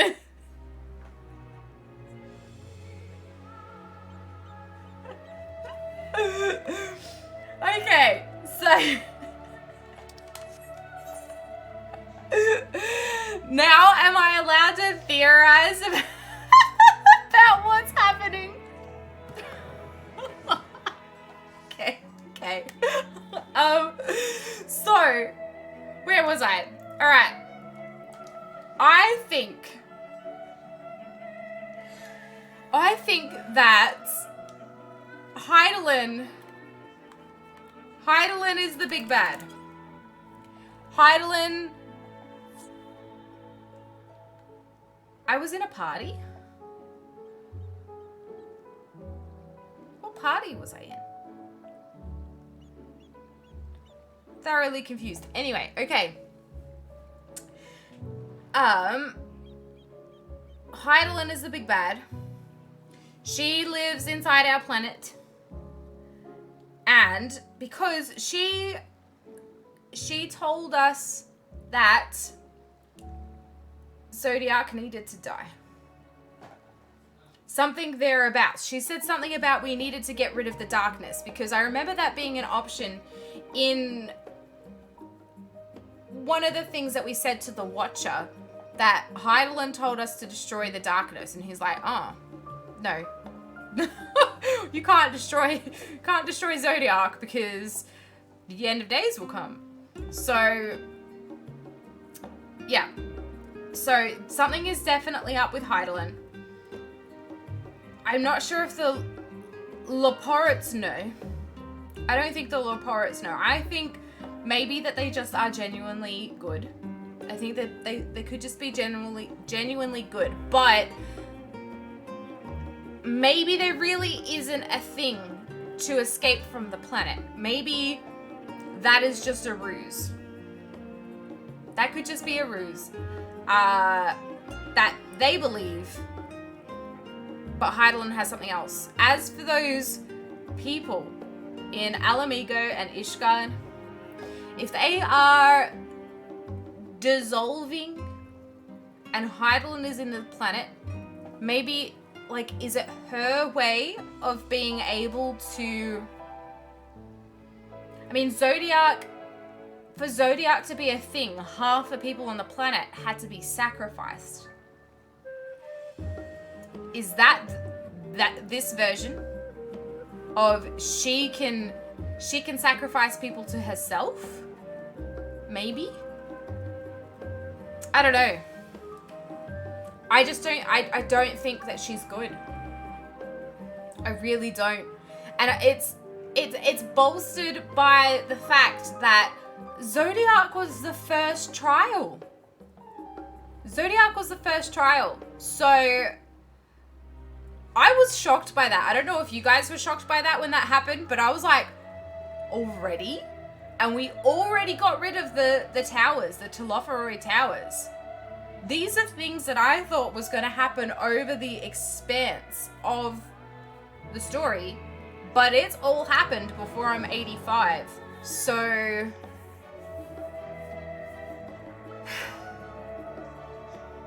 yeah, right? I think everyone thought the same at that point. Like, what?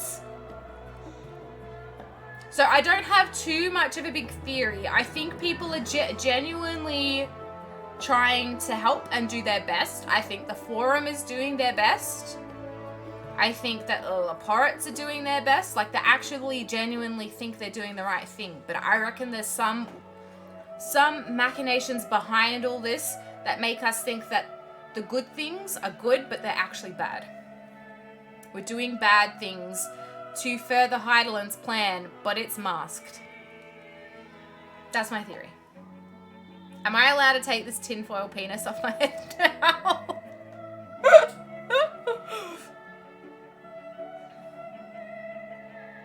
Yeah, that's my theory. Will I wear the hat again if the story proves you wrong? Maybe. Maybe. I'll keep it.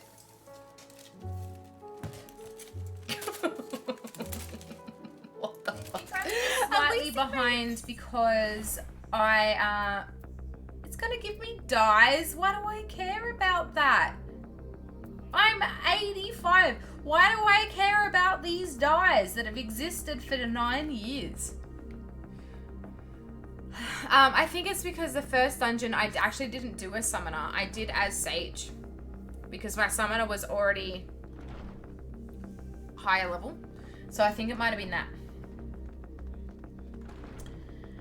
Oh, Maya, I was just about to call for you. I'm afraid we've received another call for assistance. This one comes from Radz-At-Han. The others have assembled in the main hall to discuss the situation. You must join them at once. Okay, Tato. Let's go, let's go, let's go. We just had a big theory crafting time. Tinfoil hat and everything.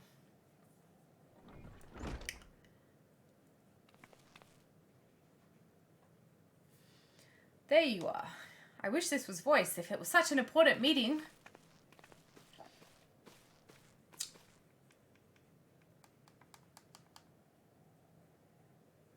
Our worst fears have come to pass, but moments ago we received grim tidings from our contact in Radz-At-Han.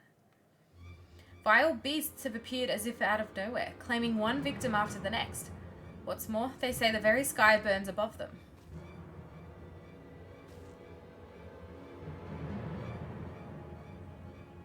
I hate how my hair clips. Good gods, are the final days already upon us? It would appear so. Sadly, that is all the information we have at present. No doubt the people of Radz-At-Han are busy fighting for their lives. Then we must go at once. They need our help. Yep. Okay. Ooh. What if the people that are doing that black dissolvey thing are actually turning into beasties? Kryle, you'd best remain here with Tataru and gather what knowledge you can. You are in no condition for a long journey, I imagine. Very well. Similar phenomena may have been observed elsewhere, and if so, we must know about it at once. She looks so determined. Be safe out there, yes? Let's make first for Yedlimad. We must prepare ourselves for what may lie ahead.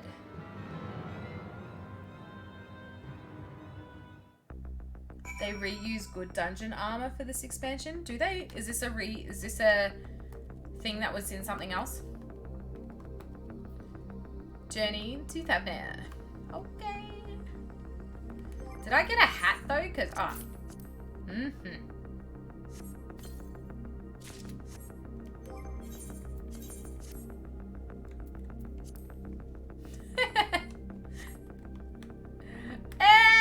cute.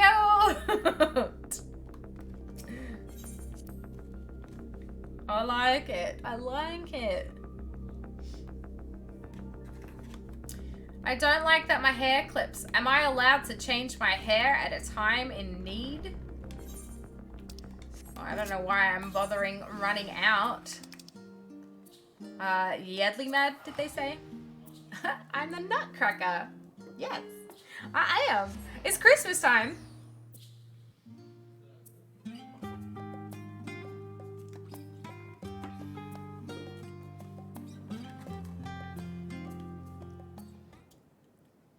And lo, vile beasts did rise.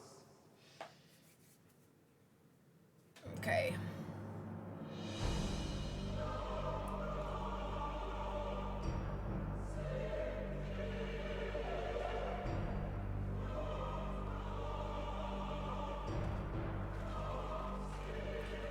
Why did it start here first? Leaving naught in their wake but blood and Oh my god. Sun scorches earth and boils seas. And our sins ascend unto the heavens. Three dooms to unmake all we were.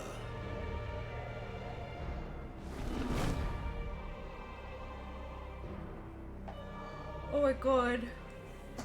Okay, yuck. Yuck beasts. The sky burns.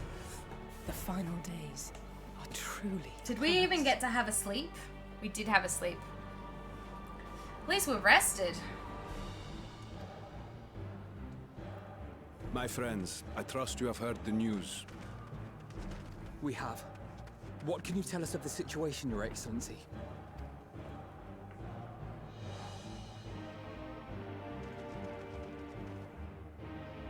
Last night, the Isle was rocked by tremors, and the earth itself cried out. Aloft, the heavens began to burn. From all about, unholy beasts, the likes of which we had never seen, came forth in fury and rage. No.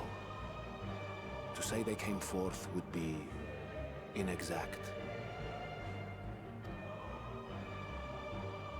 The people of Radz-At-Han themselves transformed into these baleful fiends. They did! Ah!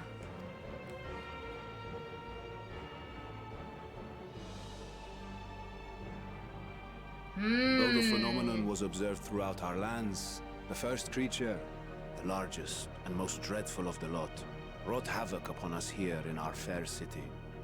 Though they bear superficial resemblance to divinities of legend, they are ungodly abominations. The people decry them as blasphemies. Is Hydaelyn gonna be like the god of the void or something? And the Large One's rampage has since taken it to the northern reaches of the island. I mean to dispatch our radiant host in an attempt to quell the threat. And what of Vrtra? Vrtra too makes for the north of his own accord, and yet he knows the blasphemy and its minions were but yesterday his beloved people. I pray his boundless compassion and mercy does not deter him from taking unenviable but necessary action. why did it start here first? Understood. I ask that you allow us to aid you in quelling this threat. You would risk your lives to help us yet again? I have no words to express my gratitude. Our regiments approach the north from several directions, with a number of units set to depart from the docks of Yedlimat. I'm not attuned to the city? No, I'm not. I thought I wasn't able to. They will make landfall in an area of dense jungle, where one can expect to encounter dangers even beyond the fell beasts we hunt. Uh-oh. Well, I guess I'm walking I leave there. you to your preparation. You will find me at the docks when you are ready to depart.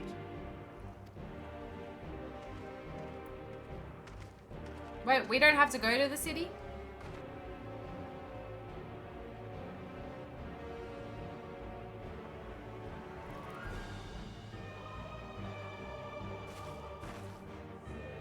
We're as prepared as we'll ever be. Let's go.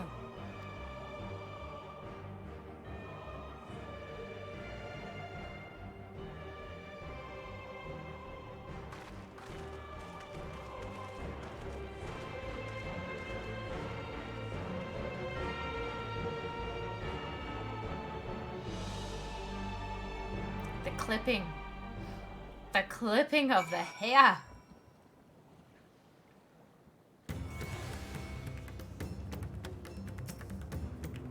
Oh, I don't need to go anywhere.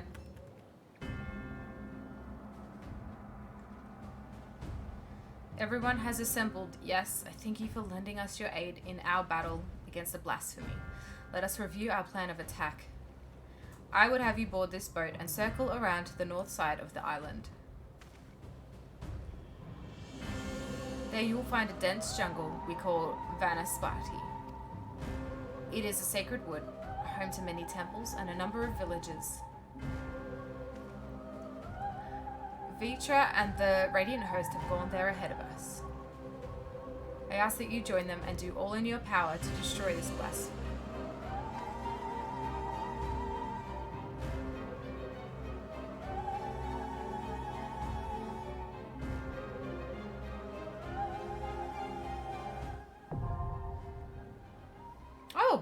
Oh, I don't actually need to go anywhere. It just... Alright. New dungeon.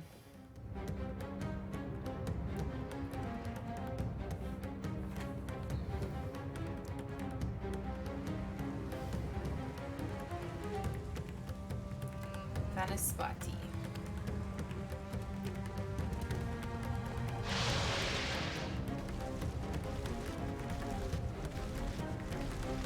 Oh, they've even got mouths underneath.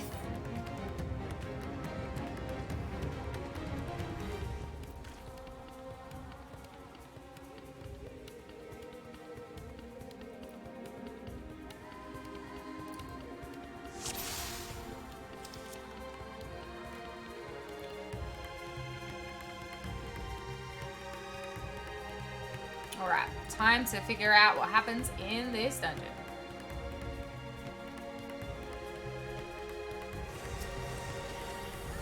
They turned into it too.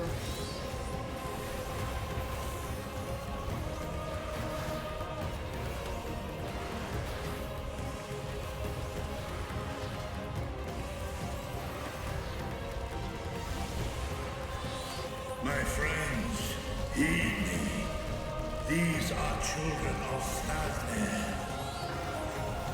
Forgive me. I could do them no harm. No, Vrtra, don't. You have to. You have to help us. He's literally just... He's trying to shield him.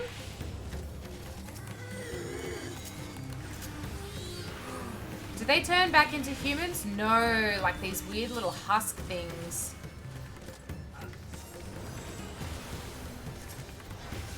Humans. I should say people.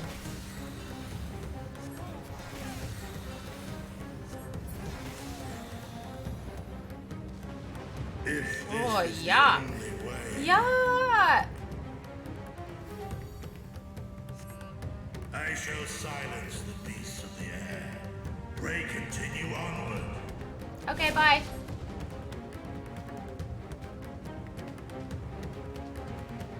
Glad you saw reason, Vrtra. Ooh.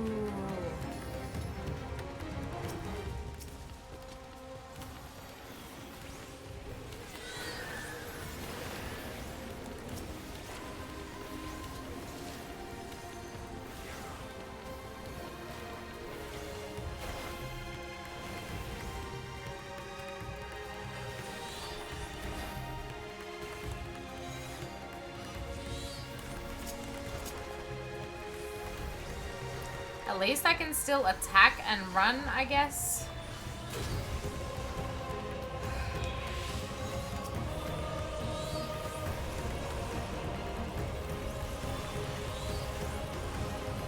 Oh.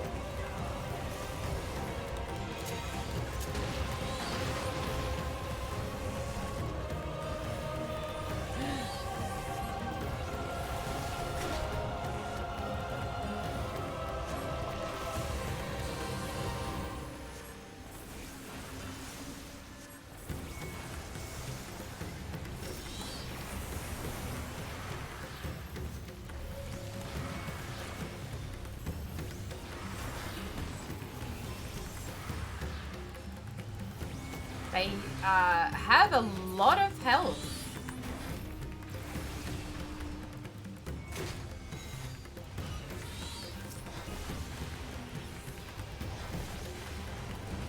These models look good though. They're like the I mean they're in Amarot, right? But they're like the their original model comes from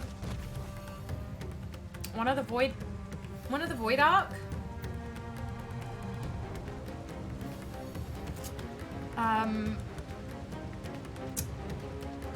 Alliance raids.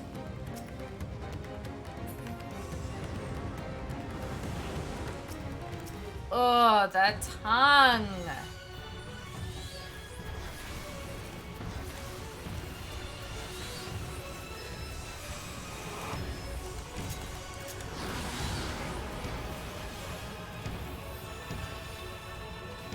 Mouth off. Oh, what does he do? Oh. Oh, yuck.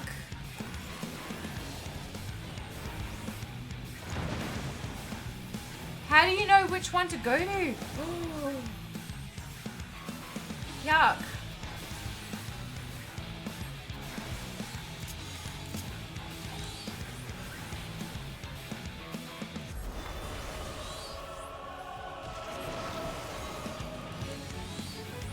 Oh, is that one that's not talking? Yes, okay.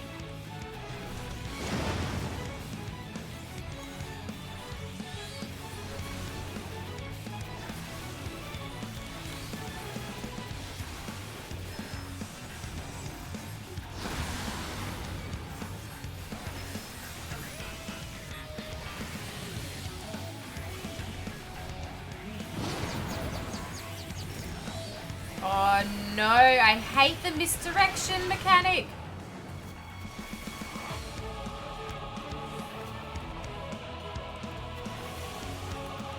I did it. I did it. I forgot one of my ulti moves.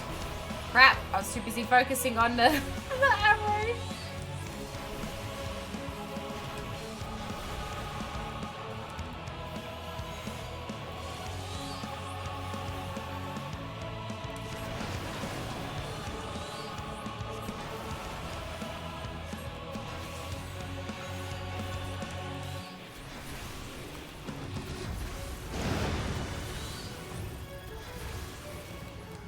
What is left?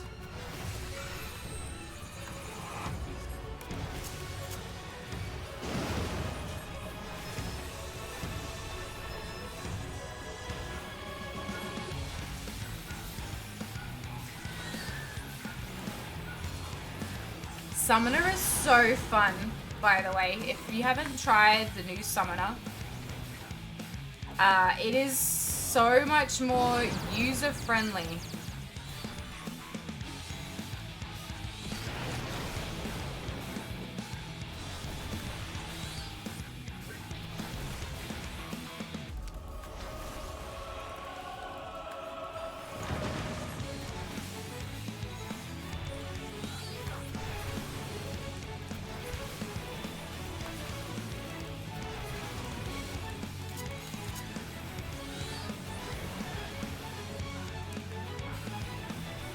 Like, I'm actually enjoying Summoner a lot.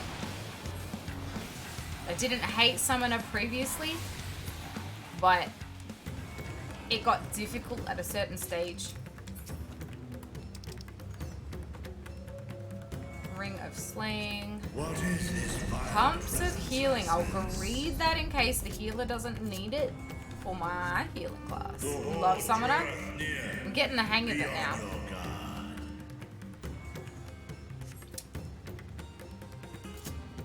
I mean, the timings to do things don't necessarily work in dungeons.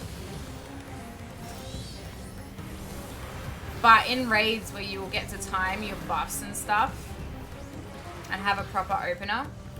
Oof.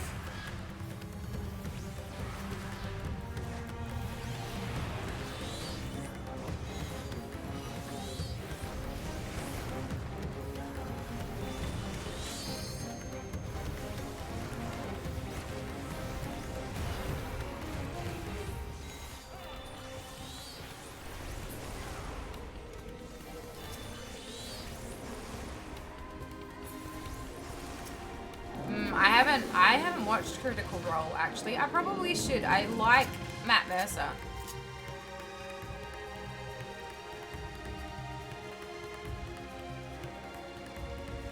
You're almost done with Endwalker?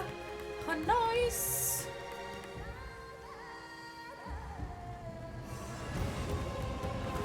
Oh.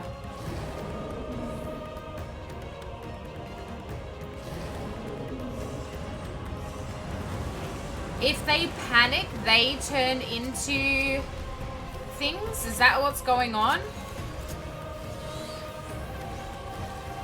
Because the end of days, the final days for Amarok was like, their panic made things appear.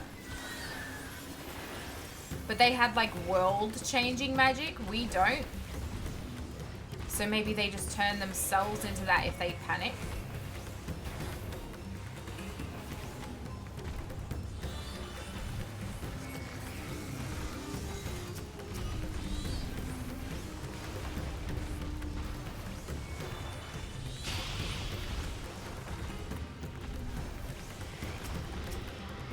So like causing panic is like the least thing that we should do.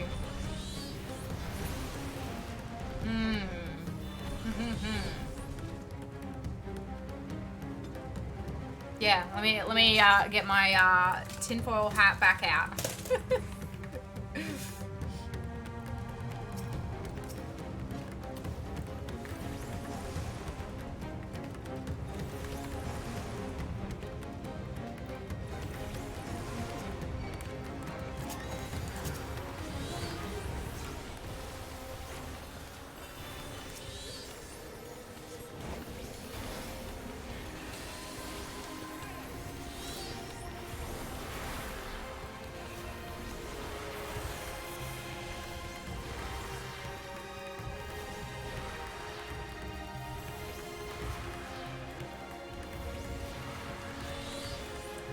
Yeah, I think that's the only thing that I can kind of think about, because you know how they kept saying that in the final days on Amarok, that their fears brought monsters from the sky, but those people had like creation style magic where they could just do that,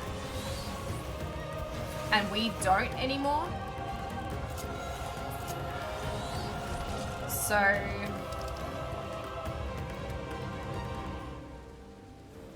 or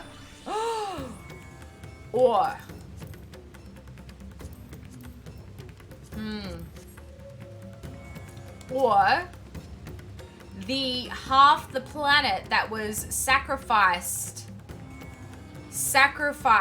for Zodiac actually turned into the monsters, and it was for Hydaelyn.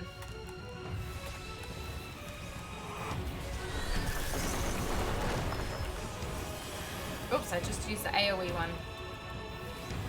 That could be a thing.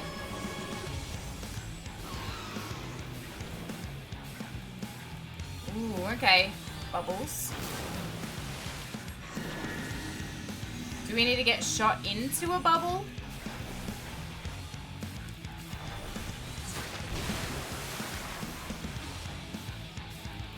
Nope.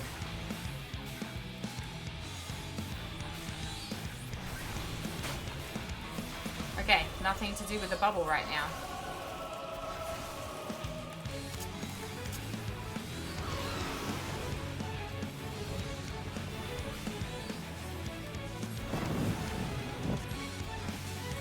Bubble.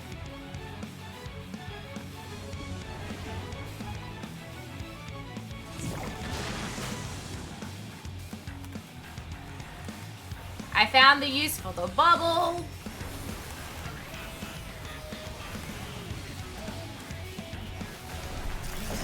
Do I think Hydaelyn's turning these people? Yes. And now I'm kind of thinking that maybe half the population that was sacrificed to call forth Zodiac actually wasn't. And it was all for Hydaelyn.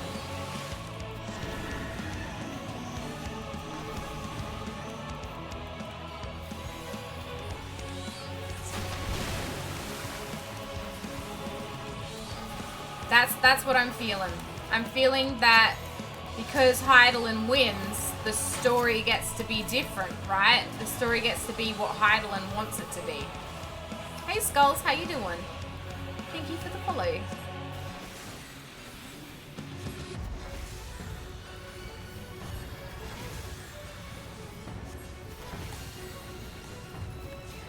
Thank you for the follow. Welcome in.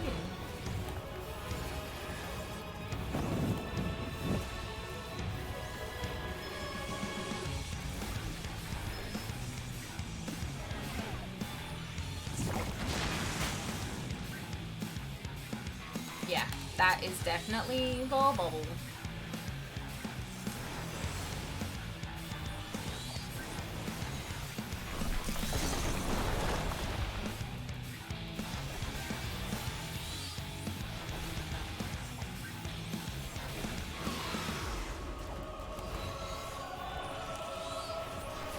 We just doing a little bit of theory crafting while I'm fighting in a dungeon. Having some fun. Having some fun.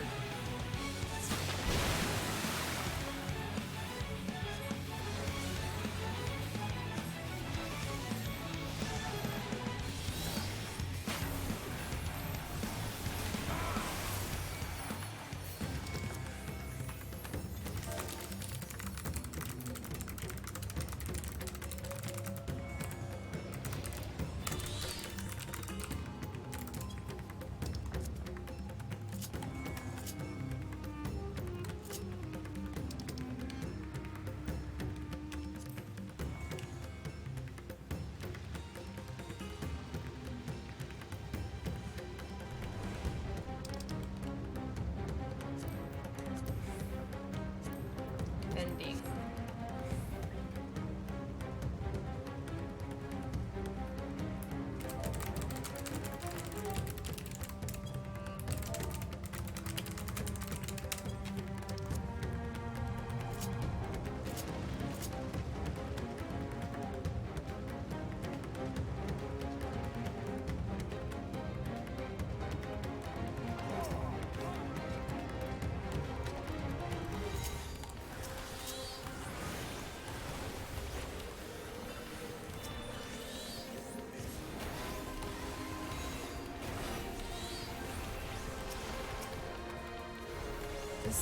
Oh, there's a statue. Oh, that's so cool. Look at that statue over there.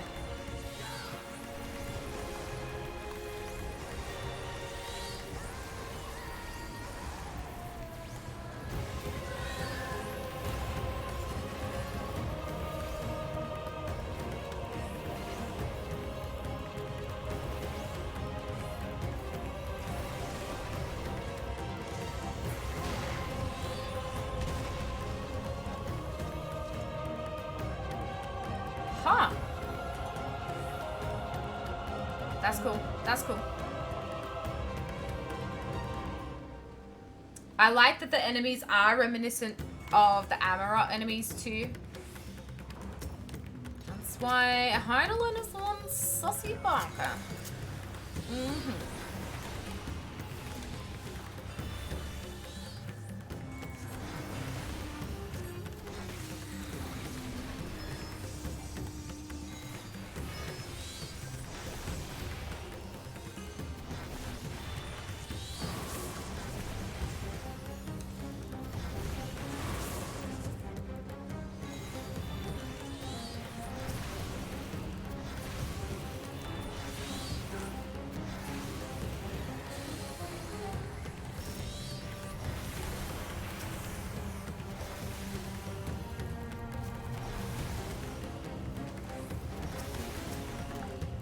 Oh, of course, right as I used my amazing Bahamut moves, there's more enemies.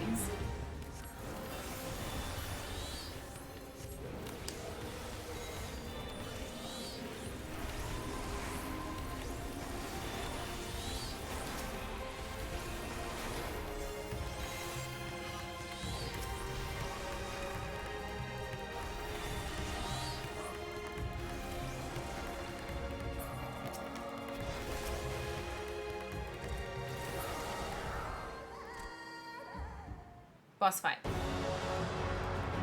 Oh, the statue's at the back of the boss fight.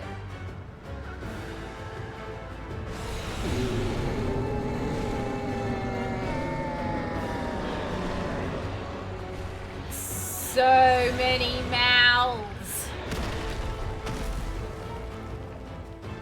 Ooh, that was cool. Svabanu. Blasphemy.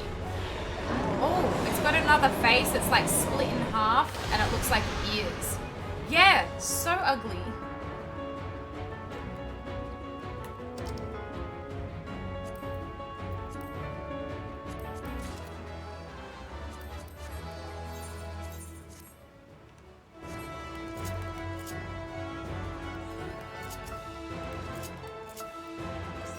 Too many mouths, way too many mouths, right?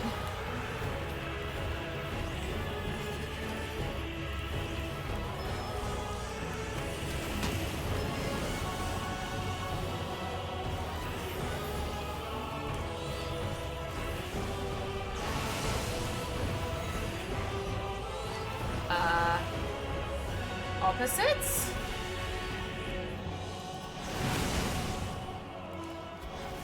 Maybe?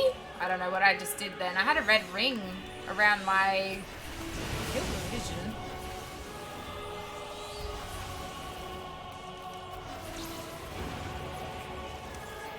Blue.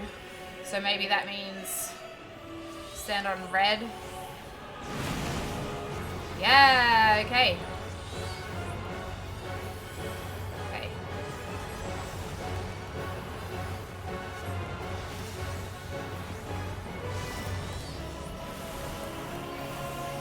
Looks like it skipped leg day.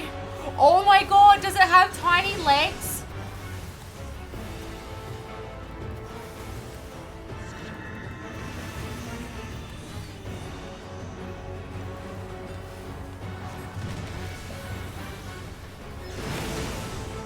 It has tiny legs. That's disgusting.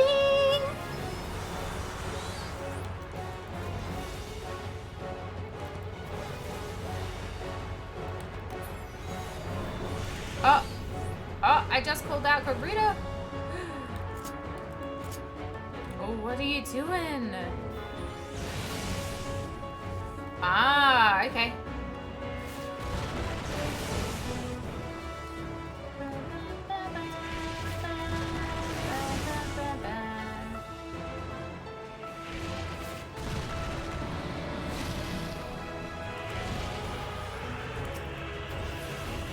How epic is this music though?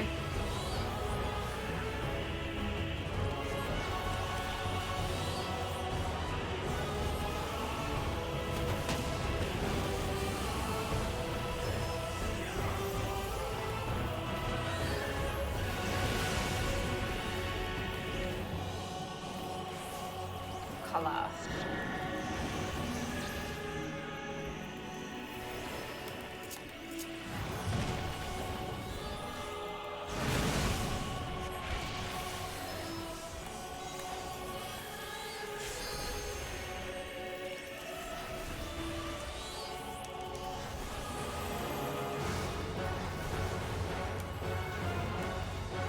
The music is so good.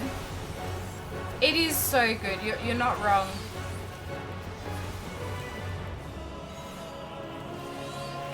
Like it's getting in the feels in all the right places, you know?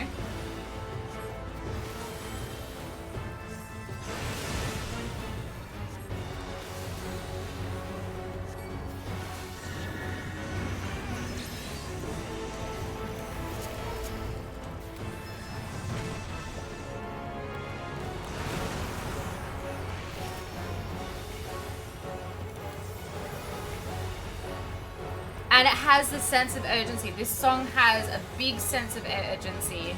And for it to be like the boss fight in the dungeons, so good.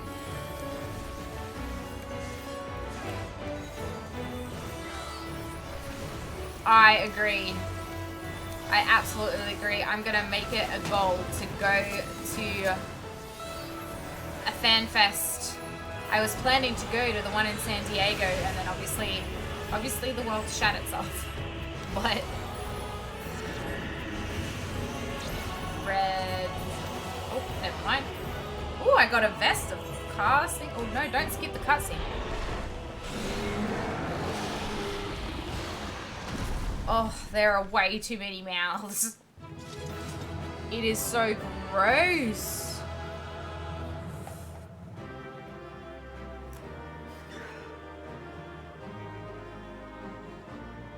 I would say in terms of mechanics though, this one's been the easiest. This one has been the easiest and most predictable out of the ones up to here. What's that for? Scholar. Player commendation. Ooh.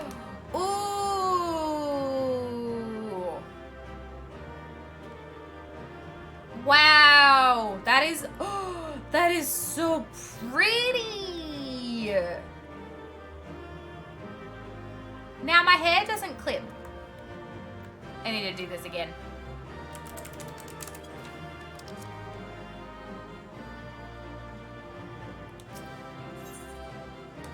Or is it gonna put me in a cutscene straight away?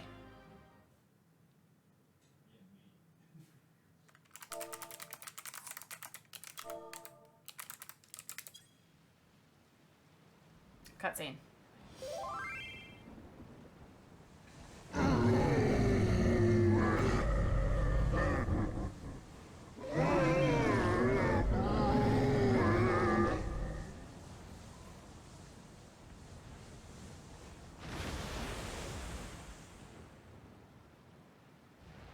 As I feared.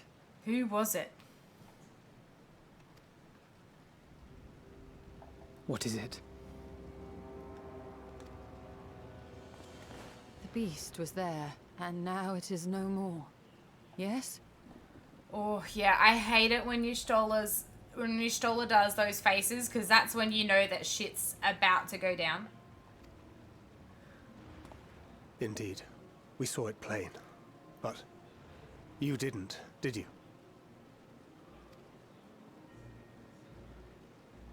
I saw nothing.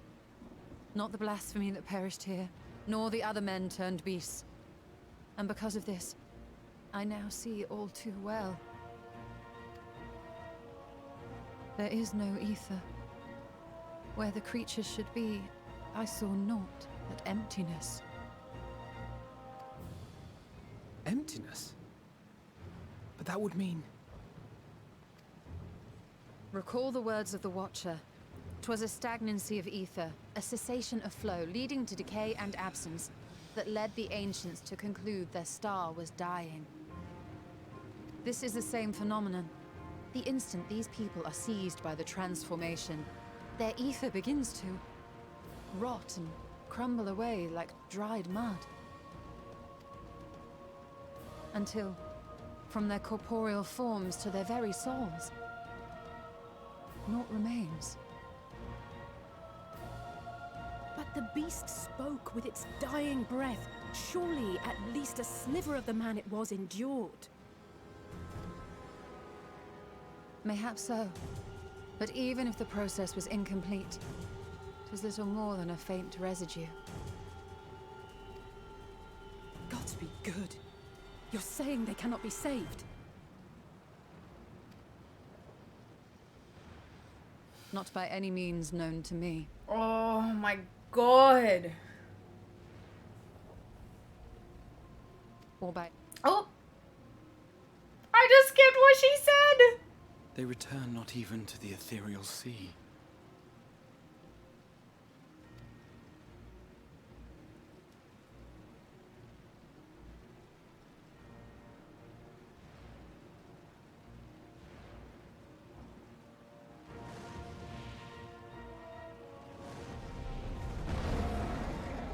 Fuck, this is dark. The beasts rage on, their hunger insatiable. Look how many of those things are in the air. Even deprived of their master, they perpetuate his legacy of hate.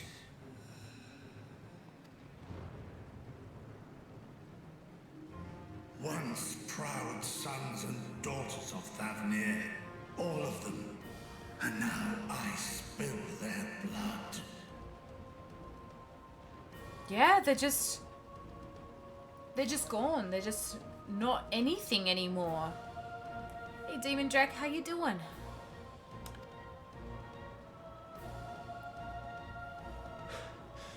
Vrtra, my friends, I am heartened to see you safe. Where's the little boy? You put your secret at risk. Those closest to me already know the truth. A truth I must now share with one and all.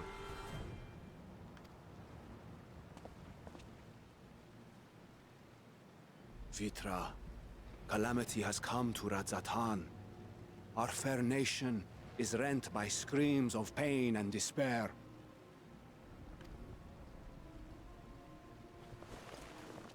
More than ever, we require a strong leader to shepherd us through the storm. Reveal your true self to our people, Vrtra, and guide us to salvation. What madness is this, I-One? Thou dost forget thyself. Were we to reveal our duplicity, it will do naught but foster confusion and chaos. Nay, I shall remain the Satrap's loyal ally, and do battle with the beasts.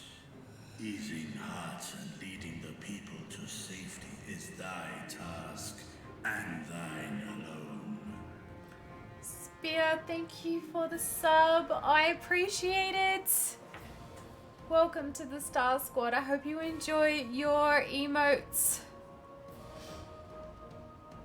No worries. Have a good sleep, friend. I'll see you soon. I'll be on tomorrow, same time.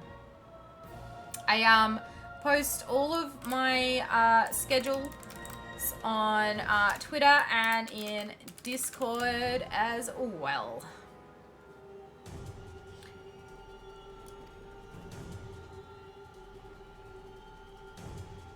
I ask that you remain at Ahewan's side, and render unto him what aid you may.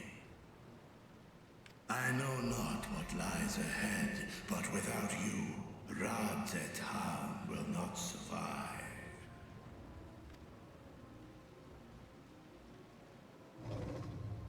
Take me with you.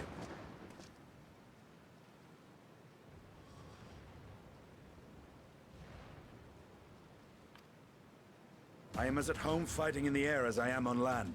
Take me with you.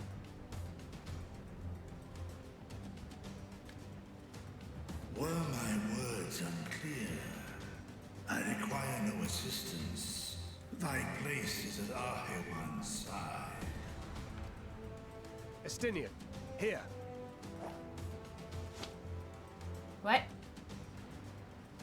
The last thing you ever wanted. A link pearl. We gain much from knowing your elevated perspective. And it'll keep you from getting lonely, which I know you loathe. You heard the man. Seems I'm coming with you after all.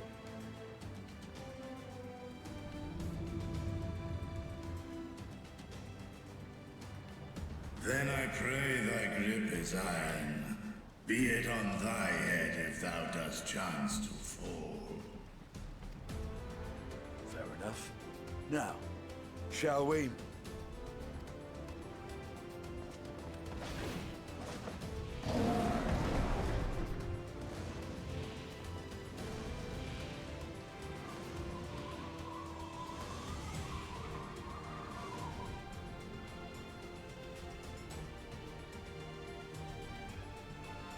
I fear it is as Vrtra says. We will not survive this on our own. While I am loath to impose upon you again. I would insist if you did not. 'Tis the very reason we have come. Then once more I find myself without words to thank you properly. Let us return to the capital and plan our next course of action.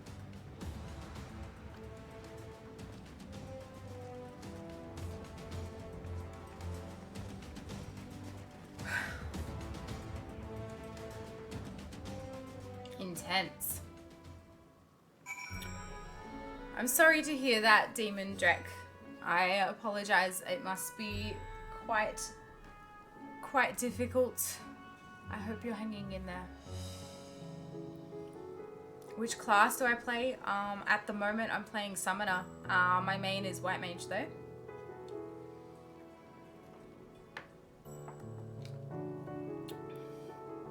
How in the world does Vrtra eat when the horn is right in front of the mouth? Oh, yeah, look. Vrtra's horns and teeth don't make sense. They just don't make sense. Our Radiant host has eliminated the immediate threat to the city, though it pains me to know those beasts were once my own people. There's no telling when or where the next transformation might occur. We must remain vigilant and steel ourselves for whatever is yet to come. I don't want to die. Arthur is home to the High Crucible of Alchemia, whose alchemists... Oh, Alchemia! Whose alchemists forged many of our warding scales. It seems as good a place as any to begin our investigation, don't you think? I spoke briefly with Nuadine, the chief alchemist there, on our last visit. He should be happy to answer our queries. Okay. Well, let's go. Oh. There was like a weird noise behind me and I was wondering what it is. My cat is scratching the carpet and rolling around upside down.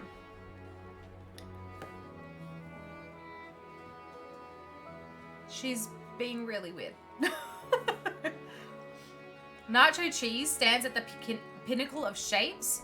There's nacho cheese shapes? Oh, actually, do you know what I tried recently that I thought was going to be bad but was really good? They have cheesy garlic bread shapes. I thought it was going to be shit. It's not. They're actually really good. So if you haven't tried them, you go get them. They're like a special one, but I hope they keep it. Oh, I hate chicken crimpies. Yuck. Nuadine. I remember those red eyes. You were with those Scions who commissioned the scales from us, yes? Welcome you back. I welcome you back to the High Crucible. What brings you here in these troubling times? Excuse me, is this face, like, veil, an option for gear? Is it something that I'm gonna get? Because I want that. Or is it out already and I'm missing out? Holy heck. I love it. We can't turn to Graha because camera.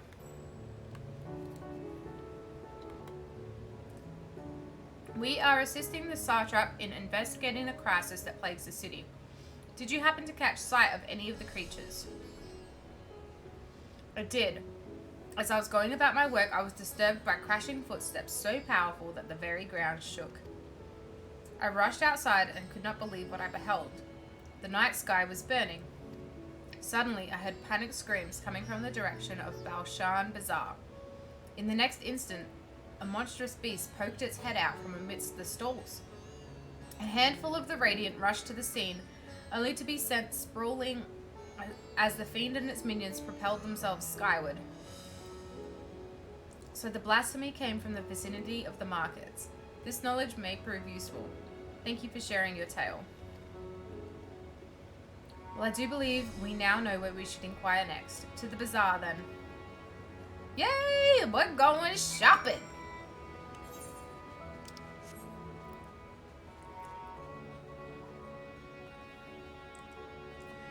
So I think yesterday we said, well, I said that I think people are turning into those monstrosities when they're scared. And that the whole story that we've been told by Amarot is a lie, that half the people weren't sacrificed for Zodiac, that really people were just being turned into these monstrosities because of Hydaelyn. And it's been made to look as though it's Zodiac. With the epic tinfoil hat? You mean... you mean this?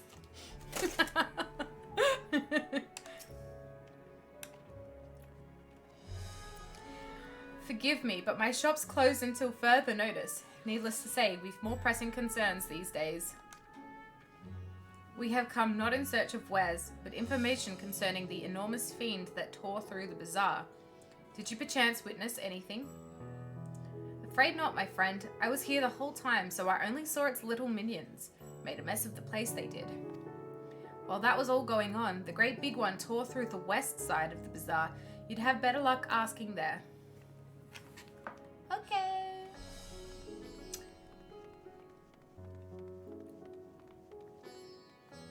Oh, this is a big empty room. Pepper, what are you doing? Oh my god, my cat is insane.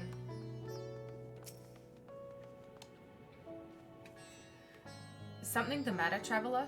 If you are lost, perhaps I could be of assistance. Your offer is most appreciated. We are not lost, but we are in need of information.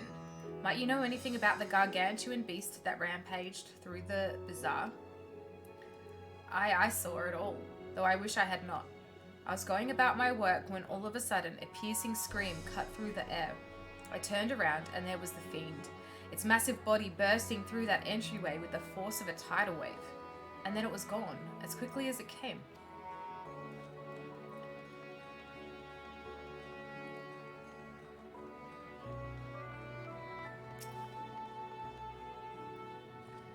Sisters have mercy, what is happening to the world? What am I to do? Is nowhere safe? Settle down, friend. The danger has passed, at least for now. If it's not too painful to remember, could you tell us what you saw? First I heard the screams, then a horde of ravening beasts came charging towards us. One of them was huge, bigger than a Marid, throwing people about like ragdolls, and it was eating them. I hid under the counter, saw others do the same. But the shrieking and wailing kept getting louder. More voices in the throng, beasts or victims, I couldn't tell. I knew not what was happening. I still don't. That is enough, my good man. You were brave to share with us your tale. Many of your fellow merchants are safe. The High Crucible, too, has survived mostly unscathed. Pray stay close to your friends and loved ones, and rest your body and mind while you are able. I suspect that is the most we can expect the people here to tell us. I think it is best we find a place outside the bazaar where we might rest and review our findings. We need to rest already?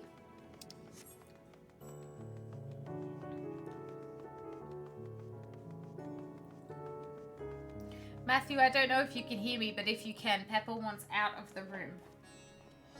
She's glaring at me. She looks like she's gonna steal my cookie.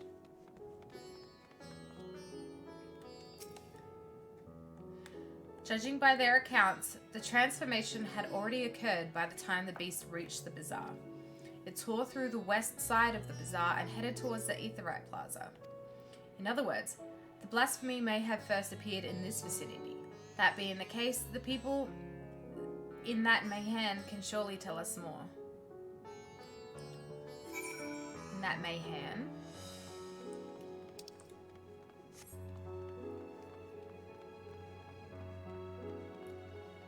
Hey Spores, I'm well, how are you?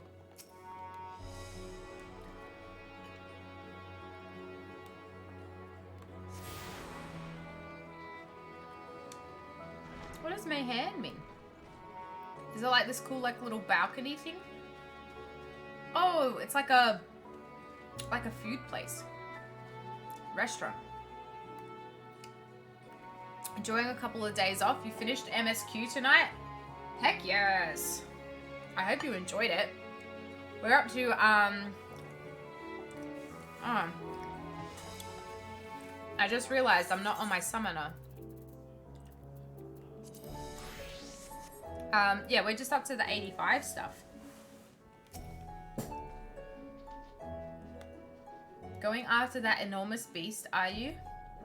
I saw it, including the very instant that poor bastard transformed. Damn the gods for putting me there. It started over there by the window. A few men, merchants probably, talking and drinking. Conversation must have taken a turn for the worse. Next thing I know, their leader, I suppose he was, buries his head in his hands and black mist was swirling about him. Then his whole body bursts apart and there stands a hideous, slabbering beast, massive and foul, all gaping maws and bulging eyes. His friends start shrieking, then the black mist comes again until the change takes them too. The stuff of nightmares, I tell you. Hey, my boy! How you doing? How are you? Nightmarish indeed. Incidentally, do you perchance know who these merchants were? No, I'm a decorator by trade. Not much cause to mingle with their sort. I saw Milil the barmaid chatting to them though. She might know something. Yes, I am really enjoying Summoner. Look at that, I have only need of 1 bar, essentially.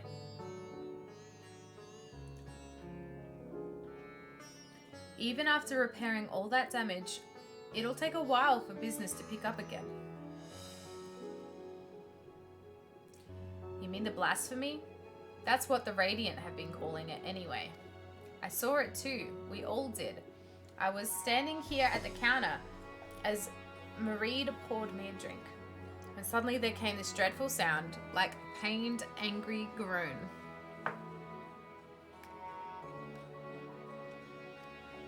It was unlike anything I've ever heard. I turned around in shock, and from an ominous cloud of black mist rose the creature, enormous and ghastly to behold. As for what happened next, to recall it sent shivers up my spine. By some stroke of fortune, I was able to slip outside before the beast got its claws on me. But the sight that greeted me offered no solace. The blue sky above turned red as blood. Marie, myself, and the other survivors clung to each other for dear life until the Radiant host came to our aid. Wait, did I hear you correctly? The beast manifested before the sky began to burn? I'm certain of it. The windows here offer a clear view of the sky, and I saw nothing out of the ordinary until the beast appeared and began to rage.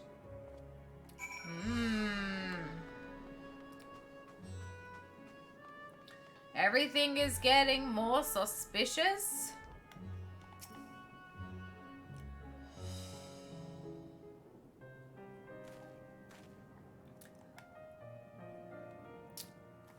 Scholar has a lot of button bloat at the moment, I have heard. So I can imagine I would not enjoy it. I know I said I'd heal the raid, but I think I've been summoned by another class. Yes. So I'm tempted. Tempted. Hello there. Welcome to Reed's Mayan. What can I get for you? What can we get you? We've come not for libations, but rather for information. You are Milil, yes? We are investigating the so-called blasphemy on the Satrap's behalf. We hear it was one of your customers, a merchant, that first underwent the transformation. What can you tell us about him? He was something of a regular here, especially of late. Karl Zal was his name. We know Karl Zal. We met him briefly. He seemed like an asshole, and then he was nice. He ran his own consortium, dealing primarily in the exports of Thavnarian specialties. It's through him we met Matsia. We did. Yes, the names ring a bell. Didn't you meet them both on your first trip to Thavnar? If I recall correctly, Karl Zal ran a trading operation in Yedlimad, and it was there that you made Matsia's acquaintance. Yes, that is the same Karl Zal, no doubt. A rather successful man, from what I gather. That said, it was clear that he had fallen on hard times of late. Those ghastly towers popping up everywhere cannot have been good for business. Even now, with the towers gone, the collapse of the Empire has led to all sorts of problems elsewhere. The market for luxuries is surely not what it once was. Trying times for the head of a trading consortium, indeed. Kalzal was a compassionate man. Even as his own business suffered, he did what he could to provide for the artisans, fishermen, and many others who counted on him to sell their wares. Indeed, that was the very topic of yesterday's meeting, as far as I could hear. Yet as they discussed matters further, Kalzal's tone grew grave and grim. It was then that... Forgive me, I would not have you recall the memory if it brings you pain. If I could, I would just ask one more thing. Did you notice anything unusual about Kalzal in particular? Please, anything at all. Sorry, nothing springs to mind. Perhaps someone else can help you. Kalzal lived for his work and had no family that I know of. His employees and associates knew him best. But they too are lost to us. Still, perhaps his neighbors know something I do not. I can direct you to them if you believe it would help. What do you say? Yes! That is sad. Poor Kalzal. I did think it was going to be someone that we had met.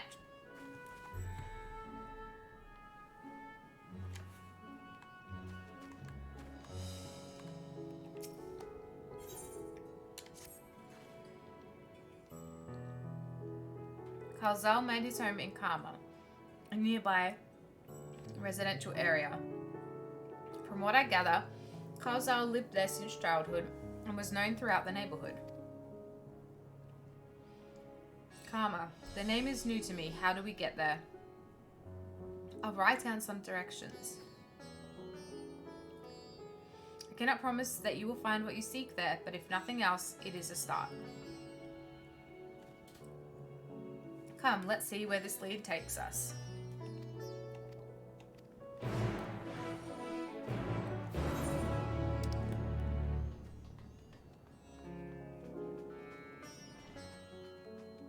Oh, for a second I thought this was going to be that area that I haven't been to yet. But it is not. It's a place in here.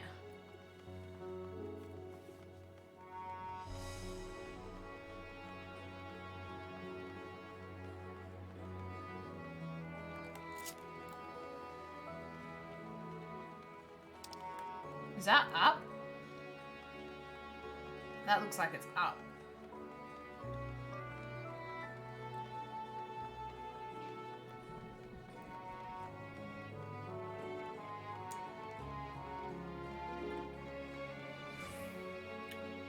Which I don't think I've been there before, so I don't think I could have teleported.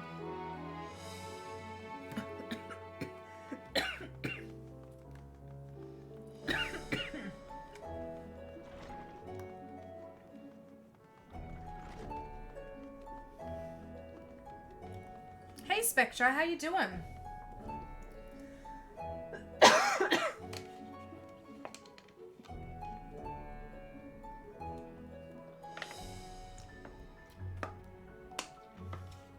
Don't mind me, just choking.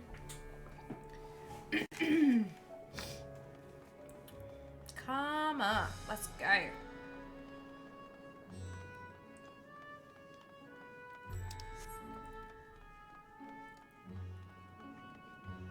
I love that I get to spend more time here. Like, we were only here for such a brief moment for the first dungeon.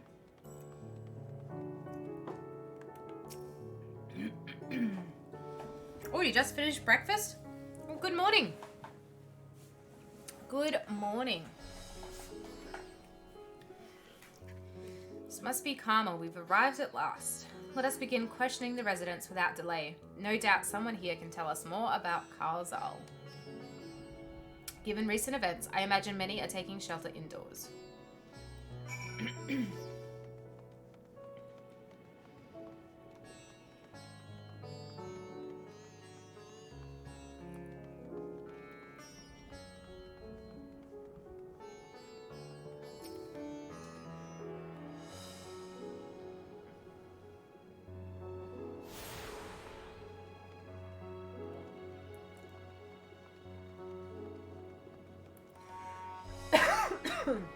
But where do I go?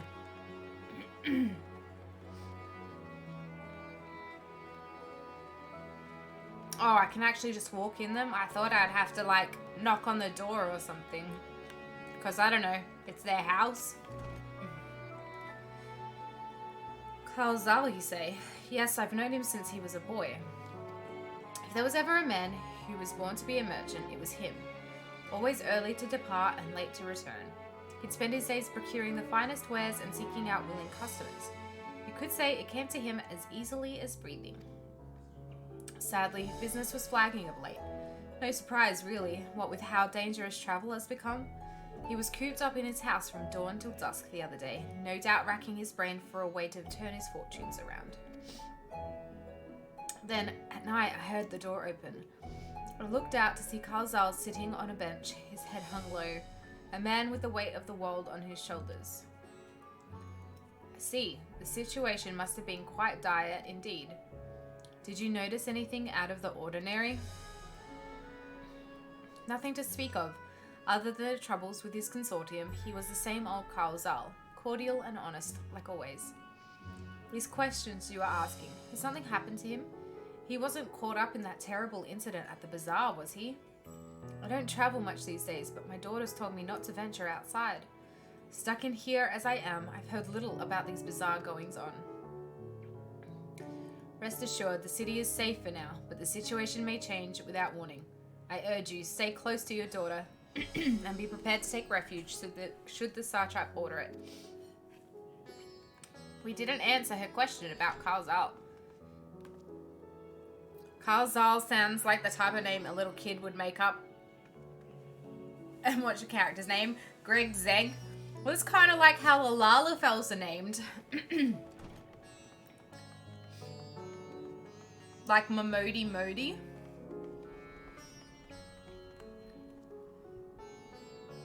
Just walk into their house and smash all of their pots. They'll never link you to the crime. Nice Legend of Zelda reference.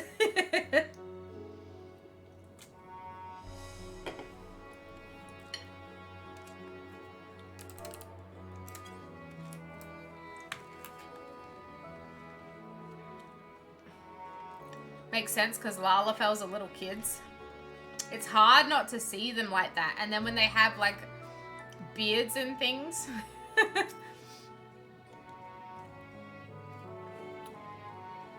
Could you come back another time? I just woke up and I'm not exactly in the mood for idle chit-chat. But that's one way to avoid the panic, I suppose. Pardon our intrusion. You may not have noticed, but a great danger has come to Thavnir. I encourage you to stay alert and prepared to flee the city should the situation turn dire. But before we leave you in peace, pray allow us to ask a question or two. Did you know a local merchant named Carl? If so, did you notice anything unusual about him recently? Carl? I know him. In fact, we spoke just the other day. Like many others, his business was doing poorly. Still, it seemed as though he'd managed to turn things around, thanks to a generous order from Ruveda Fibers, while he was practically dancing in the streets. I haven't spoken with him since, but I assume it all went well. Jinabaha might be able to tell you more. As I recall, he was the one who brokered the arrangement. Jinabaha at Ruveda Fibers. This sounds promising. Let's go with that.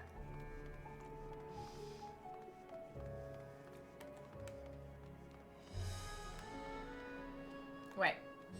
How do I get out? Oh, through this way.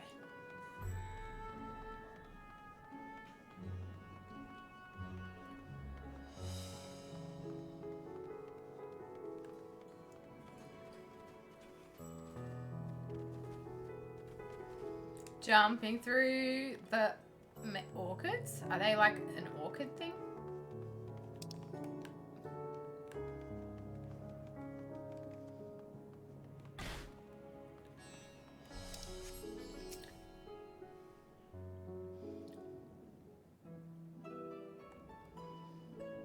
And hurry, I say, there's no time to waste.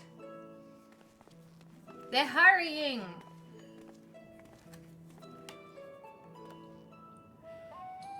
Pardon me, but are you in charge of buying and selling here, yes? We have a few questions that we'd like to... I'm sorry, but I simply don't have time to chat. If you haven't noticed, we have our hands full at the moment. We must carry all our wares and equipment to safety before those accursed beasts return. In that case, might we be of assistance? Perhaps we could speak when the job is done. Very well. You can start by helping us move our equipment. Ask the others what to put where.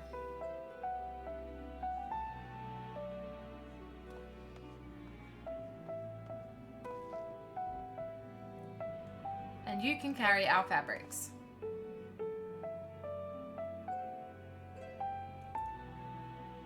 Go through that door and speak with Kamala. She'll tell you the rest. Remember, these textiles are our livelihood. Handle them with care. Okay. I still hate doing menial tasks though. I am the warrior of light.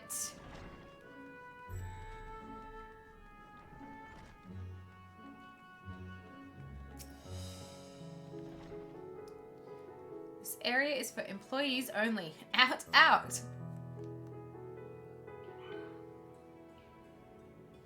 What's that? You've come to help. Oh, praise be to Mindaruba. Kind stranger, I welcome your assistance.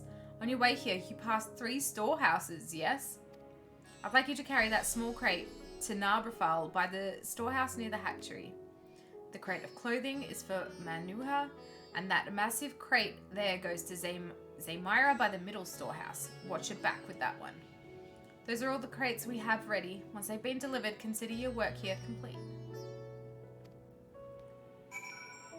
Pick up the light crate. Oh, it's here.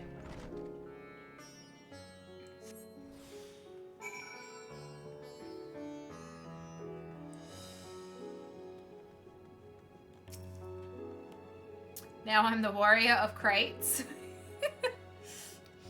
Thread, is it? Then you've come to the right place. We thank you for the aid. Yeah, getting crates done. Ordinary crate.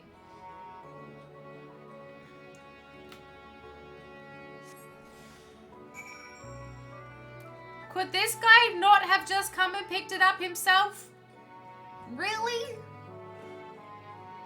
If you have any crates of finished products such as carpets, clothing and the like, pray bring them here to our primary storehouse. A crate full of clothing, is it? I can take that off your hands. Many thanks for the delivery.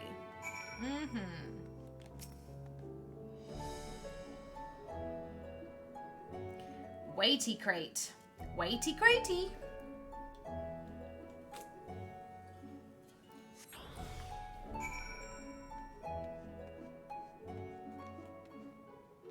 Why am I holding it like this?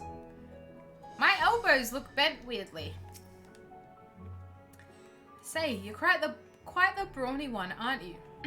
Good thing that. Never know when you'll need to defend yourself in these unpredictable times. If only she knew. A crate full of fabrics, is it? Exactly what I was hoping to receive. Here, let me put that away for you. Awesome. You've carried all the crates to the storehouses, you say, and so quickly too. Why, I've never seen anyone so strong. I and my associates will see to the rest, so please return to Jinabaha and assure him our work is proceeding apace. To tell the truth, we're grateful for this distraction. Too many terrible happenings of late, but generous souls like yourself give me hope that we may emerge from this trial even stronger. I pray we meet again in more peaceful times. What a crate warrior I am. Heck yeah. I'm so great.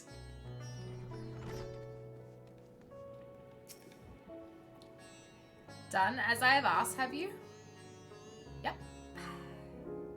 If Kamala is satisfied with your work, then so am I. You have done us a great favor, traveler. Awesome. Now give us the news we need. I too have delivered the instruments and apparatus entrusted to me. You both have my thanks. With our wares safely stored away, we'll not lose any more to those fiends. A take it that your establishment did not escape the attack unscathed? We did not. Thankfully, most of our workers had already left for the day, but those of us still here saw it all. We looked to the burning skies in confusion, and then before we could even begin to make sense of it, a hideous creature burst through the doors, shrieking. We ran for our lives, but one of my colleagues was not so fortunate. He cried out, a scream of such agony, such terror, and in the next instant he too sprouted fearsome claws. The sight of it caused another fellow to panic, and then he too transformed.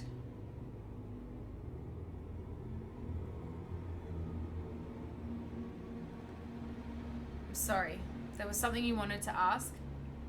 Indeed, you knew the merchant Carl, did you not? I believe he had some dealings with your establishment. Carl? I know him well. We'd arranged for his consortium to deliver a large shipment of fabrics, but in the end, we received a better offer and had to turn him down. I understand his business is struggling, but so is ours. Another of our most reliable trading partners agreed to transport the goods for a much smaller commission, and we'd have been fools to refuse. I felt terrible for withdrawing the offer, but you must understand, we simply had no choice. He tried to put on a brave face when I delivered the news, but his dejection and despair were plain as day. He said he'd discuss it with his associates, but I could tell he'd all but given up hope. Dejection and despair. You remember what we saw in Vanaspati, yes? Soldiers and jungle dwellers pushed to the very brink, turning into beasts one after the next. It would seem the same phenomenon occurred here. The poor craftsmen attacked by the fiends, as well as those that witnessed it, all undergoing the change. I suspect that everything began with Carl.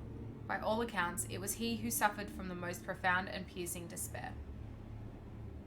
Wait, could that be it? That such intense emotions were what triggered his transformation?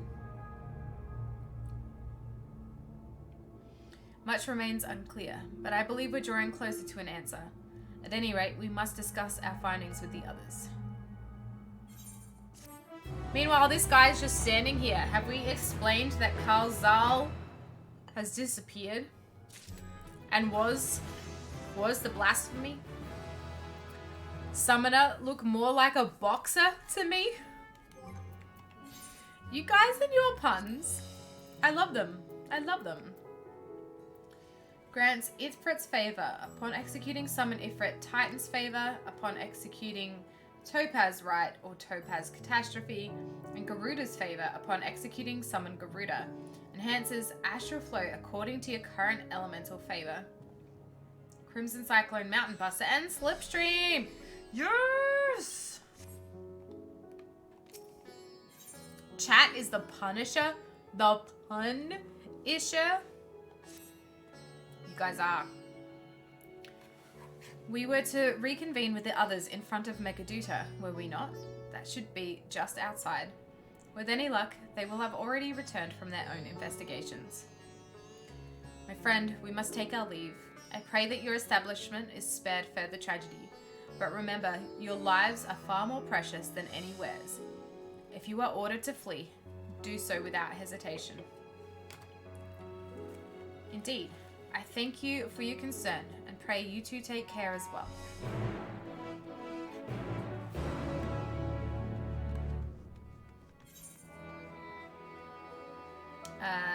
Is that just outside? Oh, hang on. There's stairs up here. Okay. Okay.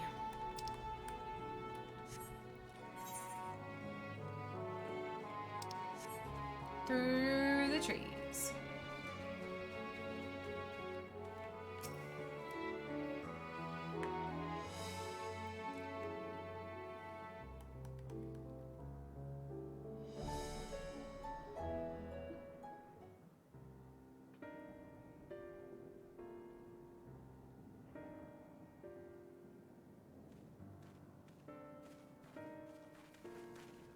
There you are.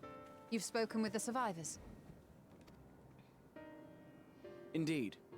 We thought to share what we have gleaned, that we might together gain a greater understanding of present circumstances.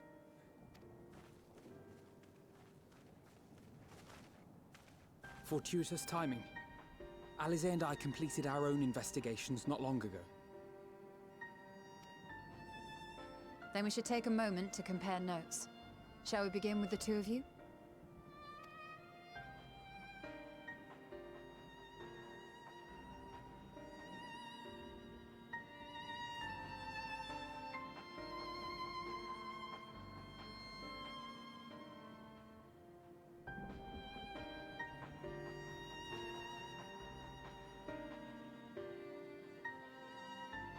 So the merchant Karzal was gravely concerned about his business in the days preceding his untimely end.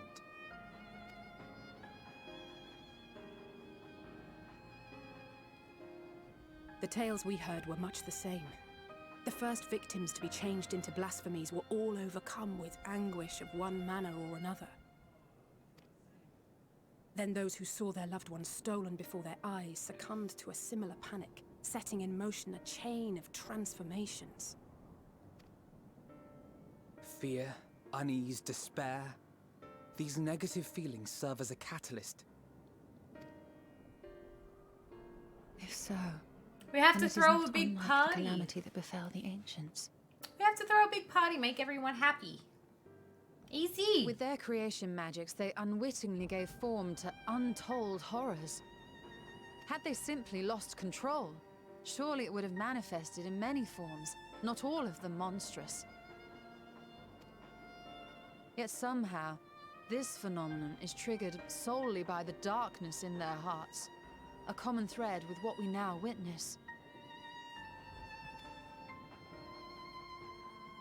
Common, but not identical.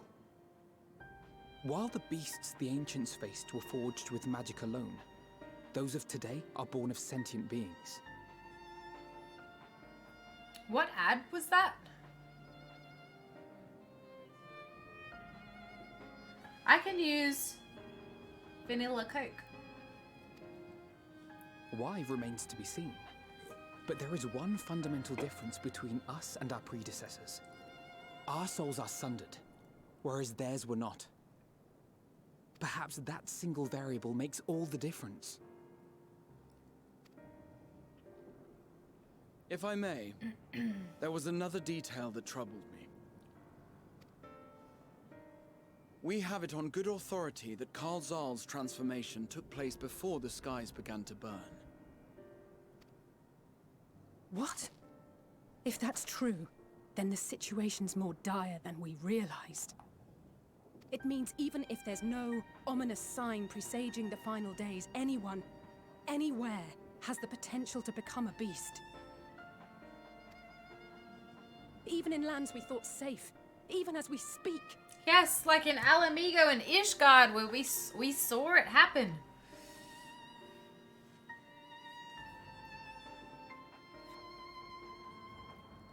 Look! It's the satrap! The satrap! Thank the heavens.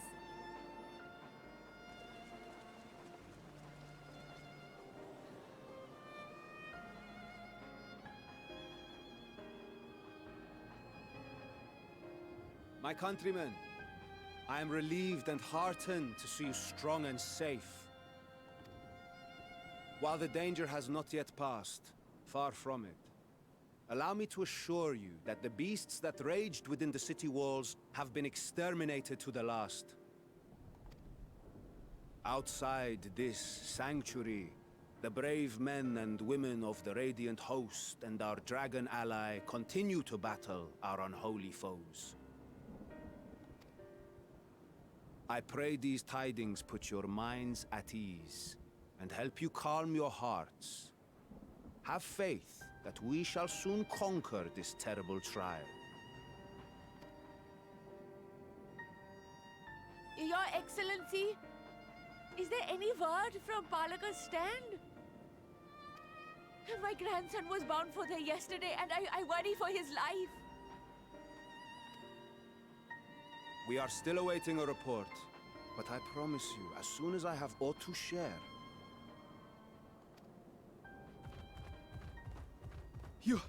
Your Excellency, I bring grave news.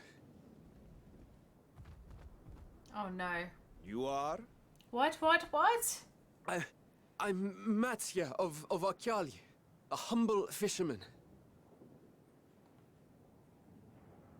Ah, I remember you from our first visit. Wait, you're... But no, that can wait. When the skies turned red, I set off for Palaka's stand, fearing for the safety of a friend.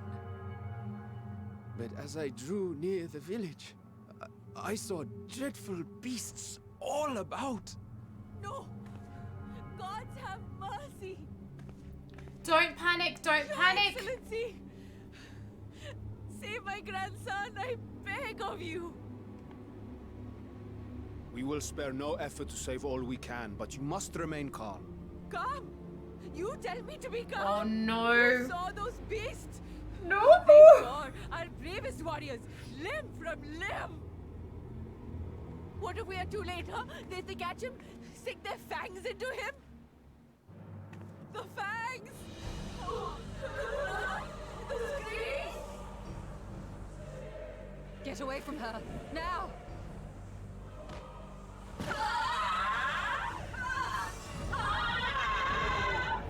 No!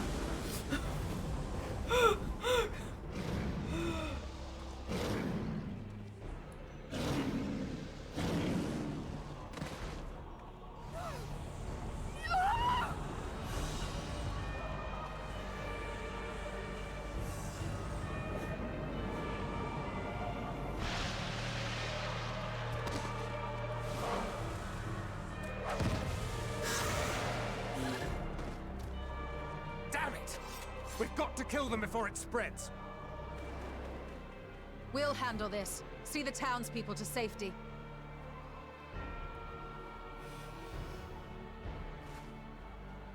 Run as fast as you can!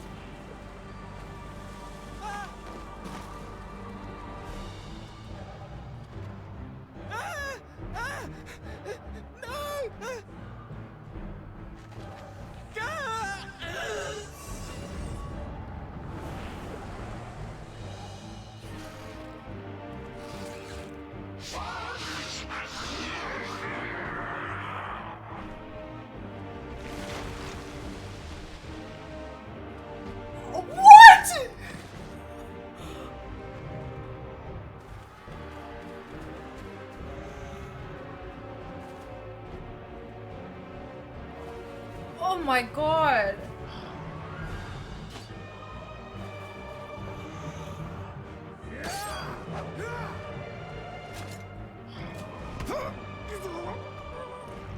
No! Ahuan, no! Our people, you must save them.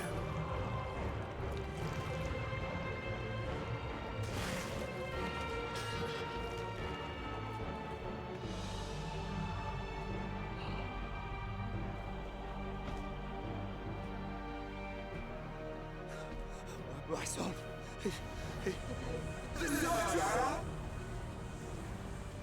Enough. You must run. For their sake and your own.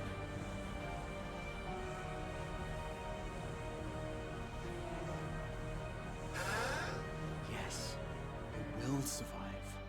You must.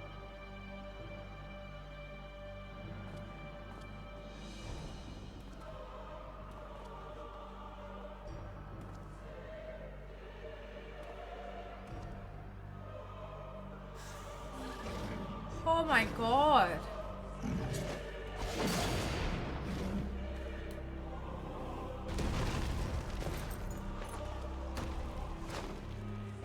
This is intense. It's intense.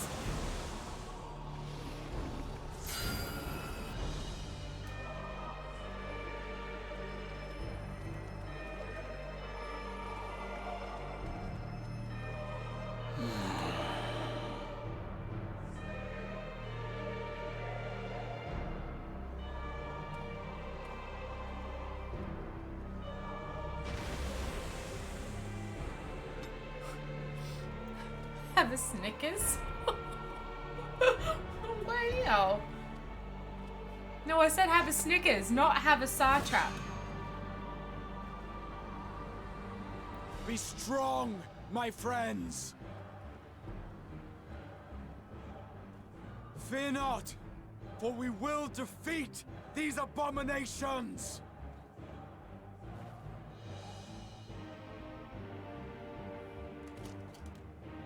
Brave men and women of the Radiant Host, lend your Stola and Thancred your aid. Let not a single beast escape. The rest of you, flee this place. Carry the wounded if you must. Head indoors or underground. Above all, stay calm. No beast will follow you. We will see to that. He's amazing in leader form. Like, why is he not the leader? Alphino! Alice! Leave the city to us and make for Palaka's stand at once! Matsya, show my friends to the village. I promise you, they're more capable than the host's finest. Right. Go with them, will you? We will save these people. As many as we can.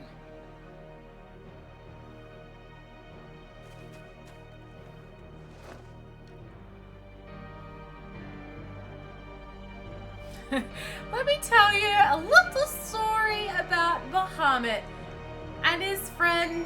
Oh yeah, Deathflare. Deathflare. That was a good one.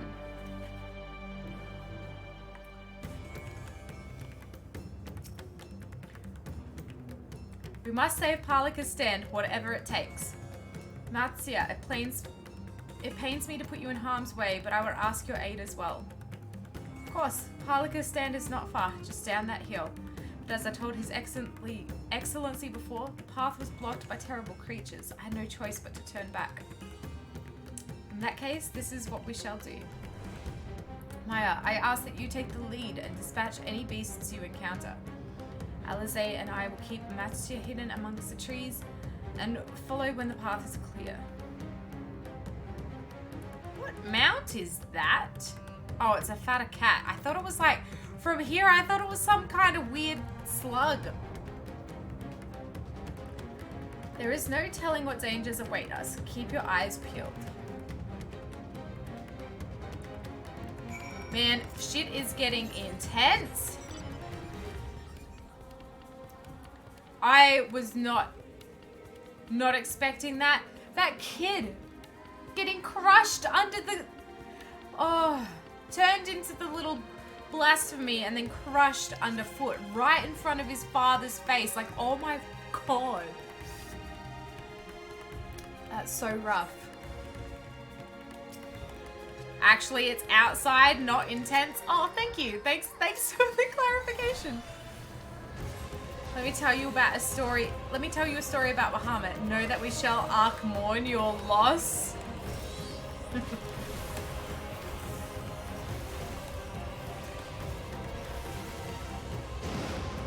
Oh, you guys are perfect for each other too.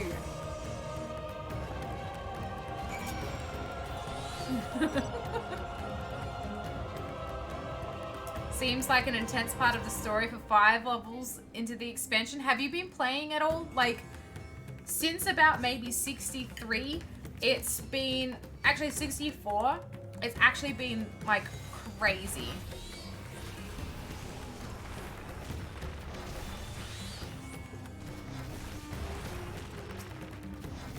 Oh wow, you can press Titan's one in between. That is so cool.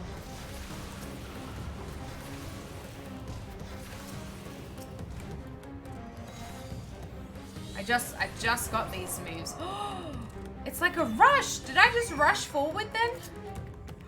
Wow.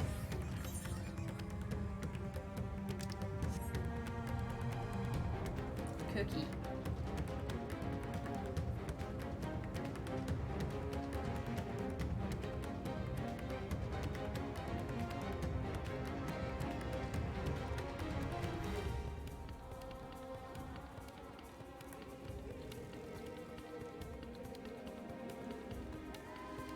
The new PS5 covers and controllers in the new year. They finally made purple. Yes, I will be getting purple. Purple's my favorite color. And hello. Plugging things in like messes with my other settings. Cannot be.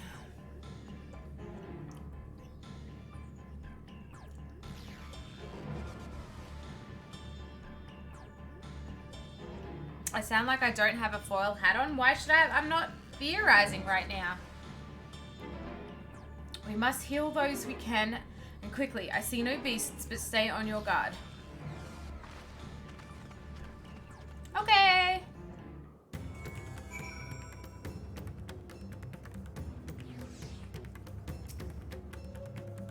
Horizontal here. They're dead. Collapsed here.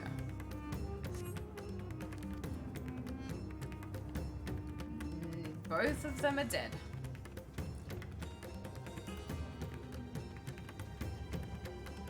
Exhausted here. Though the villager's injuries do not appear to be life-threatening, he does not respond to your efforts. His breathing grows more ragged and shallow, and his vacant eyes are those of a man who has lost the will to live. Even if I wake, the nightmare goes on. No, leave me to sleep. You call out, but the man does not respond. No, you're all gonna turn into beasties. Not up here? What? Oh, it's you.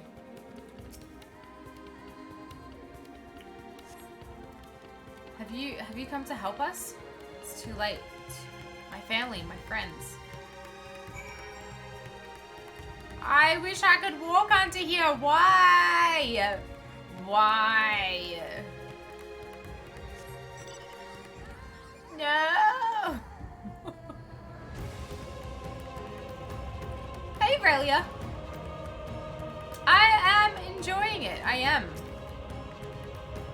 I'm enjoying it quite a bit. These are the only villagers who survived. I can only hope others managed to flee. But if the rest have been turned into beasts by the 12, let us do what we can to see that the damage spreads no further. And no matter what comes, we must keep our spirits high, lest we ourselves suffer a similar fate.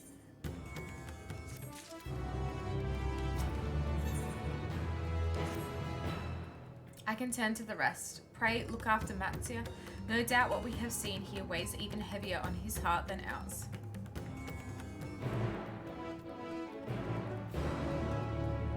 Why is a crooked letter that can't be straightened? Good old mothers with their sayings.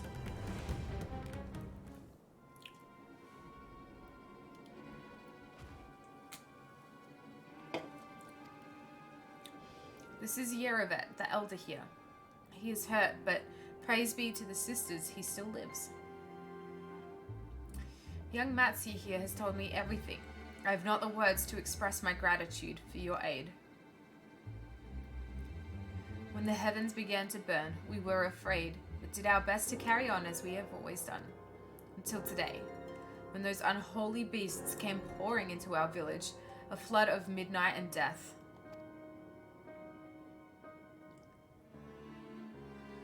There are no words to describe what followed. Men and women I have known since they were babes, struck down by the creatures, only to rise again to join the murderous horde, in the guise of those same hideous fiends. In the chaos, a handful of our villagers fled for their lives. I can only hope they have found their way to safety. Matzia, do you perchance remember Keresaf and Mivan, the young couple who always bought your freshest catches? How could I forget, Elder? When I first came to peddle my wares, desperate to eke out a living, they showed me such kindness. Others shunned me as an outsider, as is their way. But Keresaf and Mivan bought my fish and sung its praises. They turned my fortunes around.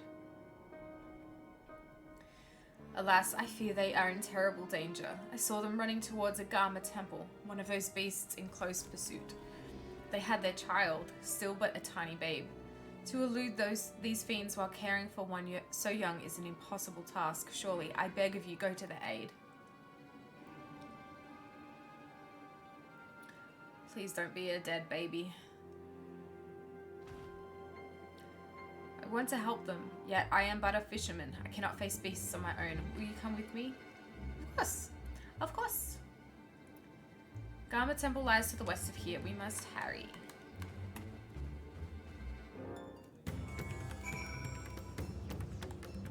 Your sleeping schedule is terrible. What time is it there for you? Because, yeah, I know that my streams aren't friendly to the time zones of a lot of people, unfortunately. I try. It's almost 4 AM. Yeah. Understandably why you can't catch some of my streams. Most of them. They're all around this-ish time. But it is good to see you, friend. It is.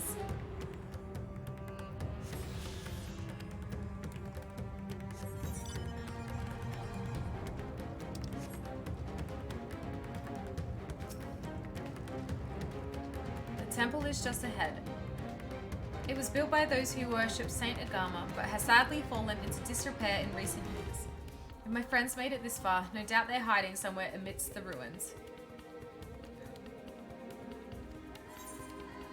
I will take a look. Please do. The cry came from the ruins. You must hurry. Your CST, this just happens to be when I have free time. Yay! Middle of the night free time!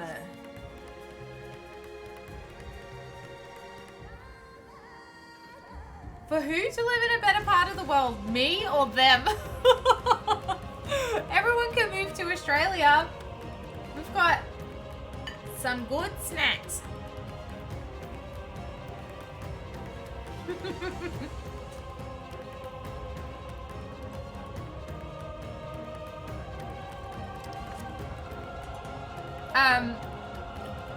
I mean, I like this place to be a chill place.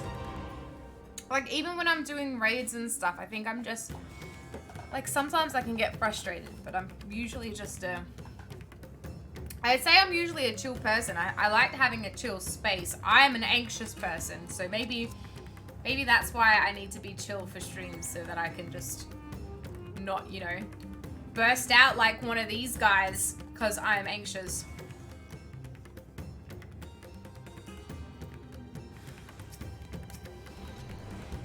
People from Cronulla?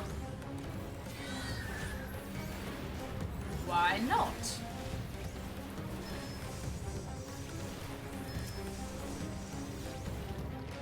You have plans to move to Australia? Really? It's warm here.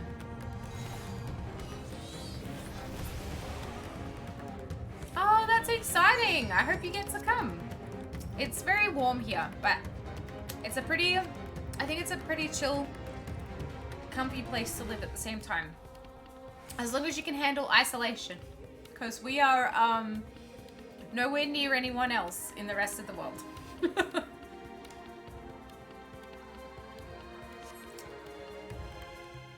Like, it will take you a long time to fly back and see family and stuff.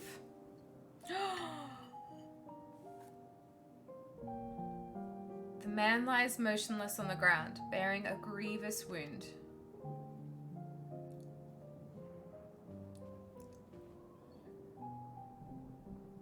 I'm sorry, Maya. I tried to stay behind, but I couldn't.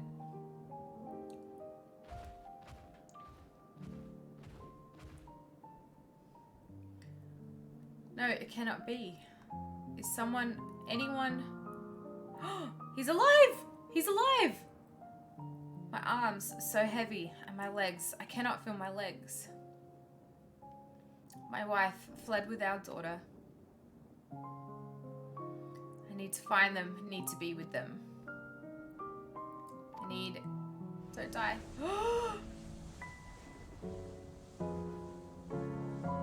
No, Kerasaf. You must stay strong. more time. I thought I had... Don't want to die.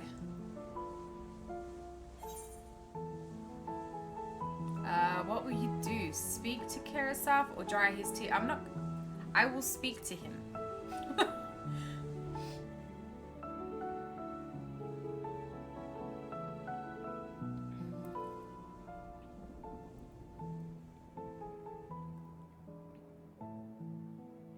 We did it!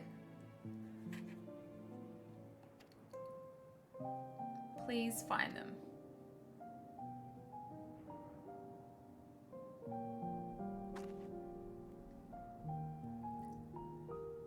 Mhigo still lives and she has their child. We must search the jungle between here and Palaka's stand. There is nowhere else she could have gone, I think.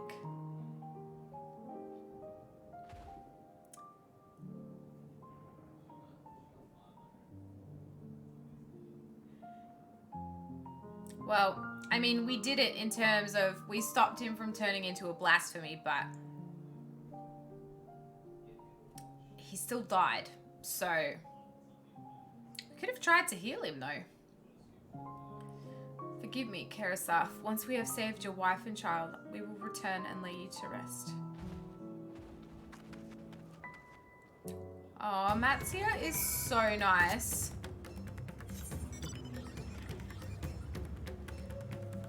It is like very speaking to his character that he's thinking about that at a time like this too.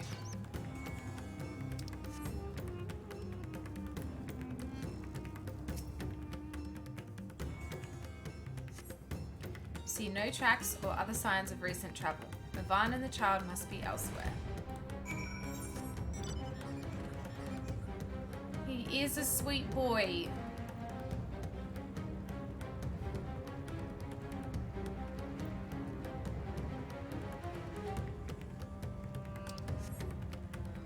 He is. He's a really lovely character.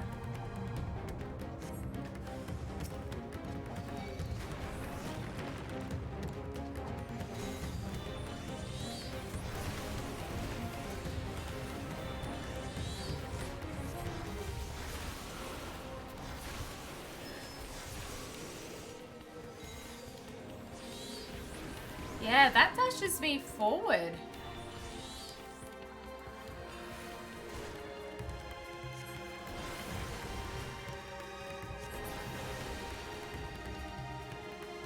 Oh, yeah. Look, I always turn off map music whenever there's a new expansion because, yeah, I want to hear the music of the zones, but also, even more so for this expansion, the music is really adding to the sense of urgency.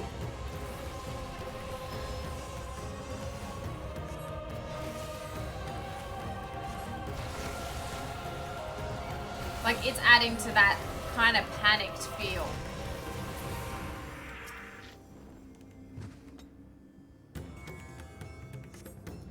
If Mhigo and her daughter came through this area recently, you see no evidence of their passage. I think it's even really well done in Garlemald, because that area just felt so empty and stressful.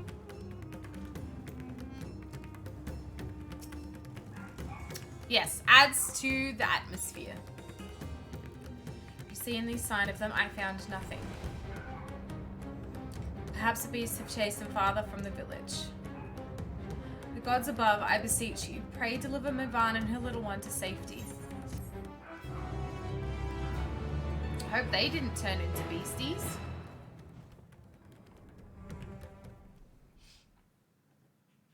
Meanwhile, in the skies above Thavnir. Oh, Estinien!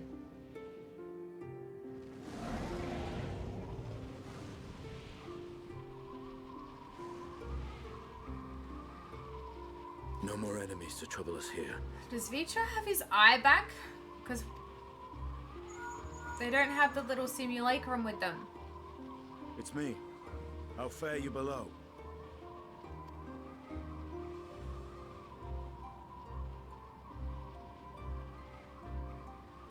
Understood. I will inform Vrtra.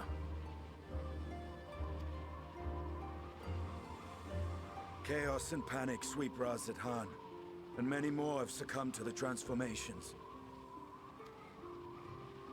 Amidst the fray, Ahriman fell, protecting a grief-stricken father.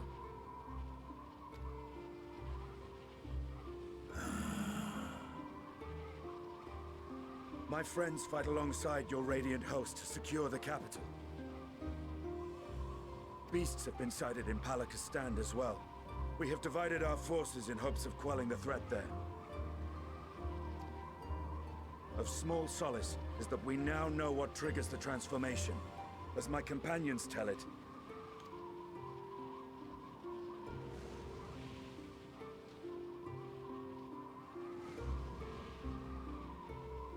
So it is the very fear and despair in their hearts which inflict this abhorrent punishment upon them. A nightmare from which my children will never awake. O capricious and cruel fate, they are undeserving of such condemnation. will you wallow in sorrow or rise to the occasion? Radz-At-Han is leaderless. Before he passed, Ahriman sought to reveal the truth to his people. Honor his wishes. Do it! To what end? Vrtra, do to it! lead a new conflict between dragon and man. These claws could reduce thee to shreds with a touch. These jaws crush thy bones to dust. Only through my proxy could I walk with my children. Without him, I am a bringer of fear, no different from the beasts which beleaguer them.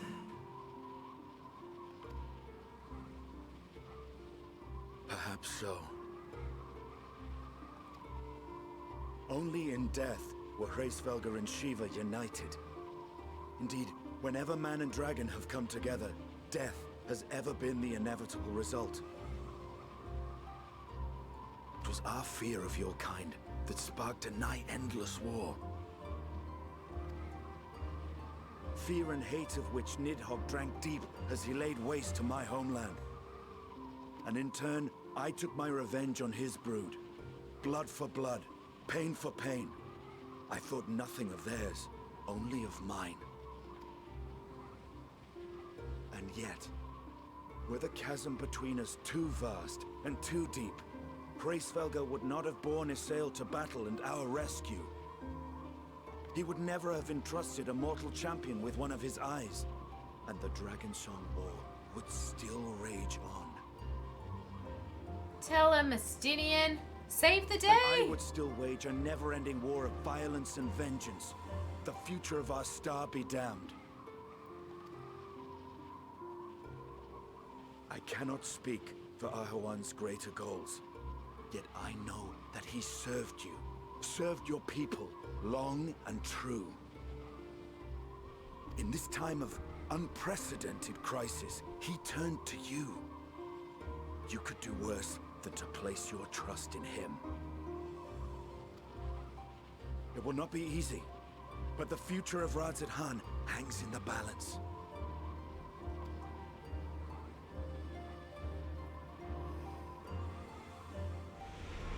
He is getting really good character development. He is like, he's best boy. He is.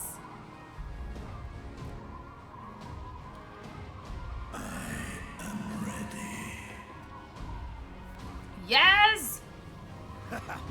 The hour has come, Vrtra. It's all or nothing! He's like easily the strongest character. Best boy.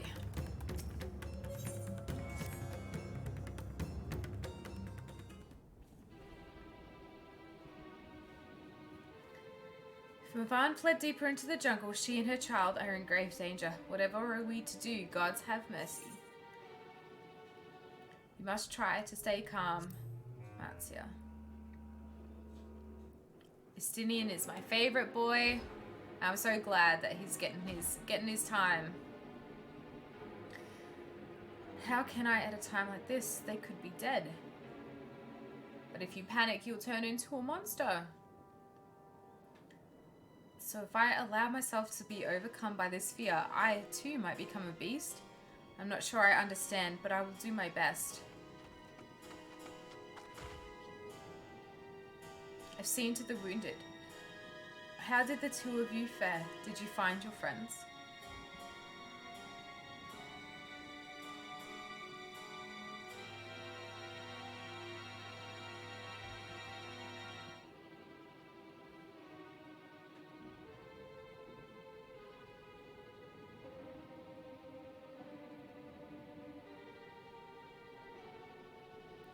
See, in that case, let us help you find the mother and the child. Before we leave, we must ensure the village will be safe in our absence. Alizé and I will patrol the area and search for more beasts.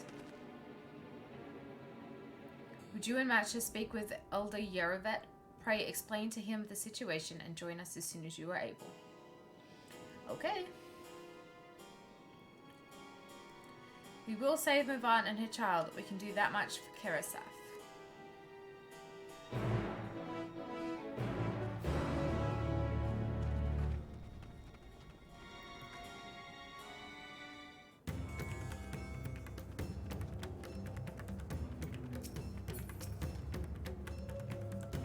Heart and sea both safe, but what of the family?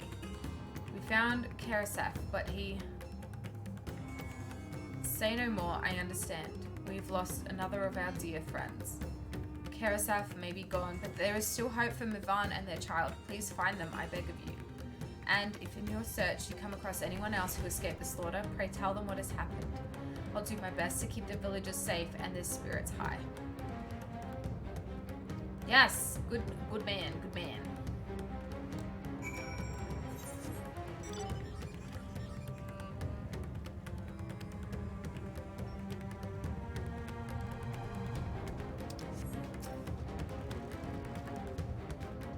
Pleased to report that the vicinity appears to be beast-free, no doubt thanks to your earlier efforts. With that, let us resume our search for your friend and her child. Where should we begin? Follow Kisarota south. We will arrive at Perusa, a temple. It is a sacred place where people go to commune with the divinities. It is possible that Mhigo sought shelter there and perhaps other villagers as well. You two take the lead, keep an eye out for beasts and anyone in need of help. Very well, we make for Perusa as quickly as we are able. With me. Right. Off we go. This place is really cool. It's so colourful, and then having like the red sky as well. Even though it means doom and gloom, it looks really nice in this zone.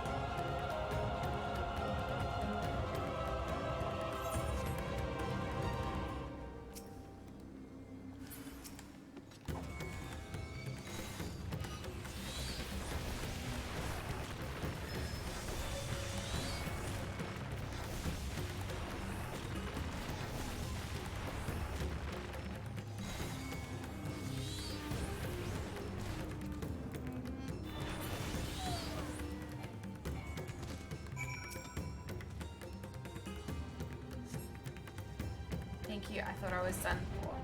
Yvonne, she's a friend of mine too, but I've not seen her. She must still be out there somewhere trying to avoid the beasts, and with her child. God's worry not for me, I can make my way back to the village on my own.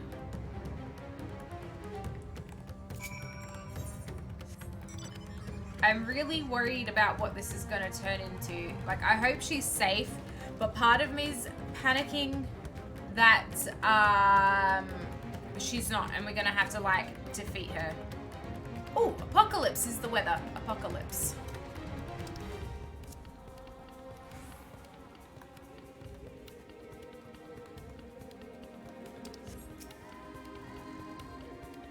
Maya, wait. Perusa lies just up ahead, but something terrible has happened. The beasts have come and many have already been killed.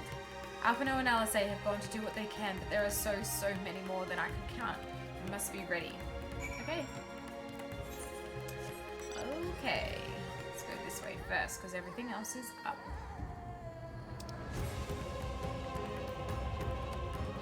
The sequence is stressful. It is, because like I said, like the further I get into it, I'm like, please don't make me kill this mother who's run with her child.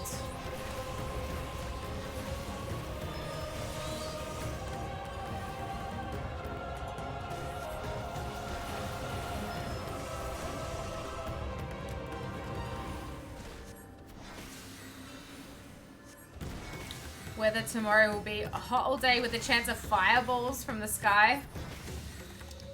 Sunny with a chance of meatballs. I mean, apocalypse. Apocalypse.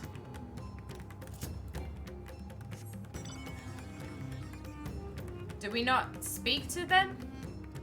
Ooh, that was a big thunder, lightning crash.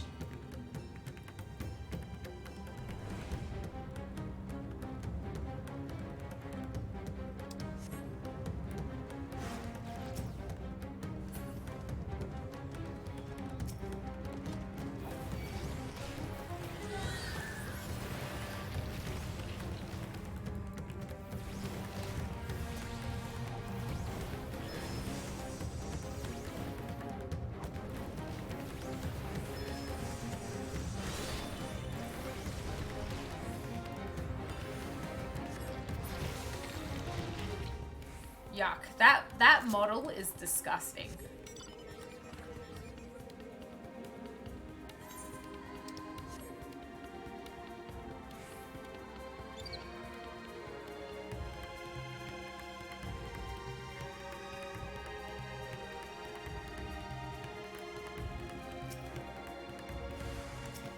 Oh. Oh.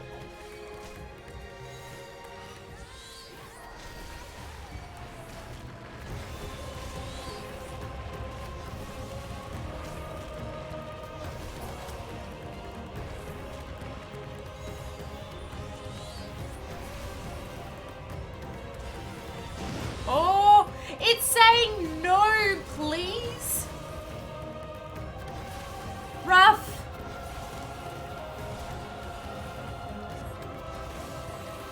Last gasp. Okay. That's fucked up.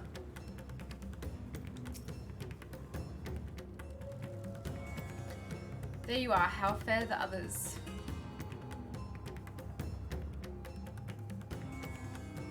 See, you've seen to all the beasts in sight. In that case, let's have everyone gather in front of the temple. But what about Mayvan?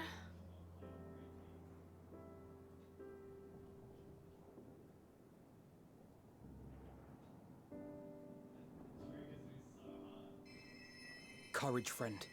The pain will pass. Make sure you're not about to say spoilers, please.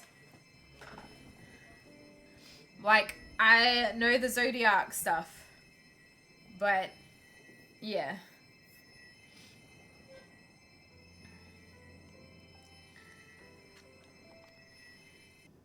Has anyone seen Mhigo? Mhigo.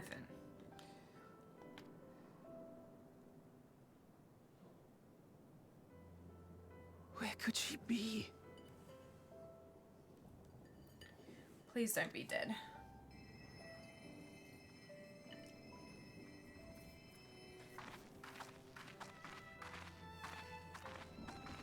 We've dealt with all the blasphemies and made certain no villagers are still in hiding. Good work. We've otherwise tended to the wounded as best we can.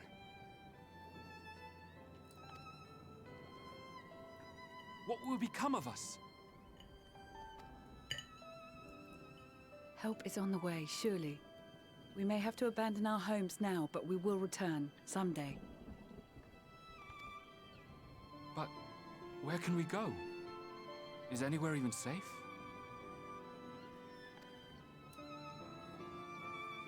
That I cannot say. Her voice sounds familiar. Well, I can. Nowhere's safe.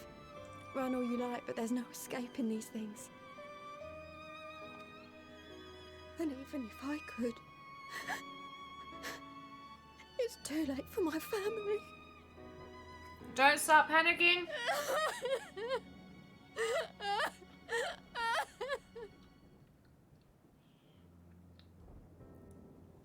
Could you imagine another breakout, like right here?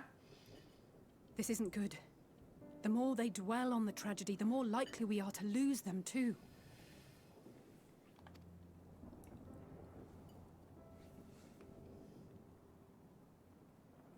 My friends, this is a place of worship. Should your heart quake with sadness, cast your mind to the heavens and remember. Remember the teachings of the old gods.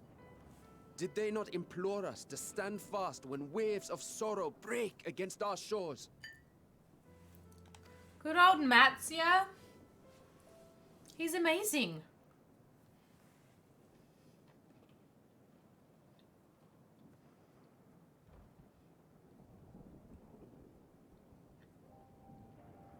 Know this, my children.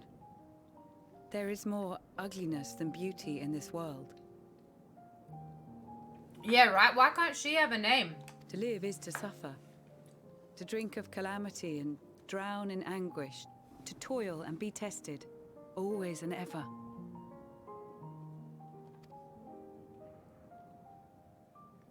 'Tis a perilous path you walk.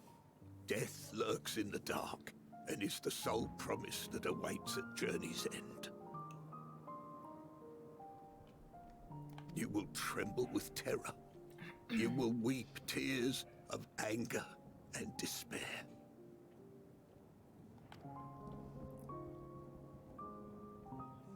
She does sound like Lucia. But do not avert your eyes. See your life for what it is. Then will you see how the hardships make you strong. Yes! We're getting positivity! Don't turn into beasties. Reforged as scales for your armor. Every agony to temper your blade.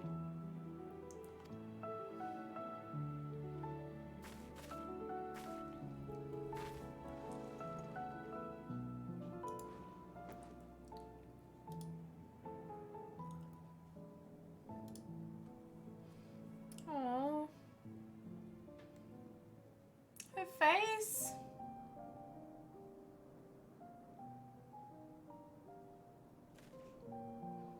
Thank you, lad. We'd almost forgotten who we are.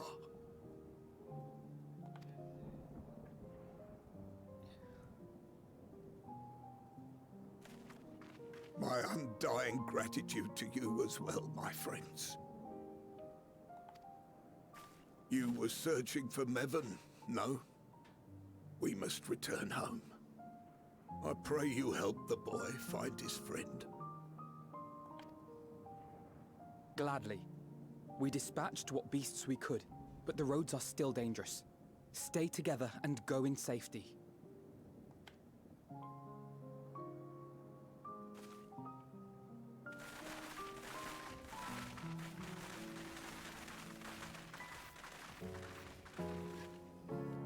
That was very impressive, what you did back there. Those words seem to resonate with your people. They should. They were the first spoken unto our ancestors by the divinity of legend. I'm easily upset, and fish are wont to flee a temperamental hand, so I recite the teachings over and over to calm myself. Ah, he's such a cute boy. They're lovely and inspiring to hear, though I imagine they were born of great misfortune. They are born of life. There's as much bad as good in it. More, many would attest. All the more reason to appreciate the good when you can. I love him too. I won't argue with that.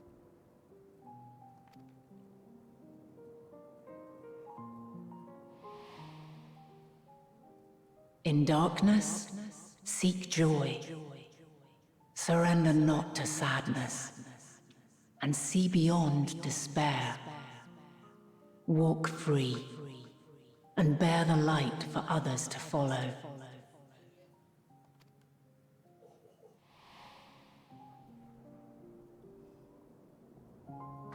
And with that, let us see if we can't find Mervyn.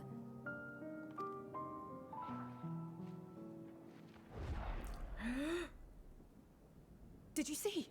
That beast was chasing someone. Don't let her transform. Run!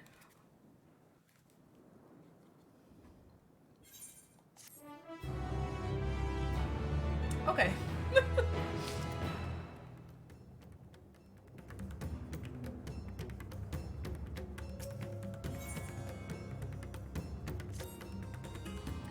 Over there. My view was blocked by the trees, but I'm sure I saw someone being chased by a beast. Maya, go with Matsya and search along the river. Alphino and I will circle around from the south.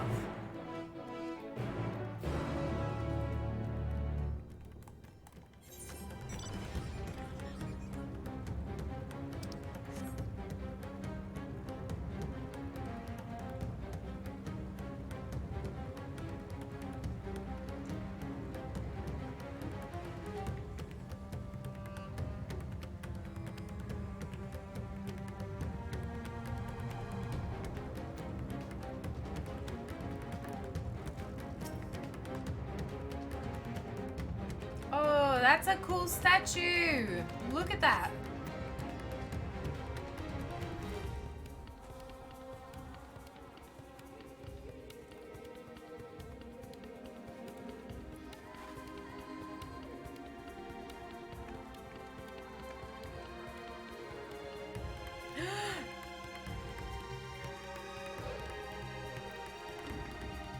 That's her.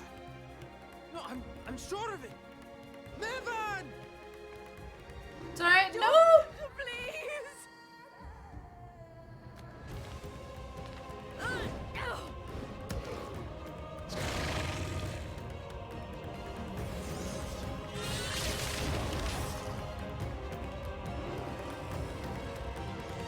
I can't believe it's all mouth.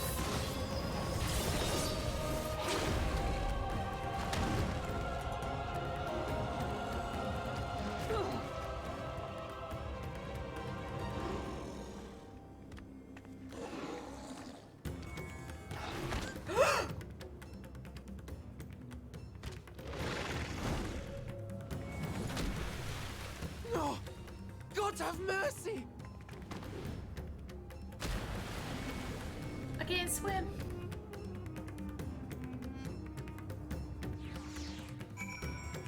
Wow, he just like grabbed her head. Just like the baby.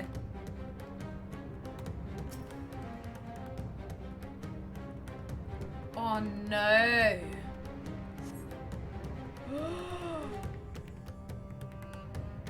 Ethan's lifeless body floats before you, battered and broken. Her death, no doubt, came swiftly. Her infant daughter, however, is nowhere to be seen. Oh my god. This is fucked up!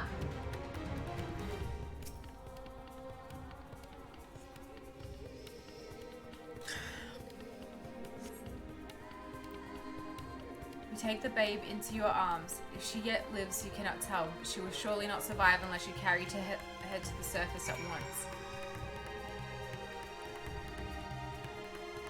How messed up is this?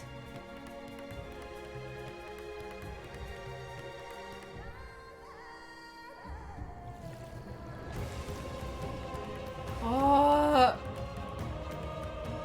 Where is the baby?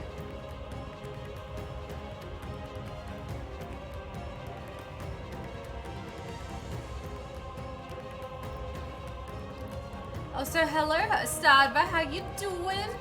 How are you today, my friend? Oh, nope, go this way. Maybe it's quicker. I don't know.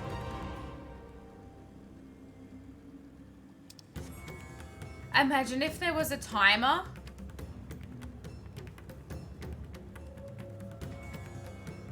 Oh, missed opportunity. Imagine if there was a timer. Oh, how stressful would that feel?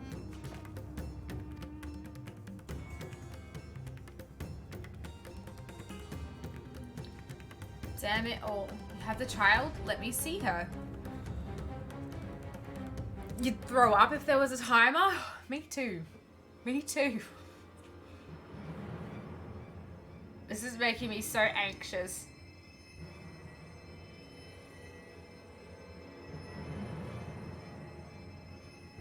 She's so cold, Elfino. The child is alert, and I see no wounds, and yet she grows weaker. My spells can do no more. What she needs is a change of clothes and a warm bed. We must hurry back.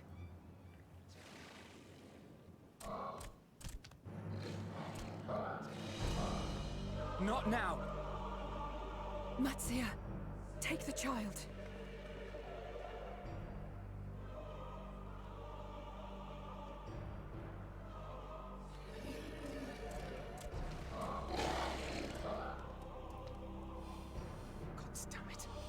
It appears we've made enough noise to be heard for miles around. More will be upon us ere long. We make our stand here. Matzia, can you take her back to the village? But the child, all by myself. You can't be serious. The beasts will follow you home unless we stop them here. And so we shall. Be strong, Matzia. Her life is in your hands. Oh my god. Right. Best boy, you can do it. I can do it. Yes, yes you can. I know you can. We'll keep them busy, Matzia. Go! Quickly!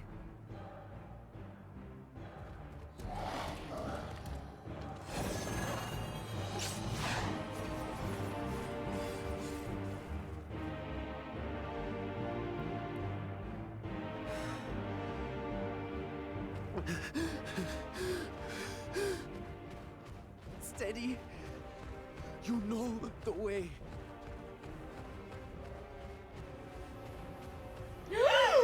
No. No. Not you too. No.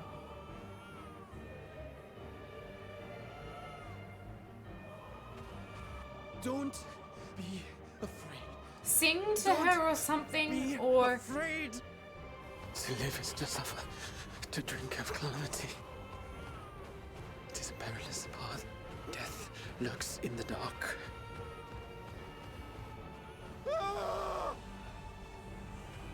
No! No!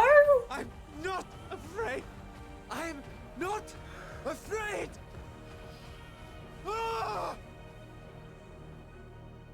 Do not avert your eyes. See your life for what it is. See how the hardships make you strong. Every doubt reforged. Oh my god.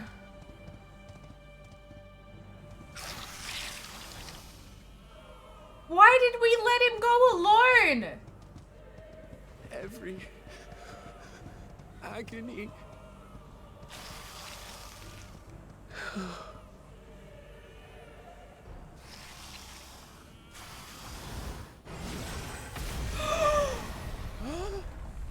Estinien? Yes! Yes!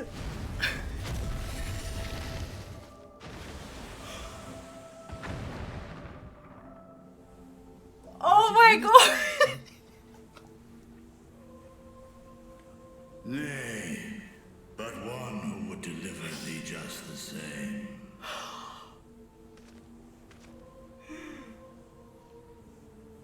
The baby! The baby! Please. You must save the child. She is all that remains of Mevan and Grasef. Please.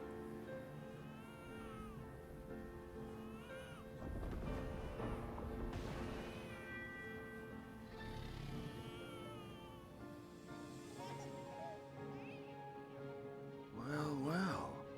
Seems the babe's taken a liking to you. But how? Thou art strong, little one. Let us convey thee to thy home.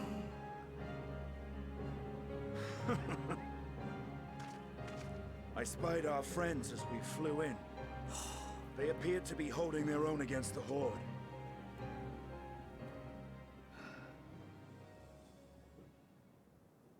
I love how the wind in Estinien's bangs made him look like he was raising his eyebrows.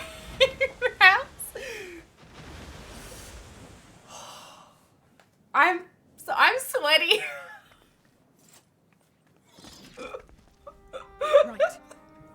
That's the last of them. We should hurry and find Matzia. Oh, I'm so sweaty. He had help from on high. What, like divine aid? Thank you, thank you, thank you for the follow. Welcome on in.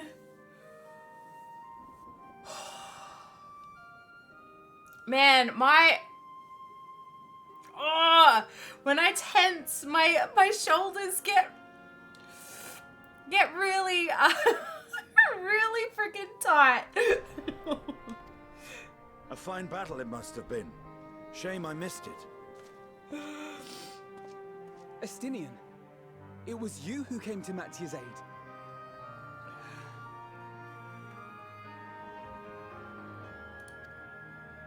I was only along for the ride.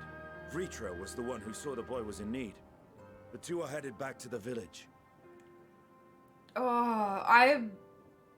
Where the worm will honor Ahiwan's wishes and finally reveal himself to his people. I'm messed up right now. Like, my nose feels a bit stuffy and I was so ready to cry. I feel like I've been taken on a roller coaster. Perhaps so. Will you go and join them? There's something I need to do first. Mervyn gave her life so that her child might live. She deserves better than to be left to drift alone. She deserves to be laid to rest beside her husband at least. Will you help me?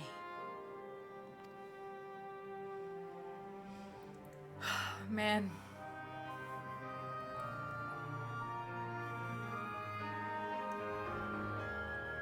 If you do the side quest, you find out more about what happens to the baby. Heck yes, I will. I will do the side quests on another class, so it will be in the future. But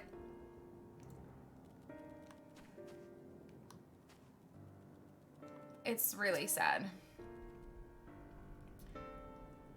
Oh, I can't believe how tense I was feeling.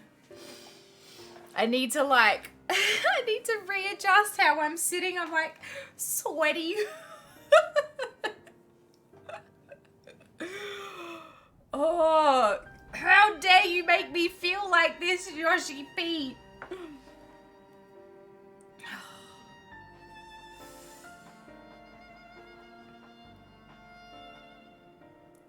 You skipped the whole MSQ? No, you have to go back and do it. Clearly, you can hang here and watch us doing it. I'm streaming all of it, but oh my god. I'm not gonna lie, it started off slow. It started off quite slow. But since about 64 onwards, I have been on the edge of my seat. We have done what we can. 'Tis for the villagers of Palika's stand to perform the funeral rites. If nothing else, Mayvan and Kerisaf died as they lived, as themselves and not as beasts. Their souls will find peace in the ethereal sea. To think the day would come when even that smallest of solaces would be this comforting.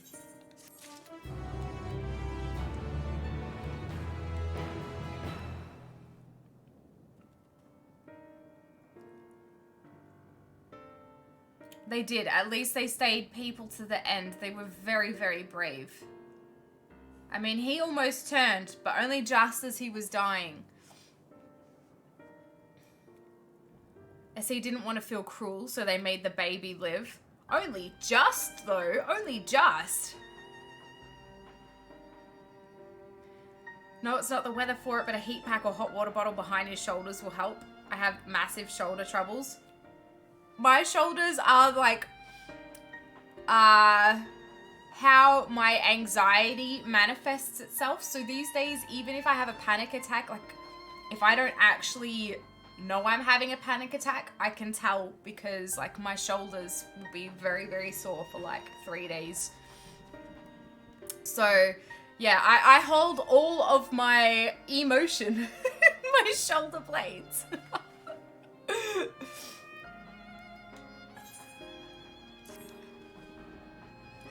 You ready then? Yes, we are ready. In that case, let's head to Palika's stand. No doubt Vrtra is waiting us. Is it Vrtra or Vrtra? Vrtra. Vrtra. Oh, I was about to press the button as if I could fly, and I cannot fly here yet.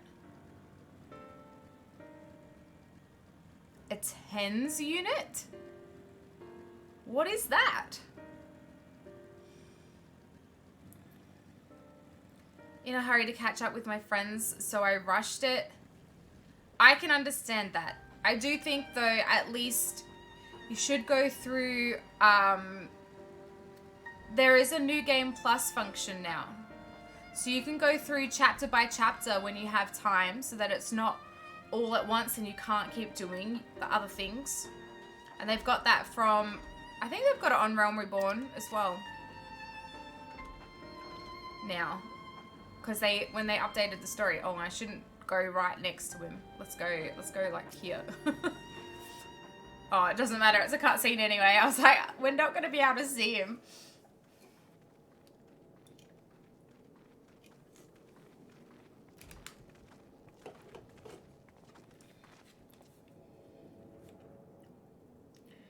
Rest easy, for all is well here. Young Matzia returned with the babe safe in his arms. Owing to a warm bed, the girl hath already begun to regain her strength. Less joyously received was word of the mother and father's fate, as well as that of their transformed neighbours.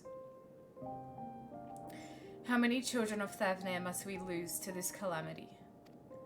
Mothers and fathers, brothers and sisters, sons and daughters, every death another void that can never be filled. We who survive them must carry the weight of their memory as we strive to regain a semblance of what we have lost.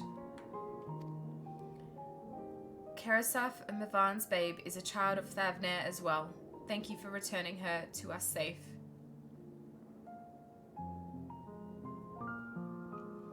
He's so loving. O most great and merciful worm, I have not the words to express my gratitude. Then say that it were not for you, brave Matzia and the child would have been lost to us forever. Long had I heard the rumours that a mighty dragon had forged a pact of friendship with the Satrap, but never would I have expected such a kind and gentle soul. Truth in part, but not in whole.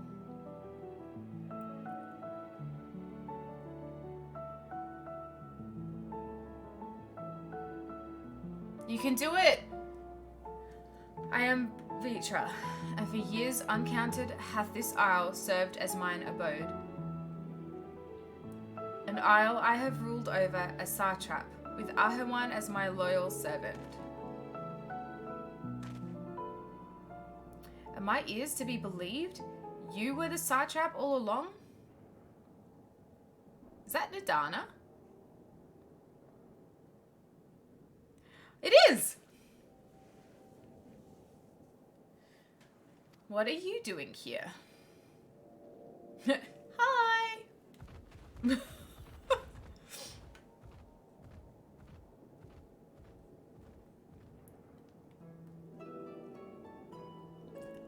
Heard from the Radiant that you had gone to help the people of Palika's stand in their time of need, and so I and several of my colleagues from the Great Work came to offer our services. The alchemists have already brewed up some potions for Mavan's daughter. But enough about us. You and your role are the far greater enigma. If you were the true Satrap all along, could it be that young Vashon was created to serve as your emissary? Thou didst suspect the boy was but a simulacrum?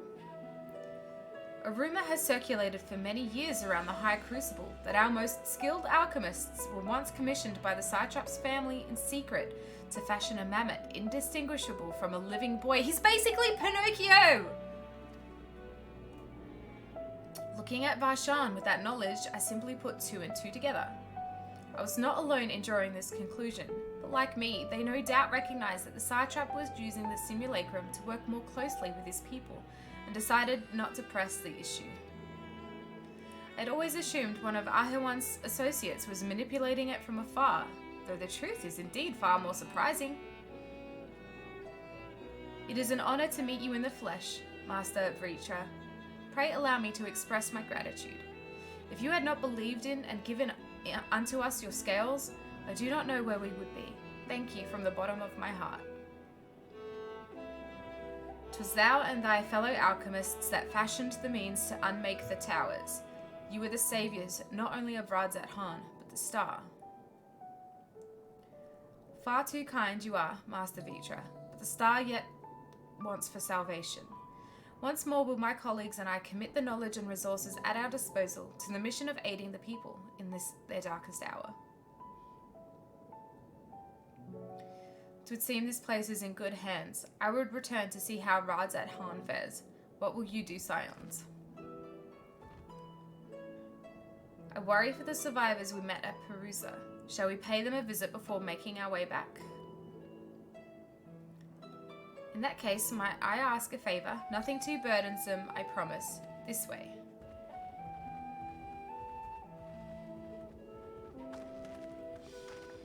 Oh. I'm still trying to relax. Anything for you, Beyonce? Nadana is a lovely character as well. They have done really well for character development in this expansion. Really well. Because I like them. I like the new people that we've met. Needs to simmer just a bit longer, I'd say. In the meantime, I was hoping I might ask you a few questions. The red sky, these terrible beasts. What in the name of the sisters is happening here in Thavnair?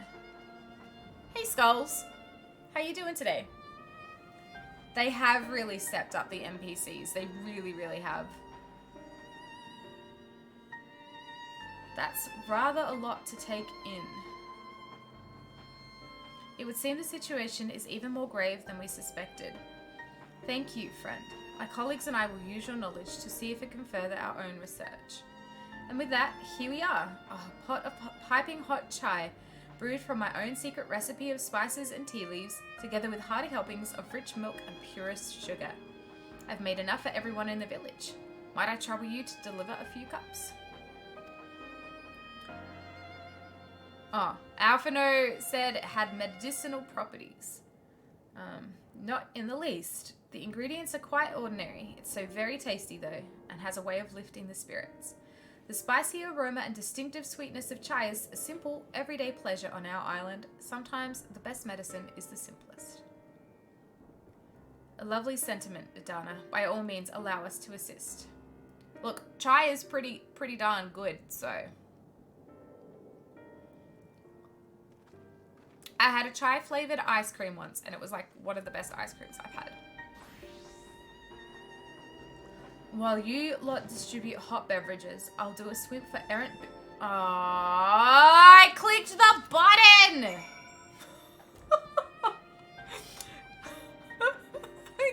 I clicked the button on my controller!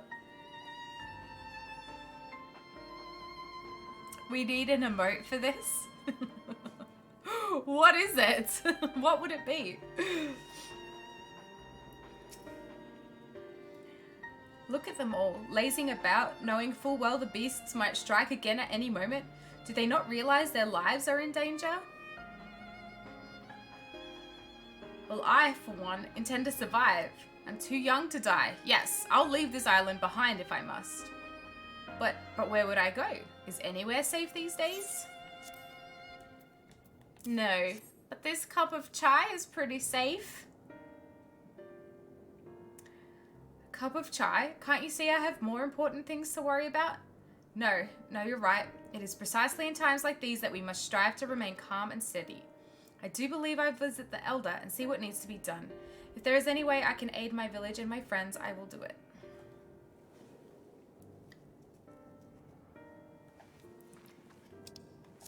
Galaxy Twitch. We need an oh no button. I don't know. It needs to be something. It needs to be something. Because I often just press buttons by accident. Oh, there's one. Always doing great regardless of the situation. Hope you're having a wonderful day as well. I am.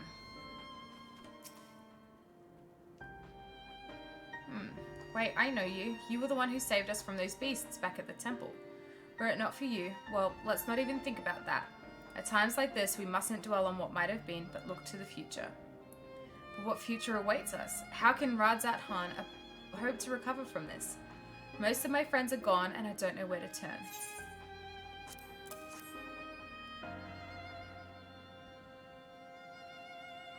A cup of chai? Well, if you insist. That aroma has a way of clearing the mind. Come to think of it, we faced our fair share of trials in the past as well. And no matter how hard the times, we've always come together as a people united.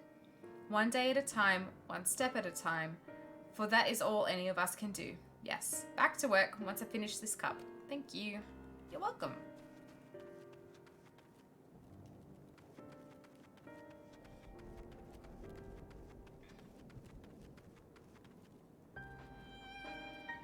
Oh, what? Thank you so much. Oh, thank you, thank you, thank you. 5 gifted subs? Holy heck. Sorry that we have our alerts turned off at the moment, but thank you. I do really, really appreciate it. Guys, if you just got a gifted sub, congratulations. Welcome to or welcome back to the Star Squad. Hope you enjoy your emotes and make sure to thank Spear of Vec if you can. After that stressful scene, we need it. It was a very stressful scene. Thank you. I do really appreciate it. Holy heck. Oh man.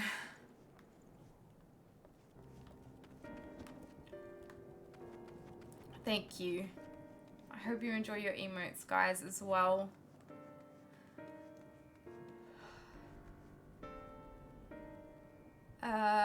Okay, I need one more person. Where haven't I been?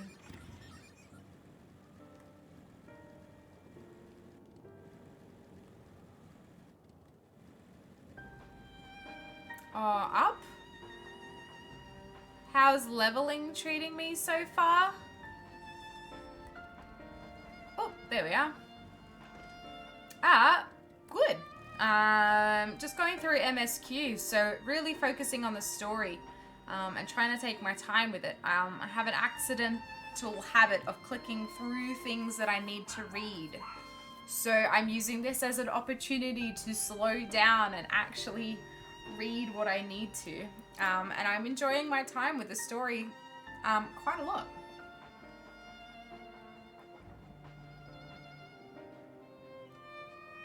So it is, yeah, it's going good.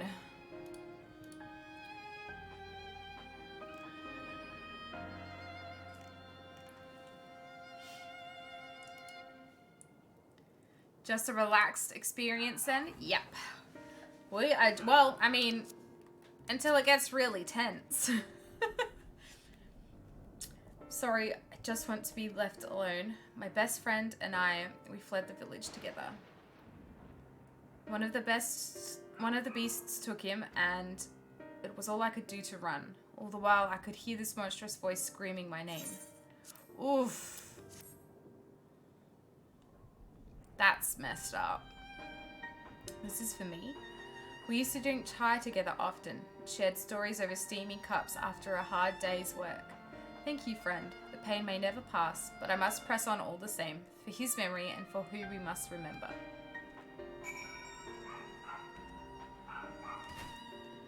A second character.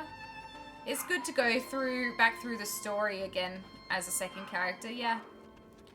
New Game Plus is also good so that you can do it in bits and pieces.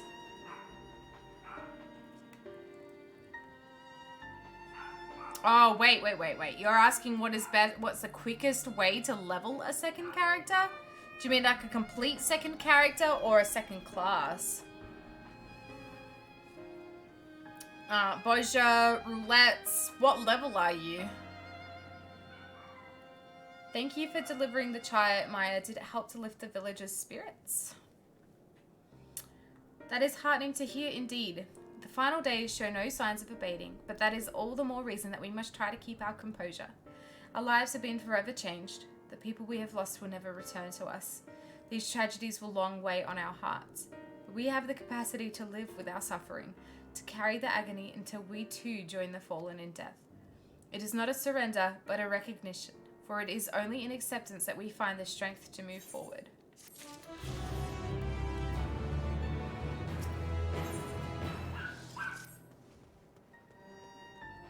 As you have finished your deliveries, might I talk with you for a moment? I was curious to know what has become of Mivan and Kerasaf's remains.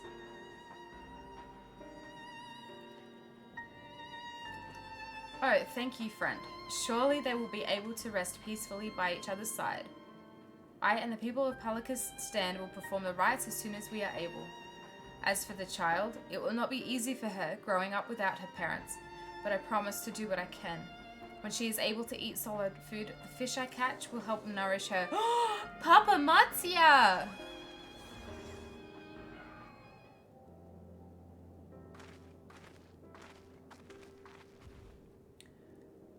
Well, we finished delivering the chai. I do believe everyone has a piping hot cup. I could almost believe there's a magic at work, how their tension fades with every sip. Let us pray that Palikistan has seen the last of those transformations. At least for now. They are still at risk, as every village in Thavner like as not. Still, I trust we can leave this place in the care of our friends from the Radiant and the High Crucible.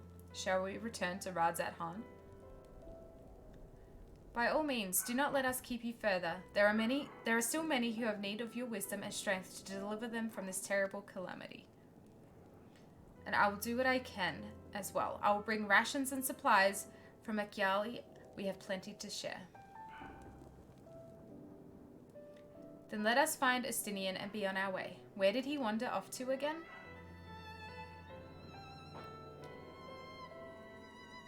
The wakeful Tirana, near the bridge to Radz-At-Han, as I recall. Very well then.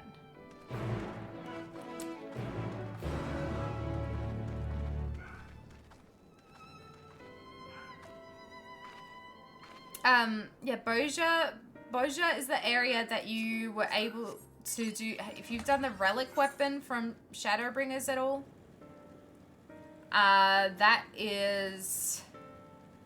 It's that area. Yeah, Shadowbringers relic quest line. You can level up there if you do your daily roulettes. That will help quite a lot, especially main scenario roulette. And yeah, the beast tribes, as Spear mentioned, they actually give quite a bit. I was even doing the beast tribes at 83 for my white mage, and they still give, like, I mean, it's still decent enough XP for the amount of time that you put into it. They take 2 seconds to do, so. Oh, and challenge logs every week. Yeah, challenge logs. So doing your roulettes every week will then get you a challenge log as well. Oh, and also the Wondrous Tales.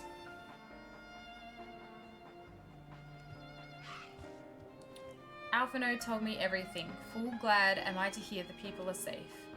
Likewise, you will be pleased to know I found no evidence of lingering beasts in the jungle and ruins. 'Twould seem you finished off the last of them. Trying times yet lie ahead for the people of Thavnair. Fortunately, they have a wise and benevolent satrap to shepherd them through. Speaking of which, I received word from Thancred not a short while ago. He awaits our return to the city on Alzadal's path. Come.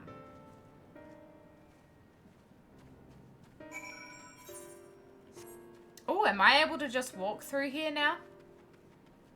I can walk myself.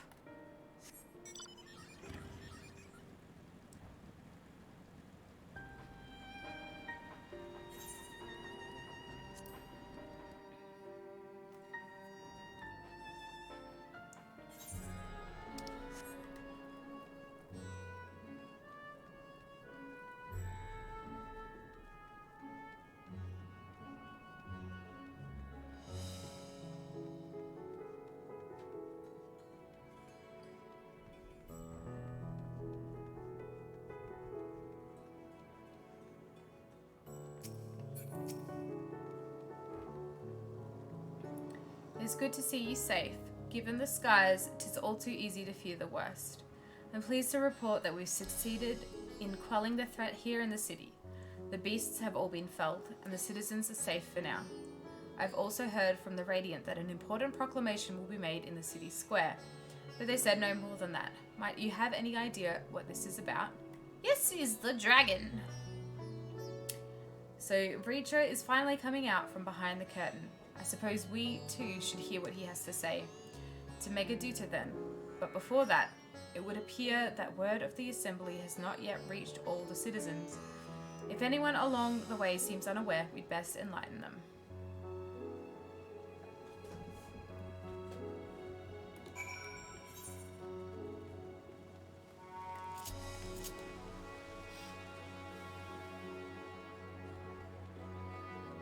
Skulls, we also have a Discord server where if you get stuck and have any questions as well, people are able to help you as well. So even if you're on different time zones, etc., we have people all around, which is very useful. Oh, Varelia, thank you. Thank you for the link.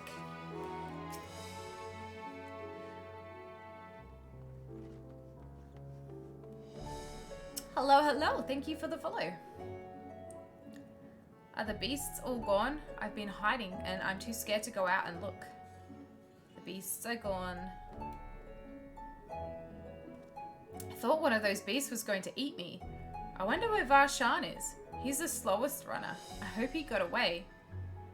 He could be with the other people from the palace. Maybe I'll see him in the square.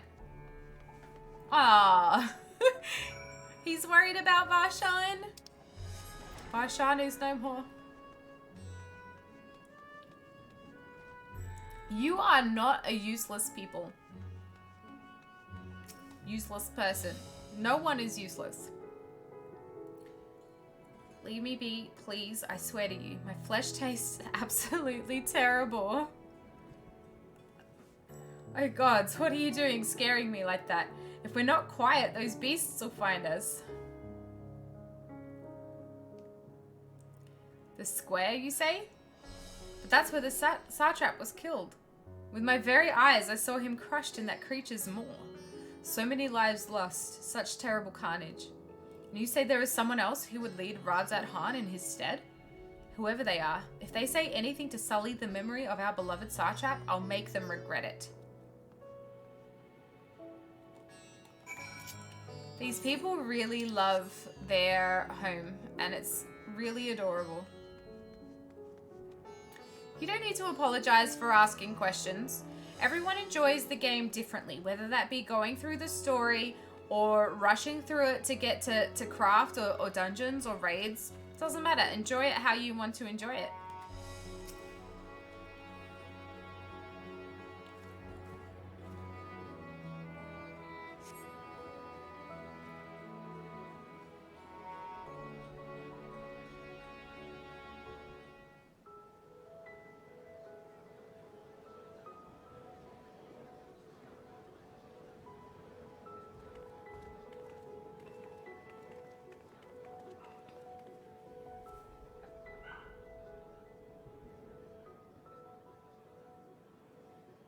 Look, someone's coming.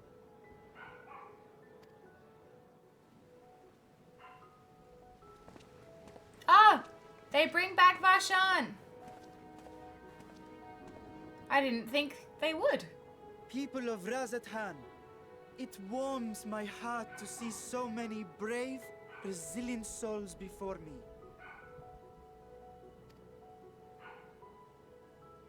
Today, I would share with you a great revelation. But before I do, I must make a humble request.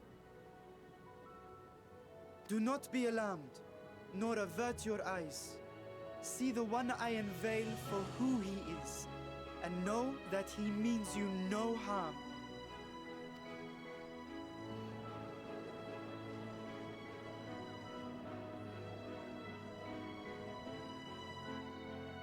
Very well.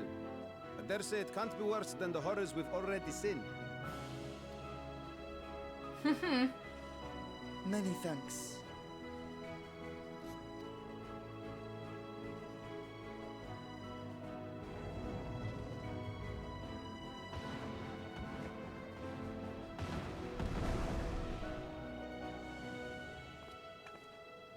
A dragon!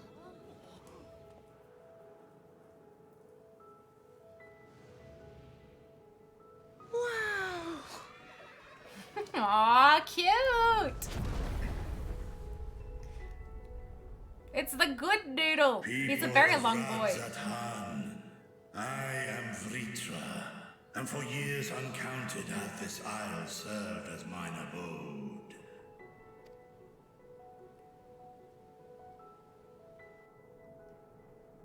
'Tis as the Satrap's ally I am known. Today, I would reveal the truth unto you.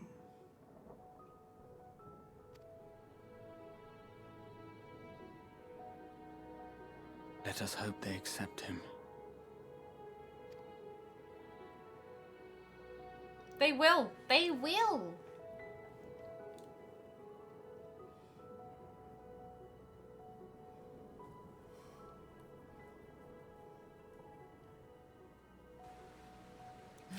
He's coming out. Look at his face. This right? You were the satrap all along? His eyes. Radz-At-Han, I mean, Master Vrtra, does your divine eye really see all? Nay, child. While mine eye hath borne witness to the whole of our nation's history, to its future I am blind as thee. He's blind because he can't see in front of his teeth. That's not even a face.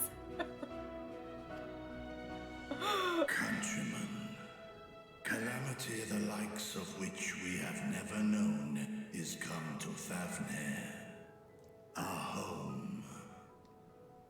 He's only blind when he puts his eye in the little Radz-At-Han Pinocchio boy. Because when he was in the air, he had two eyes. He had both eyes. So they must have put it back in his eye socket for the battle. Friends and loved ones have been taken from us. I too have lost my closest confidant.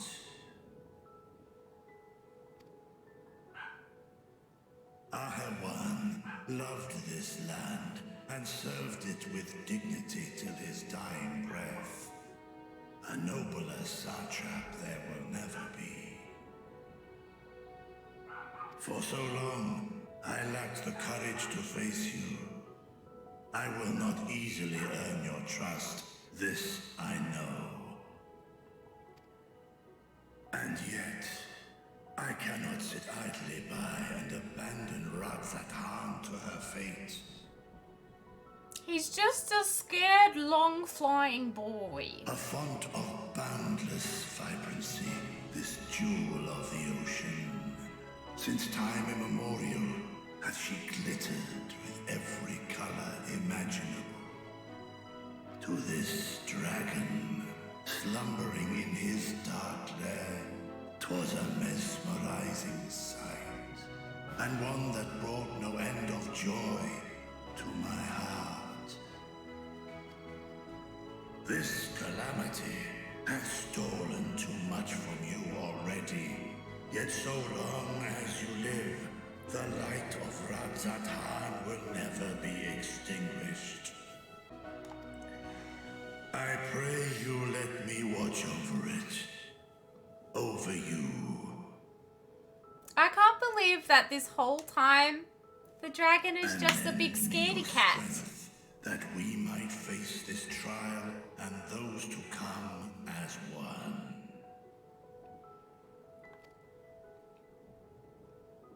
Oh, I love do her not hair know color. You, dragon, but I thank you for speaking the truth to us. As divinities, both Manusha and Riga once joined together, so too do I believe that hand in hand, we can overcome this ordeal and welcome an era of peace.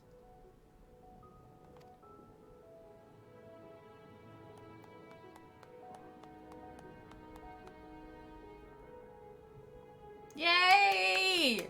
A sight that would have surely brought a smile to Izel's face.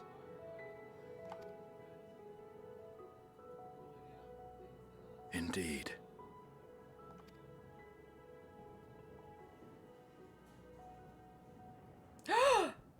Why are they here?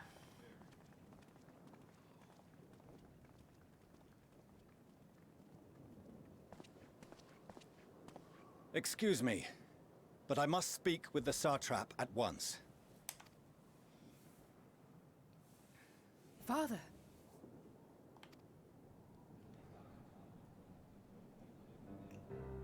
You have suffered dearly of late, yet you must endeavor to look beyond these losses to the future you yet have.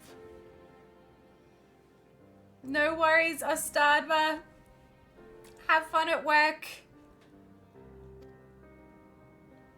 On behalf of the Forum of Sharlayan, I come with a proposal by which you, the people of Radz-At-Han, might be saved. It's very unfortunate that he showed up. Oh my god. I say again, I must speak with your satrap. I beseech you, take me to him with all possible haste. He's right here. He's gigantic. I am satrap here. Speak thy proposal. All present shall hear and judge.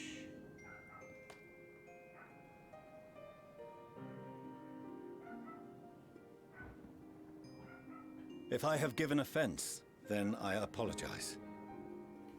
First, allow me to share with you what knowledge we have of the phenomenon responsible for your woes. The final days. 'Tis an affliction of stagnancy and rot, sown into the currents of the star. Though the first prominent manifestation was here, in Thavnair, it will invariably spread to every corner of the world. The Forum was forewarned of this apocalypse several centuries ago. Thenceforth, my predecessors sought to prepare for the end times in the only conceivable fashion, by securing a means of escape. I don't understand how that's the only conceivable option. Escape the star? What madness is this? Is it not conceivable to try and stop the Tis final by no days? means madness. With the coming of the 7th umbral calamity, the true nature of the Red Moon, Dalamud, was revealed. That it was an artificial construct of ancient Allag.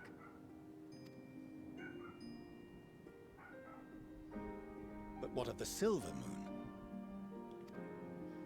This celestial satellite is yet another technological marvel fashioned and maintained by ancient allies.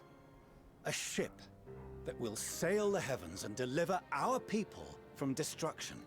Could you imagine being on this planet and not one, but 2 of your moons are actually not really moons? And by our people, I speak not only of Sharlayan, We mean to save every man, woman, and child it is within our power to save. Like, what are the chances? Including you, our dear friends of Radz-At-Han. Recent events necessitate adjustments be made, and quickly, but we can and will escort you safely to the moon.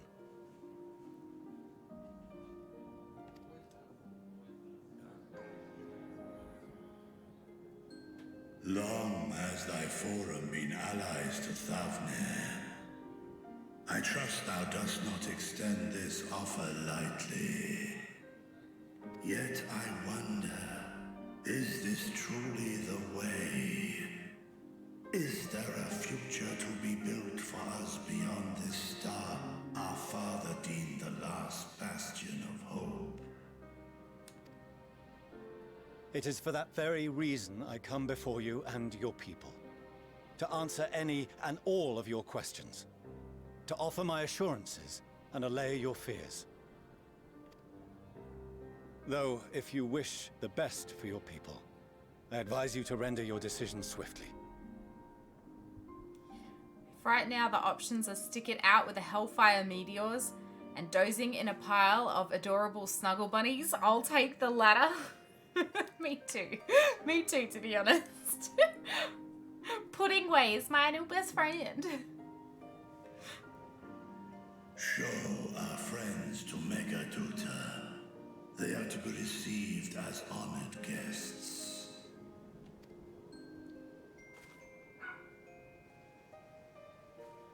Worry not. Whatever decision is reached, your paths shall be yours to decide.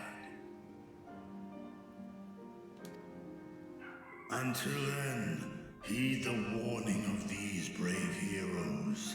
Guard your hearts against fear and despair, for it is within such fertile soil that the seeds of blasphemy find purchase. Remain calm and attend to your daily tasks. I shall return anon.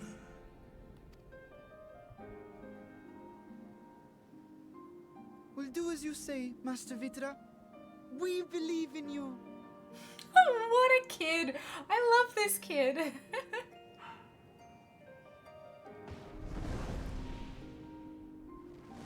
It was cute that he addressed him as Varshan first, because Varshan's his friend.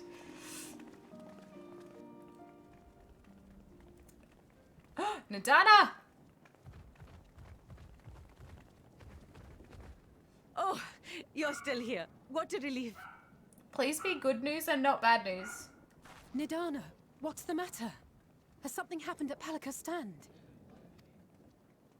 Oh, no, not that I know of. I just hope to hear your thoughts on Ethereum. Oh, okay.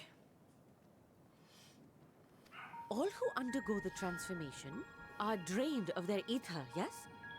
What is it then that gives these beasts the strength to carry on as they do? Logically, they must be drawing upon an alternate form of vital energy. That put me in mind of our earlier conversation, when I tried to explain the essence which many confuse with ether. Ah! Akasha. Yes, I remember. The unseen gift bestowed from on high. An energy influenced solely by emotion. Yes, yes. In this instance, negative ones set Akasha into motion, thereby infusing the beasts with vitality. I posit this as the mechanism by which the beasts are born and sustained. Ah, do you still have that flower? Yes. Oh. No.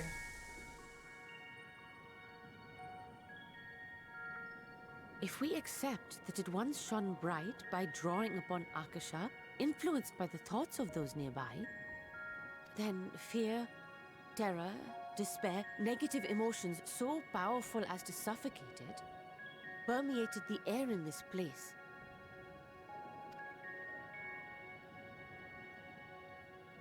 You must be very careful. The forces which drive the final days may be beyond our ability to perceive. That's scary.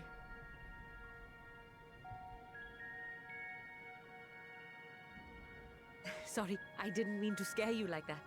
Oof. At any rate, I will continue my research into Akasha. Do temper your expectations, however. There are sadly few detailed studies upon which I may draw. Formulating a new theory as you have is itself no small feat. I wish you well in your endeavors, and pray you take care. Thank you. You stay safe as well, yes? Till next we meet. And we will meet again. I love Nadana. She's so cute. Salvador, I am glad that you have had a fun day. That is good, that's good. I've had a busy day. Busy, busy, busy. As far as we have come, and after all the horrors we have seen, there is still so much we do not know about the final days.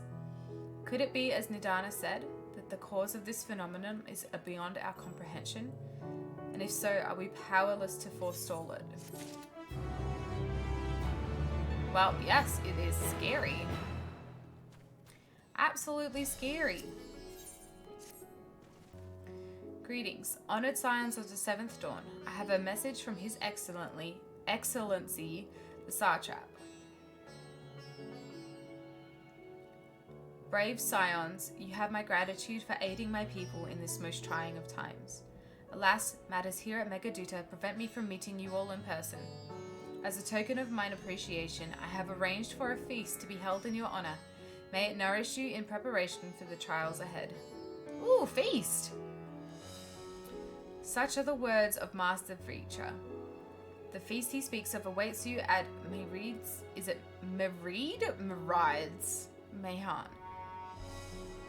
Pray make your way there whenever your business here is done. Thank you for your kindness. Indeed, I was hoping we might find a place to discuss our next course of action, and that seems an ideal venue. Oh, and to you, Maya Cheloe, there is someone we had hoped to introduce you to in particular. While I am loath to detain you further, might you spare a moment of your time? A personal invitation, knowing full well your services are in the highest demand right now? This must be important. Worry not, we'll save some food for you, so take all the time you need. Who is it? Thank you, friend. Whenever you're ready, please join me in the Aetherite Plaza. I shall go on ahead. Yes. Yeah, I agree. They have done really well with the people here.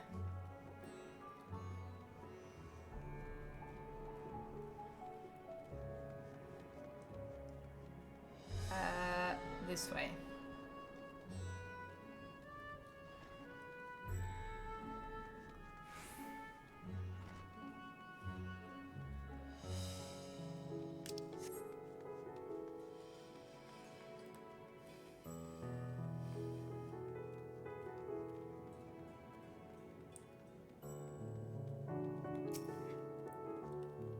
Access to the Aetherites you see there has been restricted to a select few ever since the tower first appeared.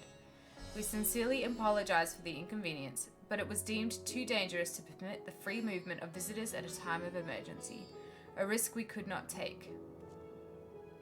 In light of recent developments, however, the Satrap has decided that such restrictions would only hinder our efforts to combat the final days. Good night! Good night, Hadrak! Have a good sleep. I hope you start to feel better soon.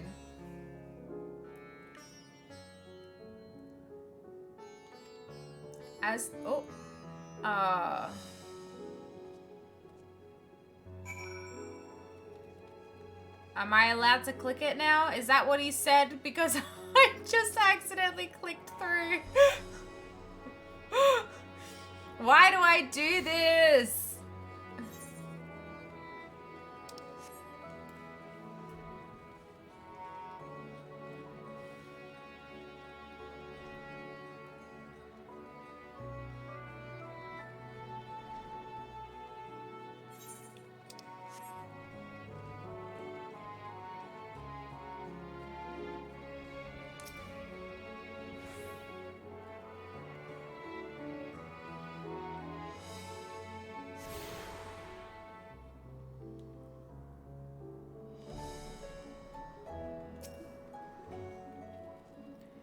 must be wondering what this place is.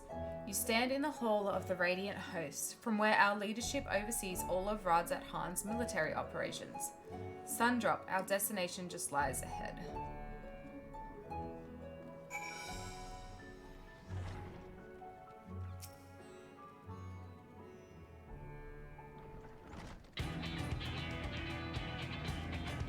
Welcome to Sundrop.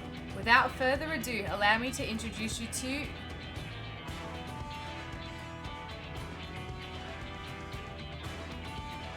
Oh, so you're the famous Maish Chelloe, hey? I knew the moment you stepped through the door. You've the look of one who's walked through hell. Shirabat, please, you're speaking to the Satrap's honoured guest and a saviour of our people. Can you not show a modicum of respect? What disrespect is there in paying a fellow warrior a compliment? We're all friends here, or will be soon enough. More formally, then, for the benefit of my countrymen, it is a pleasure to have you with us, O great champion of Eorzea, scion of the Seventh Dawn, warrior of light, and all-round good egg, I am sure. Good egg?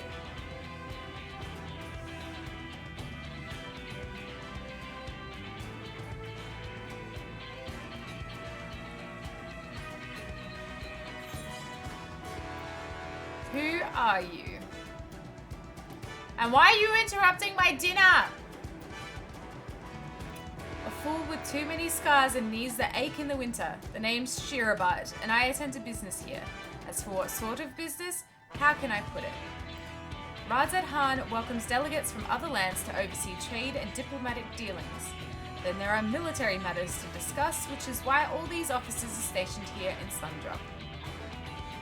I imagine you're more familiar with each of the nations they represent, yes?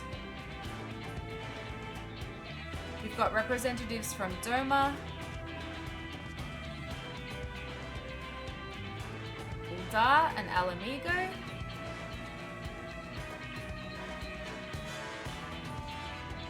It is very jarring, I agree, because the music is just like blaring at me and she's just like, I feel like she's yelling at me and I'm supposed to be having dinner. Limsa Laminsa. Budania.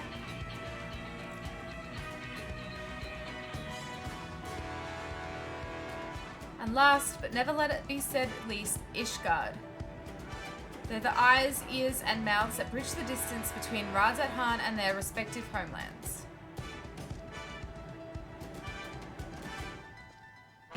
We've used this brief respite to share the details of our plight with our overseas counterparts. And wouldn't you know it, all of their leaders requested a few words from you specifically. You're a woman in high demand, hey? So would you mind regaling us with your own account?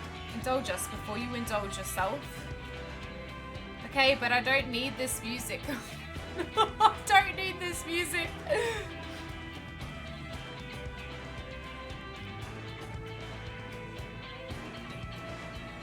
Is Sophie writing this now? Good egg. Yeah, she does say that a lot. Thank you for the report. The conditions under which men are turned to beasts, the etheric anomalies you have observed, you have given us much to consider. It is concerning that the first transformation apparently occurred before the skies turned red. It's contrary to what one would expect. Thankfully, the information you conveyed to Lucia upon your return from the moon has already proved invaluable. As soon as reports of the calamity here in Thavnair reached the Grand Company of Eorzea and our Far Eastern allies, our leaders knew at once that the final days were indeed upon us. They began taking steps to assess the extent of the phenomenon's spread. Our agents were able to confirm that, for the time being, the skies burn only over the bounty, including this island and Corvus. Alas, that is of little comfort. Throughout all the allied lands there have been reports of people transforming into hideous beasts. From what little we have learned, these incidents are similar in nature to that involving the merchant Karlzal. As was the case here, the victims underwent the change prior to the heavens being set ablaze. So, while the burning skies have yet to manifest beyond the bounty, The transformations do not appear to be subject to any similar restriction.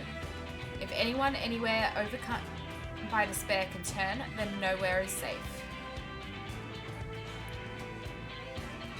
That's about the size of it. Speaking of which, we ought to give these creatures a name, don't you think?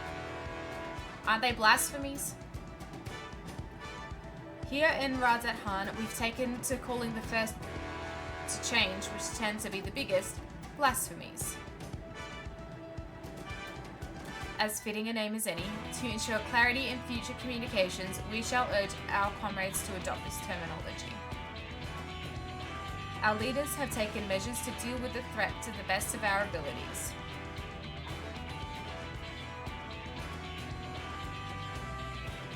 Aye, each nation has assembled their own groups of elite soldiers to put down these so-called blasphemies and their spawn and when they appear. At the same time, they're doing all in their power to put the people's minds at ease and prevent panic and fear from spreading. That said, brave souls with the strength and fortitude to fell these terrible fiends are not easily found. Just so, and it is for that very reason that we turn to you. Pray, lend us your strength and help us slay the blasphemies that plague our homelands. How? I'm one person. Now, you don't have to give your reply before dinner. I should also mention that each blasphemy seems to possess wildly different characteristics. What works well against one may serve you poorly against another. So before you go rushing off to save everyone's day, have a word with the delegates. They'll tell you what to expect.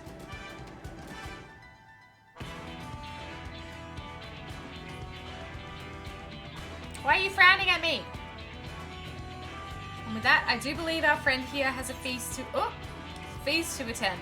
Spare a thought for us while you're tucking into all that fine cuisine, hey? Ah! You have gained access to the role quests for Endwalker. A separate quest line and story is now available for tank, melee DPS, physical range DPS, magical range DPS, and healer roles. To undertake these quests, speak to any of the delegates in Sundra and agree to help them defeat the blasphemies that plague their respective homelands.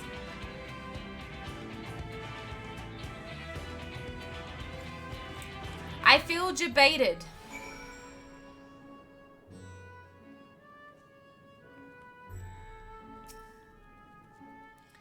Pray forgive Shirabat her rudeness. She can be a bit boisterous at times, but is simply her nature. Anyway, my apologies for keeping you from your hard-earned rest. You will be rejoining your companions, yes? Do you know the way to the Mayhem? Yes? Glad to hear you becoming familiar with our fair city. You'll be pleased to hear that all drinks are on the house, so order whatever suits your fancy. And with that, I must return to my post.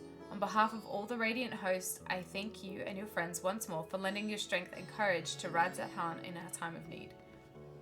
We shall endeavour to fight the good fight to the end, that we might honour Ahawan's legacy and serve Master Vrtra well. You have my word that your efforts will not be in vain.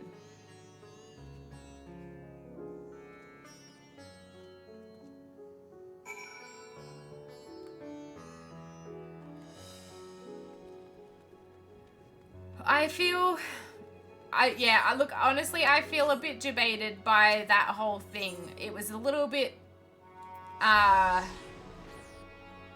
bit jarring. It was a bit jarring, and what I thought was going to be a part of the story is not. And yeah, I don't know. I feel like there could have been a different way to do that. But that's okay. Welcome. When the Satrap asked us to entertain a party of honoured guests, I was wondering who it might be. This is a lovely surprise, to say the least. By the way, I heard all about Kalzal from your friend Grahatia. I understand that there was nothing that could be done, but I was heartened to hear he meant us no harm. I cannot thank you enough for dispatching the beasts. As the smallest token of our thanks, your food and drink tonight are Mareed's treat. Speaking of which, what shall I start you off with? A glass of your finest local spirits. Did you wish? Pray join your friends and I will bring you your drink. Can I sit and still talk to everyone from here?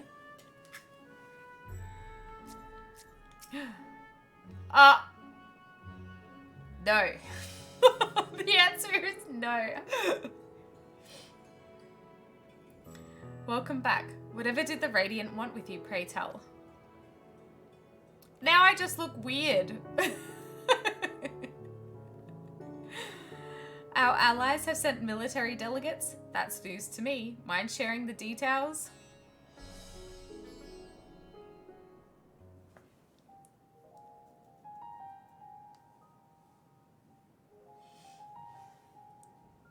So blasphemies now plague all the realm. Okay, so they have like made it part of the story, but yeah, I don't know. I just feel like it was jarring. Maybe it's the music. I don't think the music was necessary. I think it was very loud and it was like aggressive. She was aggressively speaking to me. It will only get worse if what Father said is true, as it did in Amarot. If that's our model, then shouldn't we expect the effects to grow more severe as it feeds off its own spread? As if people transforming into those monstrosities wasn't bad enough. If the flora and fauna, if the land itself turned against us. No one would survive.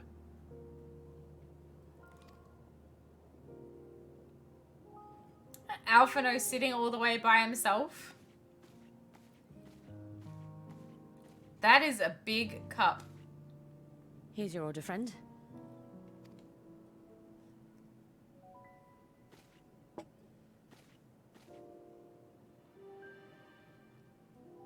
May you find comfort in these dark times.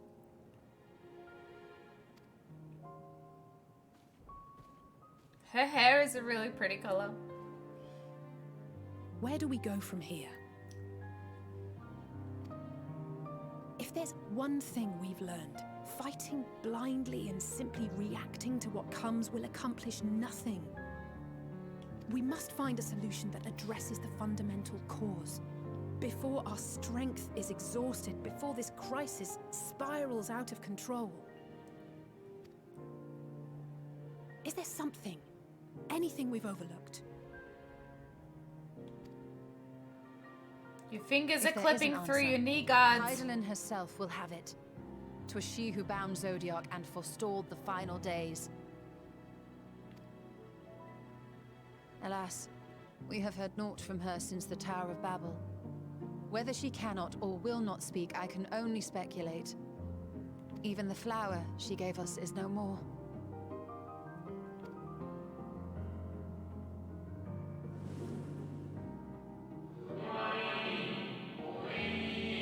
Our time we called it Elpis. You would do well to remember the name.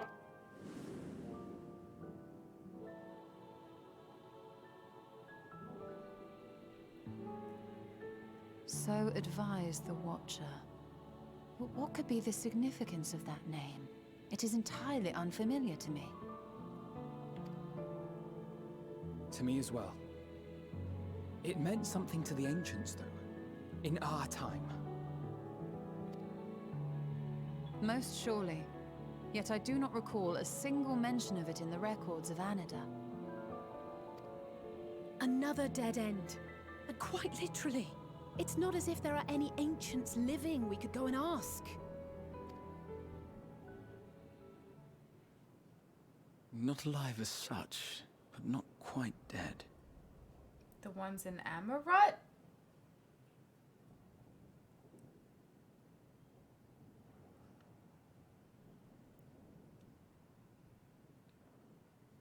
Elidibus. Oh.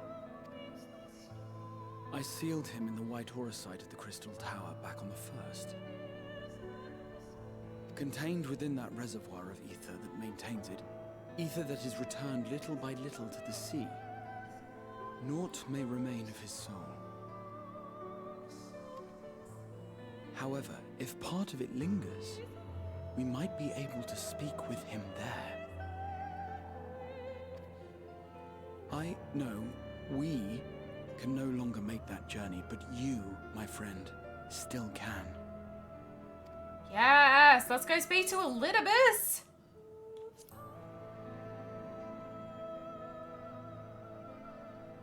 Yes, we can but act and hope for the best. If nothing else, should we learn the First is safe, we'll have that much more reason to keep fighting the good fight. That said, the odds are not in our favor, to say the least. In the First?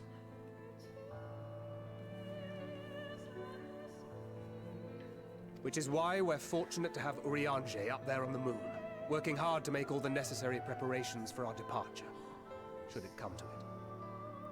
Honestly, the story is worth it. It really is. Even like I said, if you want to play to rush and catch up with people, but then like in your own time, like even using New Game Plus, you could do a chapter at a time.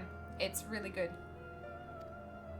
And why we have nothing to lose by staying the course till the last instant. Indeed. To the last, let us all do what we can.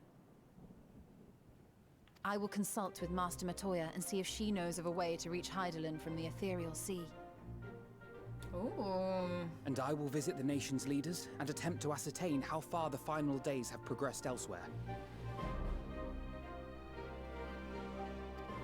Keep me abreast of your findings. I can seek out and slay the worst of the immediate threats, only to slow the spread.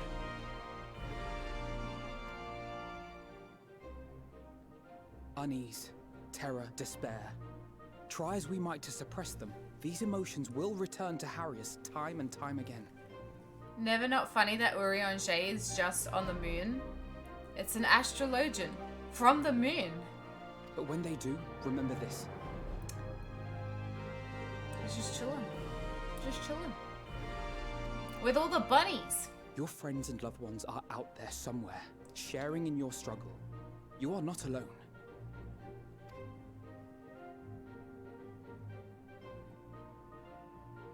So ends the I mean, brief respite these are our friends and loved ones. We're right here.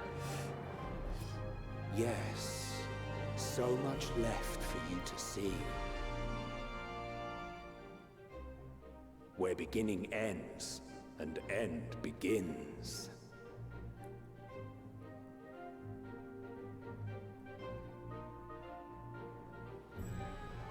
Where beginning ends and ends begin.